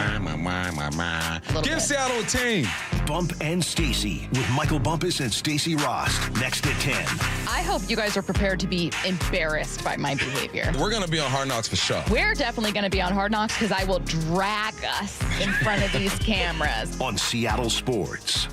Dave Wyman here, and the folks at Bellevue Rare Coins say higher prices have enticed more Americans to cash out their jewelry, gold, and silver items. Here's a story from a real customer. She walked into Bellevue Rare Coins with an old bag of jewelry, a little bit nervous, a little bit embarrassed because it was mostly old tangled chains and pieces she hadn't looked at in years. When they gave her the total, she couldn't believe what it was worth. Go see what your jewelry is worth with a free consultation. Bellevue Rare Coins is now in Linwood, Issaquah, Tacoma, and Bellevue. Sports fans, you don't have to be a pro athlete to feel like a champion. At Emerald City Athletics, our Champions Training Program delivers faster, smarter fitness results for every age, every level, every body. And right now, you can try ECA free for 29 days. Boost your energy, build your confidence, become the champion of your life at ECA. Voted best in the Pacific Northwest. Try 29 days free and join for as low as $22 a month. Emerald City Athletics, smarter fitness. Real results, champion energy for all. Looking for the best deal on a new home? Discover the D.R. Horton Home of the Week. With new home communities from Lacey to Stanwood, D.R. Horton has the right home for the best value. Visit drhorton.com. D.R. Horton, America's builder, an equal housing opportunity builder. Looking for a pre-owned Toyota you can actually count on? Then you need to take a trip to Toyota of Renton. Each vehicle passes a rigorous 160-point inspection, so you drive off with confidence. Plus, their service center has factory-certified techs and genuine Toyota parts to keep you running strong. Come meet the incredible team, ask questions, and take a test drive in their variety of dependable, certified, pre-owned inventory. See them in person at Toyota of Renton or online at toyotaofrenton.com. O'Brien. Pump up the volume. Business moves fast. Orders roll in, deadlines close in. When you ship with USPS Ground Advantage, you can keep up with confidence. Every package stays in our secure network from dock to door. And with nationwide reach, dependable tracking, and upfront affordable pricing, you get built-in peace of mind. You run the business. We run the routes. Visit USPS.com/Ground Advantage to learn more. Progressive knows you could have easily taken the freeway, but you took the scenic route to see a waterfall and an oddly busy boiled peanut stand. Discovering the unexpected is exactly why you bought an RV, so protect it with a bundle from Progressive. Because although you may be 3 hours behind schedule, you're 6 jars of jam richer and possibly enrolled in a butter churning workshop. Switch to Progressive and protect your RV, boat, or motorcycle by bundling with your home or auto insurance. Progressive Casualty Insurance Company, affiliates, and third-party insurers. Not available in all states or situations. Every job's different, so why not your equipment plan? Rent it when you need it. Buy it when you're ready. Levitt Machinery makes it easy to get to work. Need a lift? Stack it, reach it, lift it, Levitt. Hey, Brock Heward here. Those in the know wait all year for the return of the Copper River King Salmon, available now at Seastar Restaurant and Raw Bar. Caught in Alaska's legendary Copper River, this wild king salmon is the rarest and most sought after of the run. Chef Howie's team over there, they prepare it simply. Fire grilled, lightly seasoned, really allowing this remarkable fish to speak for itself. Available only when the daily catch allows, and when it's gone, it's gone. So make your reservation at Seastar before the season slips away. Heading outdoors or on the water this weekend? Check in with Joey and Nelly on the Outdoor Line from 6 to 8 a.m. every Saturday on Seattle Sports and the Seattle Sports app. We're kicking off a football frenzy that can net you up to $10,000 in cash. Don't stand on the sidelines. Get on the pitch and join the fun. Hourly hot seat drawings run every Saturday night from 7 p.m. till midnight in June and July. Take your shot at $10,000 every week. The field's wide open. Don't forget, your Reef Rewards card can save you up to 25 cents per gallon at Lummi Bay Market next to Silver Reef. Silver Reef Casino Resort, located off I-5 exit 260. Valvoline Instant Oil Change presents Wisdom from the Road. Summer means wide open spaces and a whole lot of extra miles. The last place you want your engine to give out is halfway to nowhere. Out here, low oil or a weak battery is just an ambush waiting to happen. That's why every oil change at Valvoline Instant Oil Change includes an 18-point maintenance check. These techs are trained to help spot issues early and keep you riding easy. Valvoline Instant Oil Change. Change wisely. I love days like these at the pool, but my moderate to severe plaque psoriasis can sometimes take me out of the moment. I'm ready to make a splash with clearer skin thanks to Skyrizi, risankizumab Riza. Skyrizi is a prescription-only injection for adults who are candidates for systemic or phototherapy. At 4 months, most people saw 90% clearer skin when measured from head to toe, and many were even 100% plaque-free. People also saw significant improvement in psoriasis symptoms of pain, redness, itching, and burning. Don't use if allergic to Skyrizi. Serious allergic reactions, increased infections, or lower ability to fight them may occur. Before treatment, get checked for infections and tuberculosis. Tell your doctor about any flu-like symptoms or vaccines. Now there's nothing on my skin thanks to Skyrizi, and that means everything. Ask your doctor about Skyrizi, the #1 dermatologist-prescribed biologic in psoriasis. Visit skyrizi.com or call 1-866-SKYRIZI to learn more. This hour is brought to you by Davis Law Group. From the Quantum Fiber Studio. This is Brock and Salk. Weekdays 6 to 10. On Seattle Sports and 97.3 FM HD2. I'm being told that Taylor Twellman wasn't actually a goalie, and it turns out they're right. My bad. He scored a lot of goals. Did he? I thought he was a goalie. Oh, well. No. I remember that he existed. How's that? I remember that he played for the Revolution. At least I think he did. Maybe I'm making that up, too. Did. You were right about that. All he right. was a forward and a striker. A striker and a forward? Are those two different positions? I don't. I love when people start talking soccer and then you ask a question. They're like, wait, I don't I actually think watch forward this. is a position. It is? What is this music? It's what we always play on Oh, Fridays. I didn't know fellow was.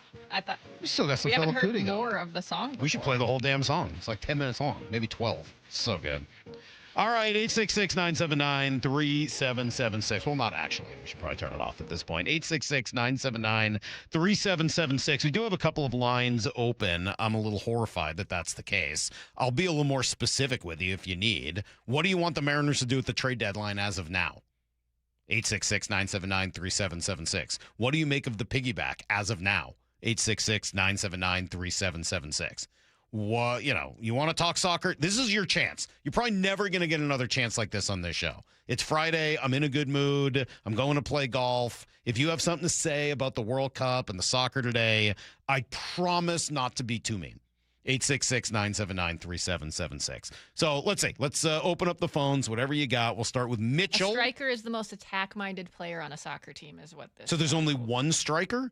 Or are all the forward strikers? The most attack. I don't know. Ask the listeners. I'm just trying to be helpful. They don't know either, more. This is my point. I don't watch a lot of soccer either. I'm just not as vocally against it as you are. This is my point, though, about the World Cup. It's not that. It's that everybody likes the event. But the soccer I've never part claimed to be a stinks. soccer fan. I know. There's Neither do people these listening that other probably people, know all though. this. These other people who are like, oh, I'm so excited for the World Cup. Like, they don't know the difference between a striker and a forward either. I think there are people. I don't think so. I think they're all making it up. Let's go to Mitchell, who's in Bow. You'll get us started today. Good morning, Mitchell. What's going on? No, I finally got into brick and silk. How's it going? Nice. What's up? Nothing much. I grew up at Paul Moyer's house, so next time you guys go golfing, you got to bring me along, okay? Okay. But no, really, I've seen the piggyback be a point of hubris here. Everybody's just itching to get Cade Anderson out of Arkansas and over here, and we've just got so much depth on how to explore that, and the bullpen's not really coming through for it. I see the piggyback, which I want everybody to call him Piggy style, running that one out to the playoffs. I called the 2002 Angels winning the World Series that July with the Rally Monkey going on. I want to see Piggy style take us all the way to the end for Rick Riz's last year, okay? Okay. All right. Well, thank you, Mitchell. That's a lot. There's a lot in there. I'm not sure I fully understand the opinion or the thoughts on that, but I don't know. I'll try James, who is in Tacoma. Good morning, James. Hi, James. What's going on? Yeah, they announced yesterday major changes to the home run derby format this year. Yes. My question is, if Cal or Julio get an invite, do you think DePoto or Wilson or probably try to stop them from participating? I don't think Cal's going to get invited based on the year he's had. He's certainly not going to be at the All-Star game anyway, and I don't think he'll get invited just for the home run derby, nor do I think he would go in that case. I think he'd probably rest. I think the last thing in the world you want with a guy that's been dealing with a core injury, specifically an oblique, I think the last thing in the world you would want is for him to take those extra swings just for the fences in a home run derby. So to me, Cal is an absolute non-starter. Julio's done it. Last year he took the entire All-Star week off and didn't even go after he was offered a spot in the game. I don't know whether he would do that or not this year, but I would be shocked if he decided to add on the home run derby to that. I don't think there's going to be changes. It would actually be fewer swings, right? It's fewer than last year, but just extra swings in general, swinging for the fence. Like, I just don't see either of those guys. I just thought he was asking in relation to the changes. Would you not want them to do it? And I think that it's actually fewer swings now because they're doing a number instead of a time. Yes, maybe I got confused on the question. Yes, for sure. Yes, it's easier than it was, but I I don't think either of them is going to be invited, nor do I think either of them are likely to go do that. But if Julio was year. invited, I don't think the team would step in and say. No. Just I don't think he would do it. I mean, that's last what he was year asking, right? If Dan Wilson should talk to them. I don't know that I got that. Oh, it was about Dan. Oh, okay. I didn't hear that part of it. I was confused. All right. 866-979-3776. Let's try Nicholas in Issaquah. Hello, Nicholas. Hey, good morning. How's it going? Great. Good. Well, just taking a little breather here from work. We were talking about the whole piggyback thing. I know it's a little crazy, especially when you got two great pitchers. Castillo obviously has stepped up a little bit more the last couple of games he's pitched, his outings. It's tough to say. Bryce Miller's been just absolutely outstanding. I believe he's 3-0 with like a 1-something ERA, and I believe he's pitching tonight. Mm-hmm. He is in the piggyback with Luis. Yeah. So pretty stoked about that. I'll be at the game actually. Just try to gather my information here and get at it. All right, so let me just see if I understand. What would do you like the piggyback or not? I'm a little for it, but I'm a little against it. It's kind of 50-50 for that one. I would say no, not right now. It's hard to tell. It's hard to put those two pitchers back to back. I get it, the whole try to get in the rotation and everything, but I don't really like it a lot. Well, it sounds like you're not 50-50 then, Nicholas. It sounds like you don't like it. Yeah, I mean, yes and no. Okay, all right. Well, this is sports radio. Generally, we come with one thought more than both sides of the issue. So I'm going to put you in the don't like it camp, and maybe that will change. You're open to suggestion. That's fine, and we'll see what you think after you see it in person tonight. All right, we got some more phone calls here. 866-979-3776. A lot of opportunity for you to be the best caller of the day so far. I'm just saying. If you feel like you want to be the best caller of the day, I think the last one got nervous. That title is still open so far. You said it happened to Roger in Tacoma. People I get know. nervous. I know they do, but I'm just saying it's They're open. worried you're going to be mean. I'm not going to be mean. I was just exceptionally nice to somebody who had nothing to say. That guy had literally no idea what he thought about the piggyback, and he called to talk about it, and I was very nice. I tried to help. All right, let me try Julio in Spokane. Hi, Julio. Good morning. Good morning, Salk. So I can't believe I'm starting out like this, but I'm actually going to agree with you on something with the soccer so far with the World Cup. Okay. I do agree that the lack of stats is a factor. Any person who's watched any MLS game with Apple TV knows that the Apple TV broadcasts love to throw out stats. Heat maps, interesting percentages, expected goals, and then Fox. So wait, hold on before you get to the Fox part, because I've watched a lot. I love the Apple TV broadcasts of baseball games. Have you watched any of the Apple TV baseball broadcasts? I think they're great. Do they do the same thing where they drop down stats and information from the score bug and give you odds and percentages and all that type of stuff? Oh, yeah. Literally, they do even up to an expected goal rate. That's cool. Depending on where your shots are. So that's what I'm saying. I think stats is the thing where newer soccer fans like yourself and then veteran soccer fans like myself can appreciate because it just adds more context to the game. Now, one thing I disagree with you is just the fact that watching it is boring. So I'm phrasing it with this. When you watch hockey, do you just watch the puck go back and forth? Or do you watch players making runs, making plays, trying to find an opening? I see all of those things, yes. Well, then try to focus the lens in soccer, not just following the soccer ball going back and forth, but try to see some of the positionings of the midfielders, of the attackers. And I think that will be a lot better because I know some people who are newer to soccer will get eye fatigue just watching a ball go back and forth or a puck go back and forth.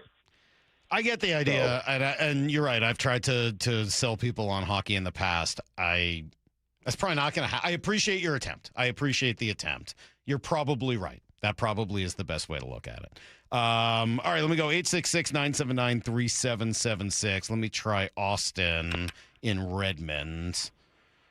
See, I'm not the only one. Maura, I was nice. Hold on, Austin. I was nice to the person who didn't have anything to say. I forget the name. But this was the texter said, geez, did you guys call this guy? He seems surprised to be on the air. I know. You were way, see, 253 says I was way nicer to that guy than he would have been. Yeah, I tried. I was trying to be nice. I was willing to try to draw an opinion out. All right, Austin, go ahead. What's up? All right, Brock. No, just wanted to say Piggyback is working regardless of how anybody's feeling about it. They should be winning all these games. The Mariners have arguably 7-8 starters ready for the major leagues. You got to be patient and hold on to those guys as long as you can, but it's time to get impatient. Let's go win. We got to trade some people in the farm system for somebody to come out of the bullpen, and we need another right-handed hitter. As far as World Cup goes, I don't really have any interest in soccer. Like you said, we're just here for the event, but rooting for a win today sets us up in the best situation to then have the World Cup. I gotta back you up here. Come back to the beginning. The world, you said the piggyback is working, but also they need to have more urgency. Can you first just tell me in what, not that I'm disagreeing, but how is the piggyback working? What do you mean by that?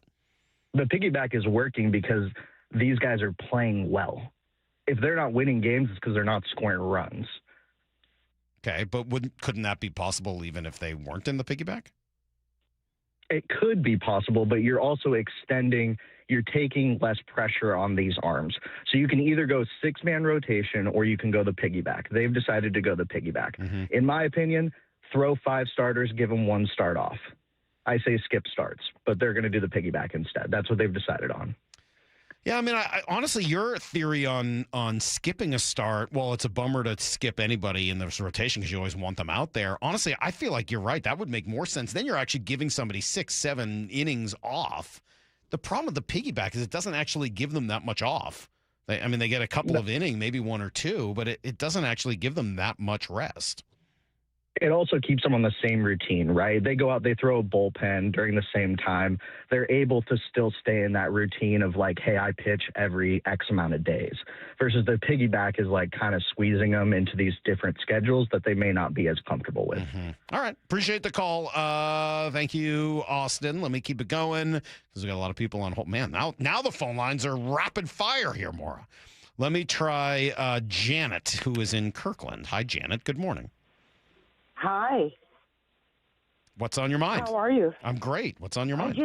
I'm getting old. There's a whole bunch of old people like me, and some of them are in the homes, and some of them are even like in other states down in Arizona and other places. And we love the Mariners so much. They make us cry every night. Mm-hmm. There's some people that might not live long enough to see this make it all the way through. Okay. So we have to fight and scratch and bite our way. I love this team. It is just wonderful. I wouldn't change anything. They know what they're doing. If they could do something, they would do it. But I think that the Trident got stolen on tour, and they replaced it without telling anybody because it looks a little different. Huh. I think that we should have a Trident made just for us.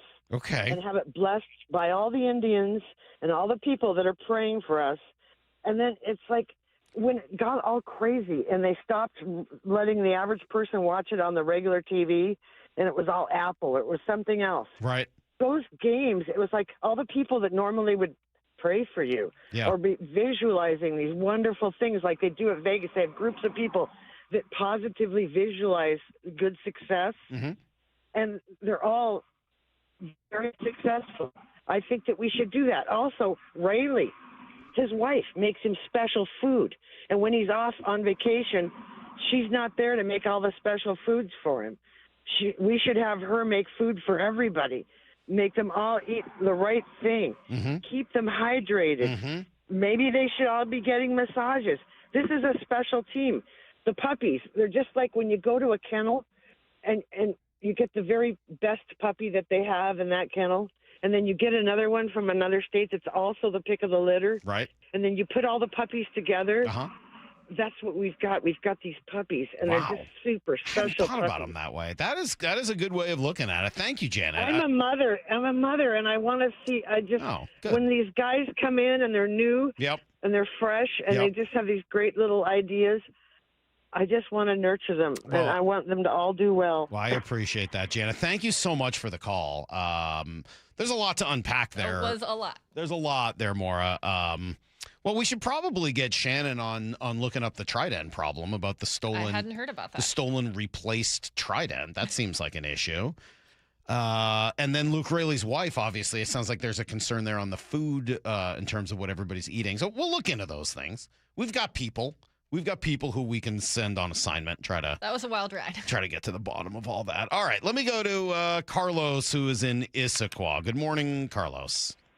Hey, I want to apologize on behalf of all of Issaquah for that previous boob who was not ready to go. Okay, good. I think I know who he is.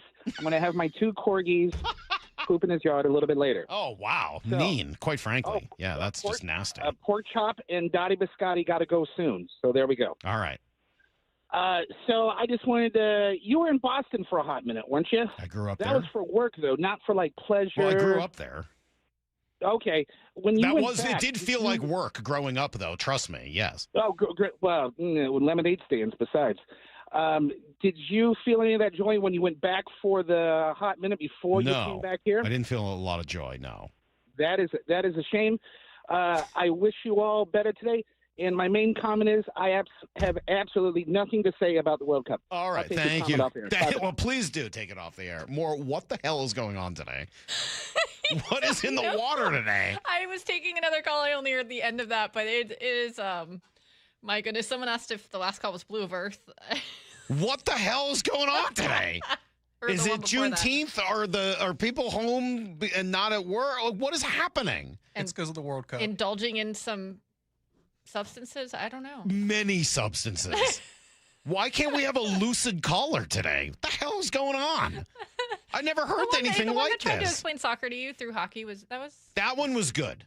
Julio was by far I'm on it. Julio's great. He's been the only lucid caller so far. We're 17 minutes into this thing. All right, let me try somebody else. I'm getting nervous though. Here's Chris in Everett. Good morning, Chris. Morning, Salk. How goes? Are you lucid? How many drugs have you done today? I'm just 2 cups of coffee in. That's all right. Well, then I'm hoping for some lucidity. What do you got? Salk, I am with you on soccer and the World Cup. Like, I get the pageantry and I get the, the grandeur of the event, and that's all cool. But the game is just god awful to watch. I can't get past it. Yeah. I'm with you, and people seem to get mad. They're calling it a shtick. It's not a shtick. It's just how I feel about this. I don't enjoy it, but I am loving all these videos. When you start talking about orange slices and stuff, you're making it a shtick. Well, that's funny. I'm just trying to make it entertaining. I'm a radio host, for God's sakes. Plus, isn't that what they do during the refreshment break? I don't know. Chris, thank you for the call. It's nice to have somebody out there who agrees with me. I appreciate it. I won't go too. He actually told me when I answered his call that he thinks not a lot of people get you, and he does. Oh, well, that's nice. I feel like he does. Maybe we're soulmates or something. Like Boston and Glasgow. We're soulmates. All right. Kramer's in Yakima. Good morning, Kramer. Hey, Mike. Hey, thanks for taking my call today. I want to talk about the piggyback situation going on. At first, I was not for the piggyback. I hated it.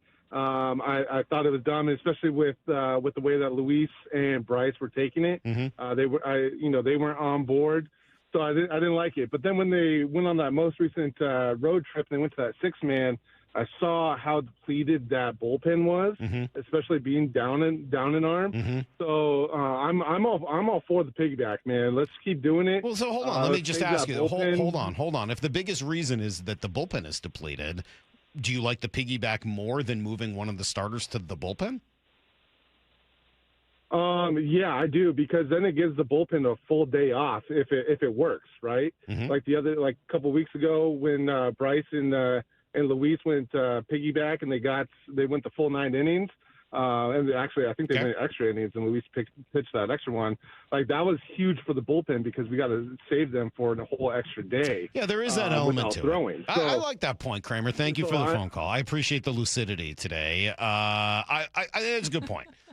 I don't know whether I fully agree with it, but I think it's well said. Essentially, what he's arguing there is that it's more valuable to give the bullpen a full day off than it is to have another arm there, because it means that on that day you don't have to use any members of the pen, And then, you can save all of your leverage guys to use them more often. I get it. Yeah, there's an element to that. If it works that way, because there was that first outing where it made sense to use Ferrer, and then they should have brought Munoz in. Then you're still using two. And then they used Munoz anyway, so they still ended up using two. Yeah, they ended up using a couple leverage guys. But if it works out that way, where you could just relievers, that's great. Execution makes all these plans work well. Right? Like, if you go to a 6-man rotation and everybody throws 7 innings, then it works well. If you go to the piggyback and a guy throws 5 innings of 1-run ball and the next guy comes in and throws 4 innings of shutout ball, then it works well. And if you score 8 runs a game, then it doesn't matter who you have pitching because it's going to work out well. Execution will end up deciding what we think of these things. And if those guys get bombed in the piggyback or they don't score a run, then we'll end up hating the piggyback and saying it was awful. We'll make our final determination based on results. But to me, the process conversation is where it's most interesting. How it results is just a matter of how guys play. All right, 866-979-3776. Got a few more minutes. 1 second. Okay. I thought it was hilarious. The 509 noted, and they're right, that these weird calls have you so thrown off. You're not even being mean. You're being so nice. Well, even though they're restrained. You wanted me to be mean to Well, no, you Janet? have it. But, sometimes you're mean to people that don't even have that crazy of a take. Because they're like you're not kicking a puppy. There's certain people you can't take a shot at Janet. Some of the text messages are ridiculous. Although the one I agree with, 360, Janet might need to be a weekly guest. I'm rolling. All the Indians. That was a surprise when she went there. I didn't know what was going on. These are awesome. You cut off and hang up on callers routinely. I'm wondering why you can't get loose of callers. I like arguing with good callers. Generally, I think that's a positive. I know we're in the softest city in America, so when you argue with somebody, they're like, oh, don't argue. You're so mean to the callers. Oh, so mean. So mean. 425's wondering if they're piggybacking tonight. Yes, they are. Tonight is the piggyback. Yes, you got Bryce and Luis again tonight. Yeah, they said, I hope not. I'm going to the game. Well, you got a piggyback. I don't know what to tell you. All right, we got a couple more minutes. You want one more? Mark and Brennan. Mark, you're up last. Good morning. Hey, good morning, Mike. The gal from Vegas, or the Vegas gal, that was cool. So I do not like the piggyback thing at all. Go to 5 starters, go to 7 relievers, get back in the groove. I'm not a Lewis hater, but I think what the Mariners should do is look for a trade to a team that needs a starter and pick up another, maybe a young pitcher. The Mariners are going to, at best, sign 2 of the pitchers that they have to long-term contracts, maybe 1. The rest of them are going to go. They're going to move these young guys up that they have in their farm system. That's how the Mariners roll. They're not going to pay pitchers big bucks. But Lewis he's kind of a fly in the ointment right now. And I know he's a good guy. I know he's been pretty good for the Mariners, but he's really not a great pitcher right now. And doing this piggyback thing is got him all messed up. Well, it's funny because, I would think you would say, I appreciate the phone call, and we'll end on that one today. I think you would say that he's probably benefited from it the most. He's the one who's actually seen his improvement in those piggyback games. Those have been probably Luis's 2 or 3 best games of the year that he's pitched. All right, well, we'll see how it goes tonight. I think it also would be hard to get what you would want from trading Luis at this point with him 33 and a big contract. Check in and see what the Indians are doing, Maura. How they're praying for you in Vegas. I'd like to know more about that. And also, if somebody could find out whether or not this is even the real Trident or if we're all being duped. Some sort of a, what's it called? Temu? A Temu Trident? Yeah. Or is that what we have? Some sort of Temu fake Trident? Maybe Bump and Stacy will get to the bottom of this. We'll see you guys Monday morning. Have a great, great weekend. It's going to be beautiful. Enjoy. The hay is in the barn. See you, everybody. The chopper!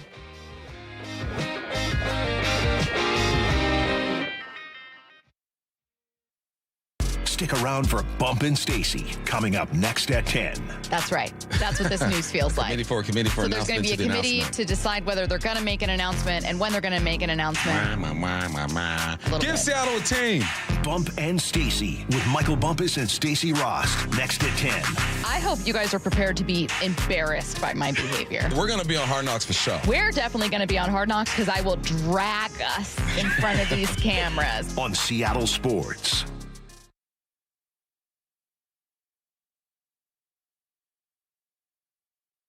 They're in the right place. We're going to take care of them. Lee Johnson Auto Family, the LJ way. Do you have stiff laundry or scale buildup on your sinks and showers? Those are classic signs of hard water. At Culligan, they deliver softer, cleaner water throughout your entire home. A Culligan water softener removes the hardness from your water and extends the life of your appliances. Plus, it can improve the quality of your skin and hair. Ask about 12-month, no payment, no interest financing too. Go to Culligan.com. That's Culligan.com. Contaminants or impurities may not be in your water. 1-877 Cars for Kids. KARS Cars for Kids. 1-877 Cars for Kids. Donate your car today. Call 877-CARS for Kids to reach a friendly live agent. Donation is super easy, and your car can be picked up as soon as tomorrow. Call us now or go to carsforkids.org. 7 Cars for Kids. Donate your car today. Did you know you can donate real estate too? How you do one thing is how you do everything. And for 104 years, Wayscarf Ford has treated their customers a very special way, the Wayscarf way. At the end of this ad, I'll share what might be the best offer they've ever opened up to customers. But first, it's important to understand the way they do it and why.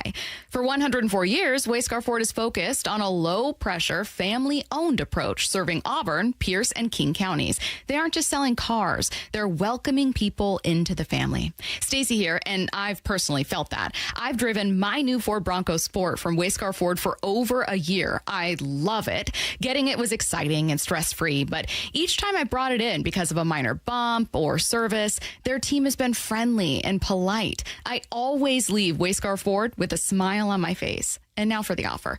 Wayscarf Ford is opening up Ford's A-Plan employee pricing to every single customer. It's better than the employee discount. It's the family discount at Wayscarf Ford in Auburn. Give something that matters this Father's Day. Time at LeMay, America's Car Museum. You'll share stories, laughter, and interest in something new. All ages will find enjoyment from the most advanced racing simulators in the world to children's activities and grab lunch at Cafe El Coreano. It's more than a visit. It's a lifelong memory for dads and kids of every age. It's the gift you'll never forget. Plan today at americascarmuseum.org. That's americascarmuseum.org. Summer is the time to feel and look your best, but I'm not talking about your abs or tan. Guys, I'm talking about your hair.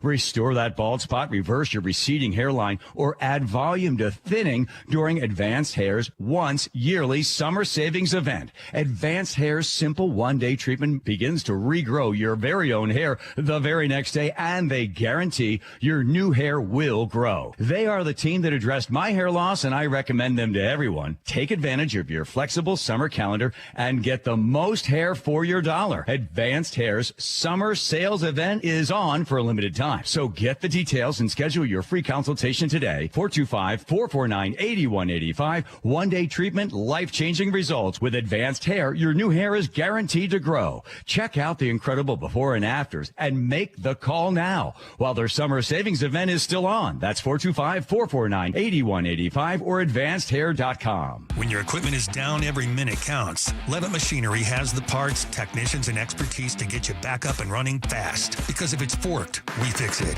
LevittMachinery.com. Need a lift? Stack it, reach it, lift it, Levitt.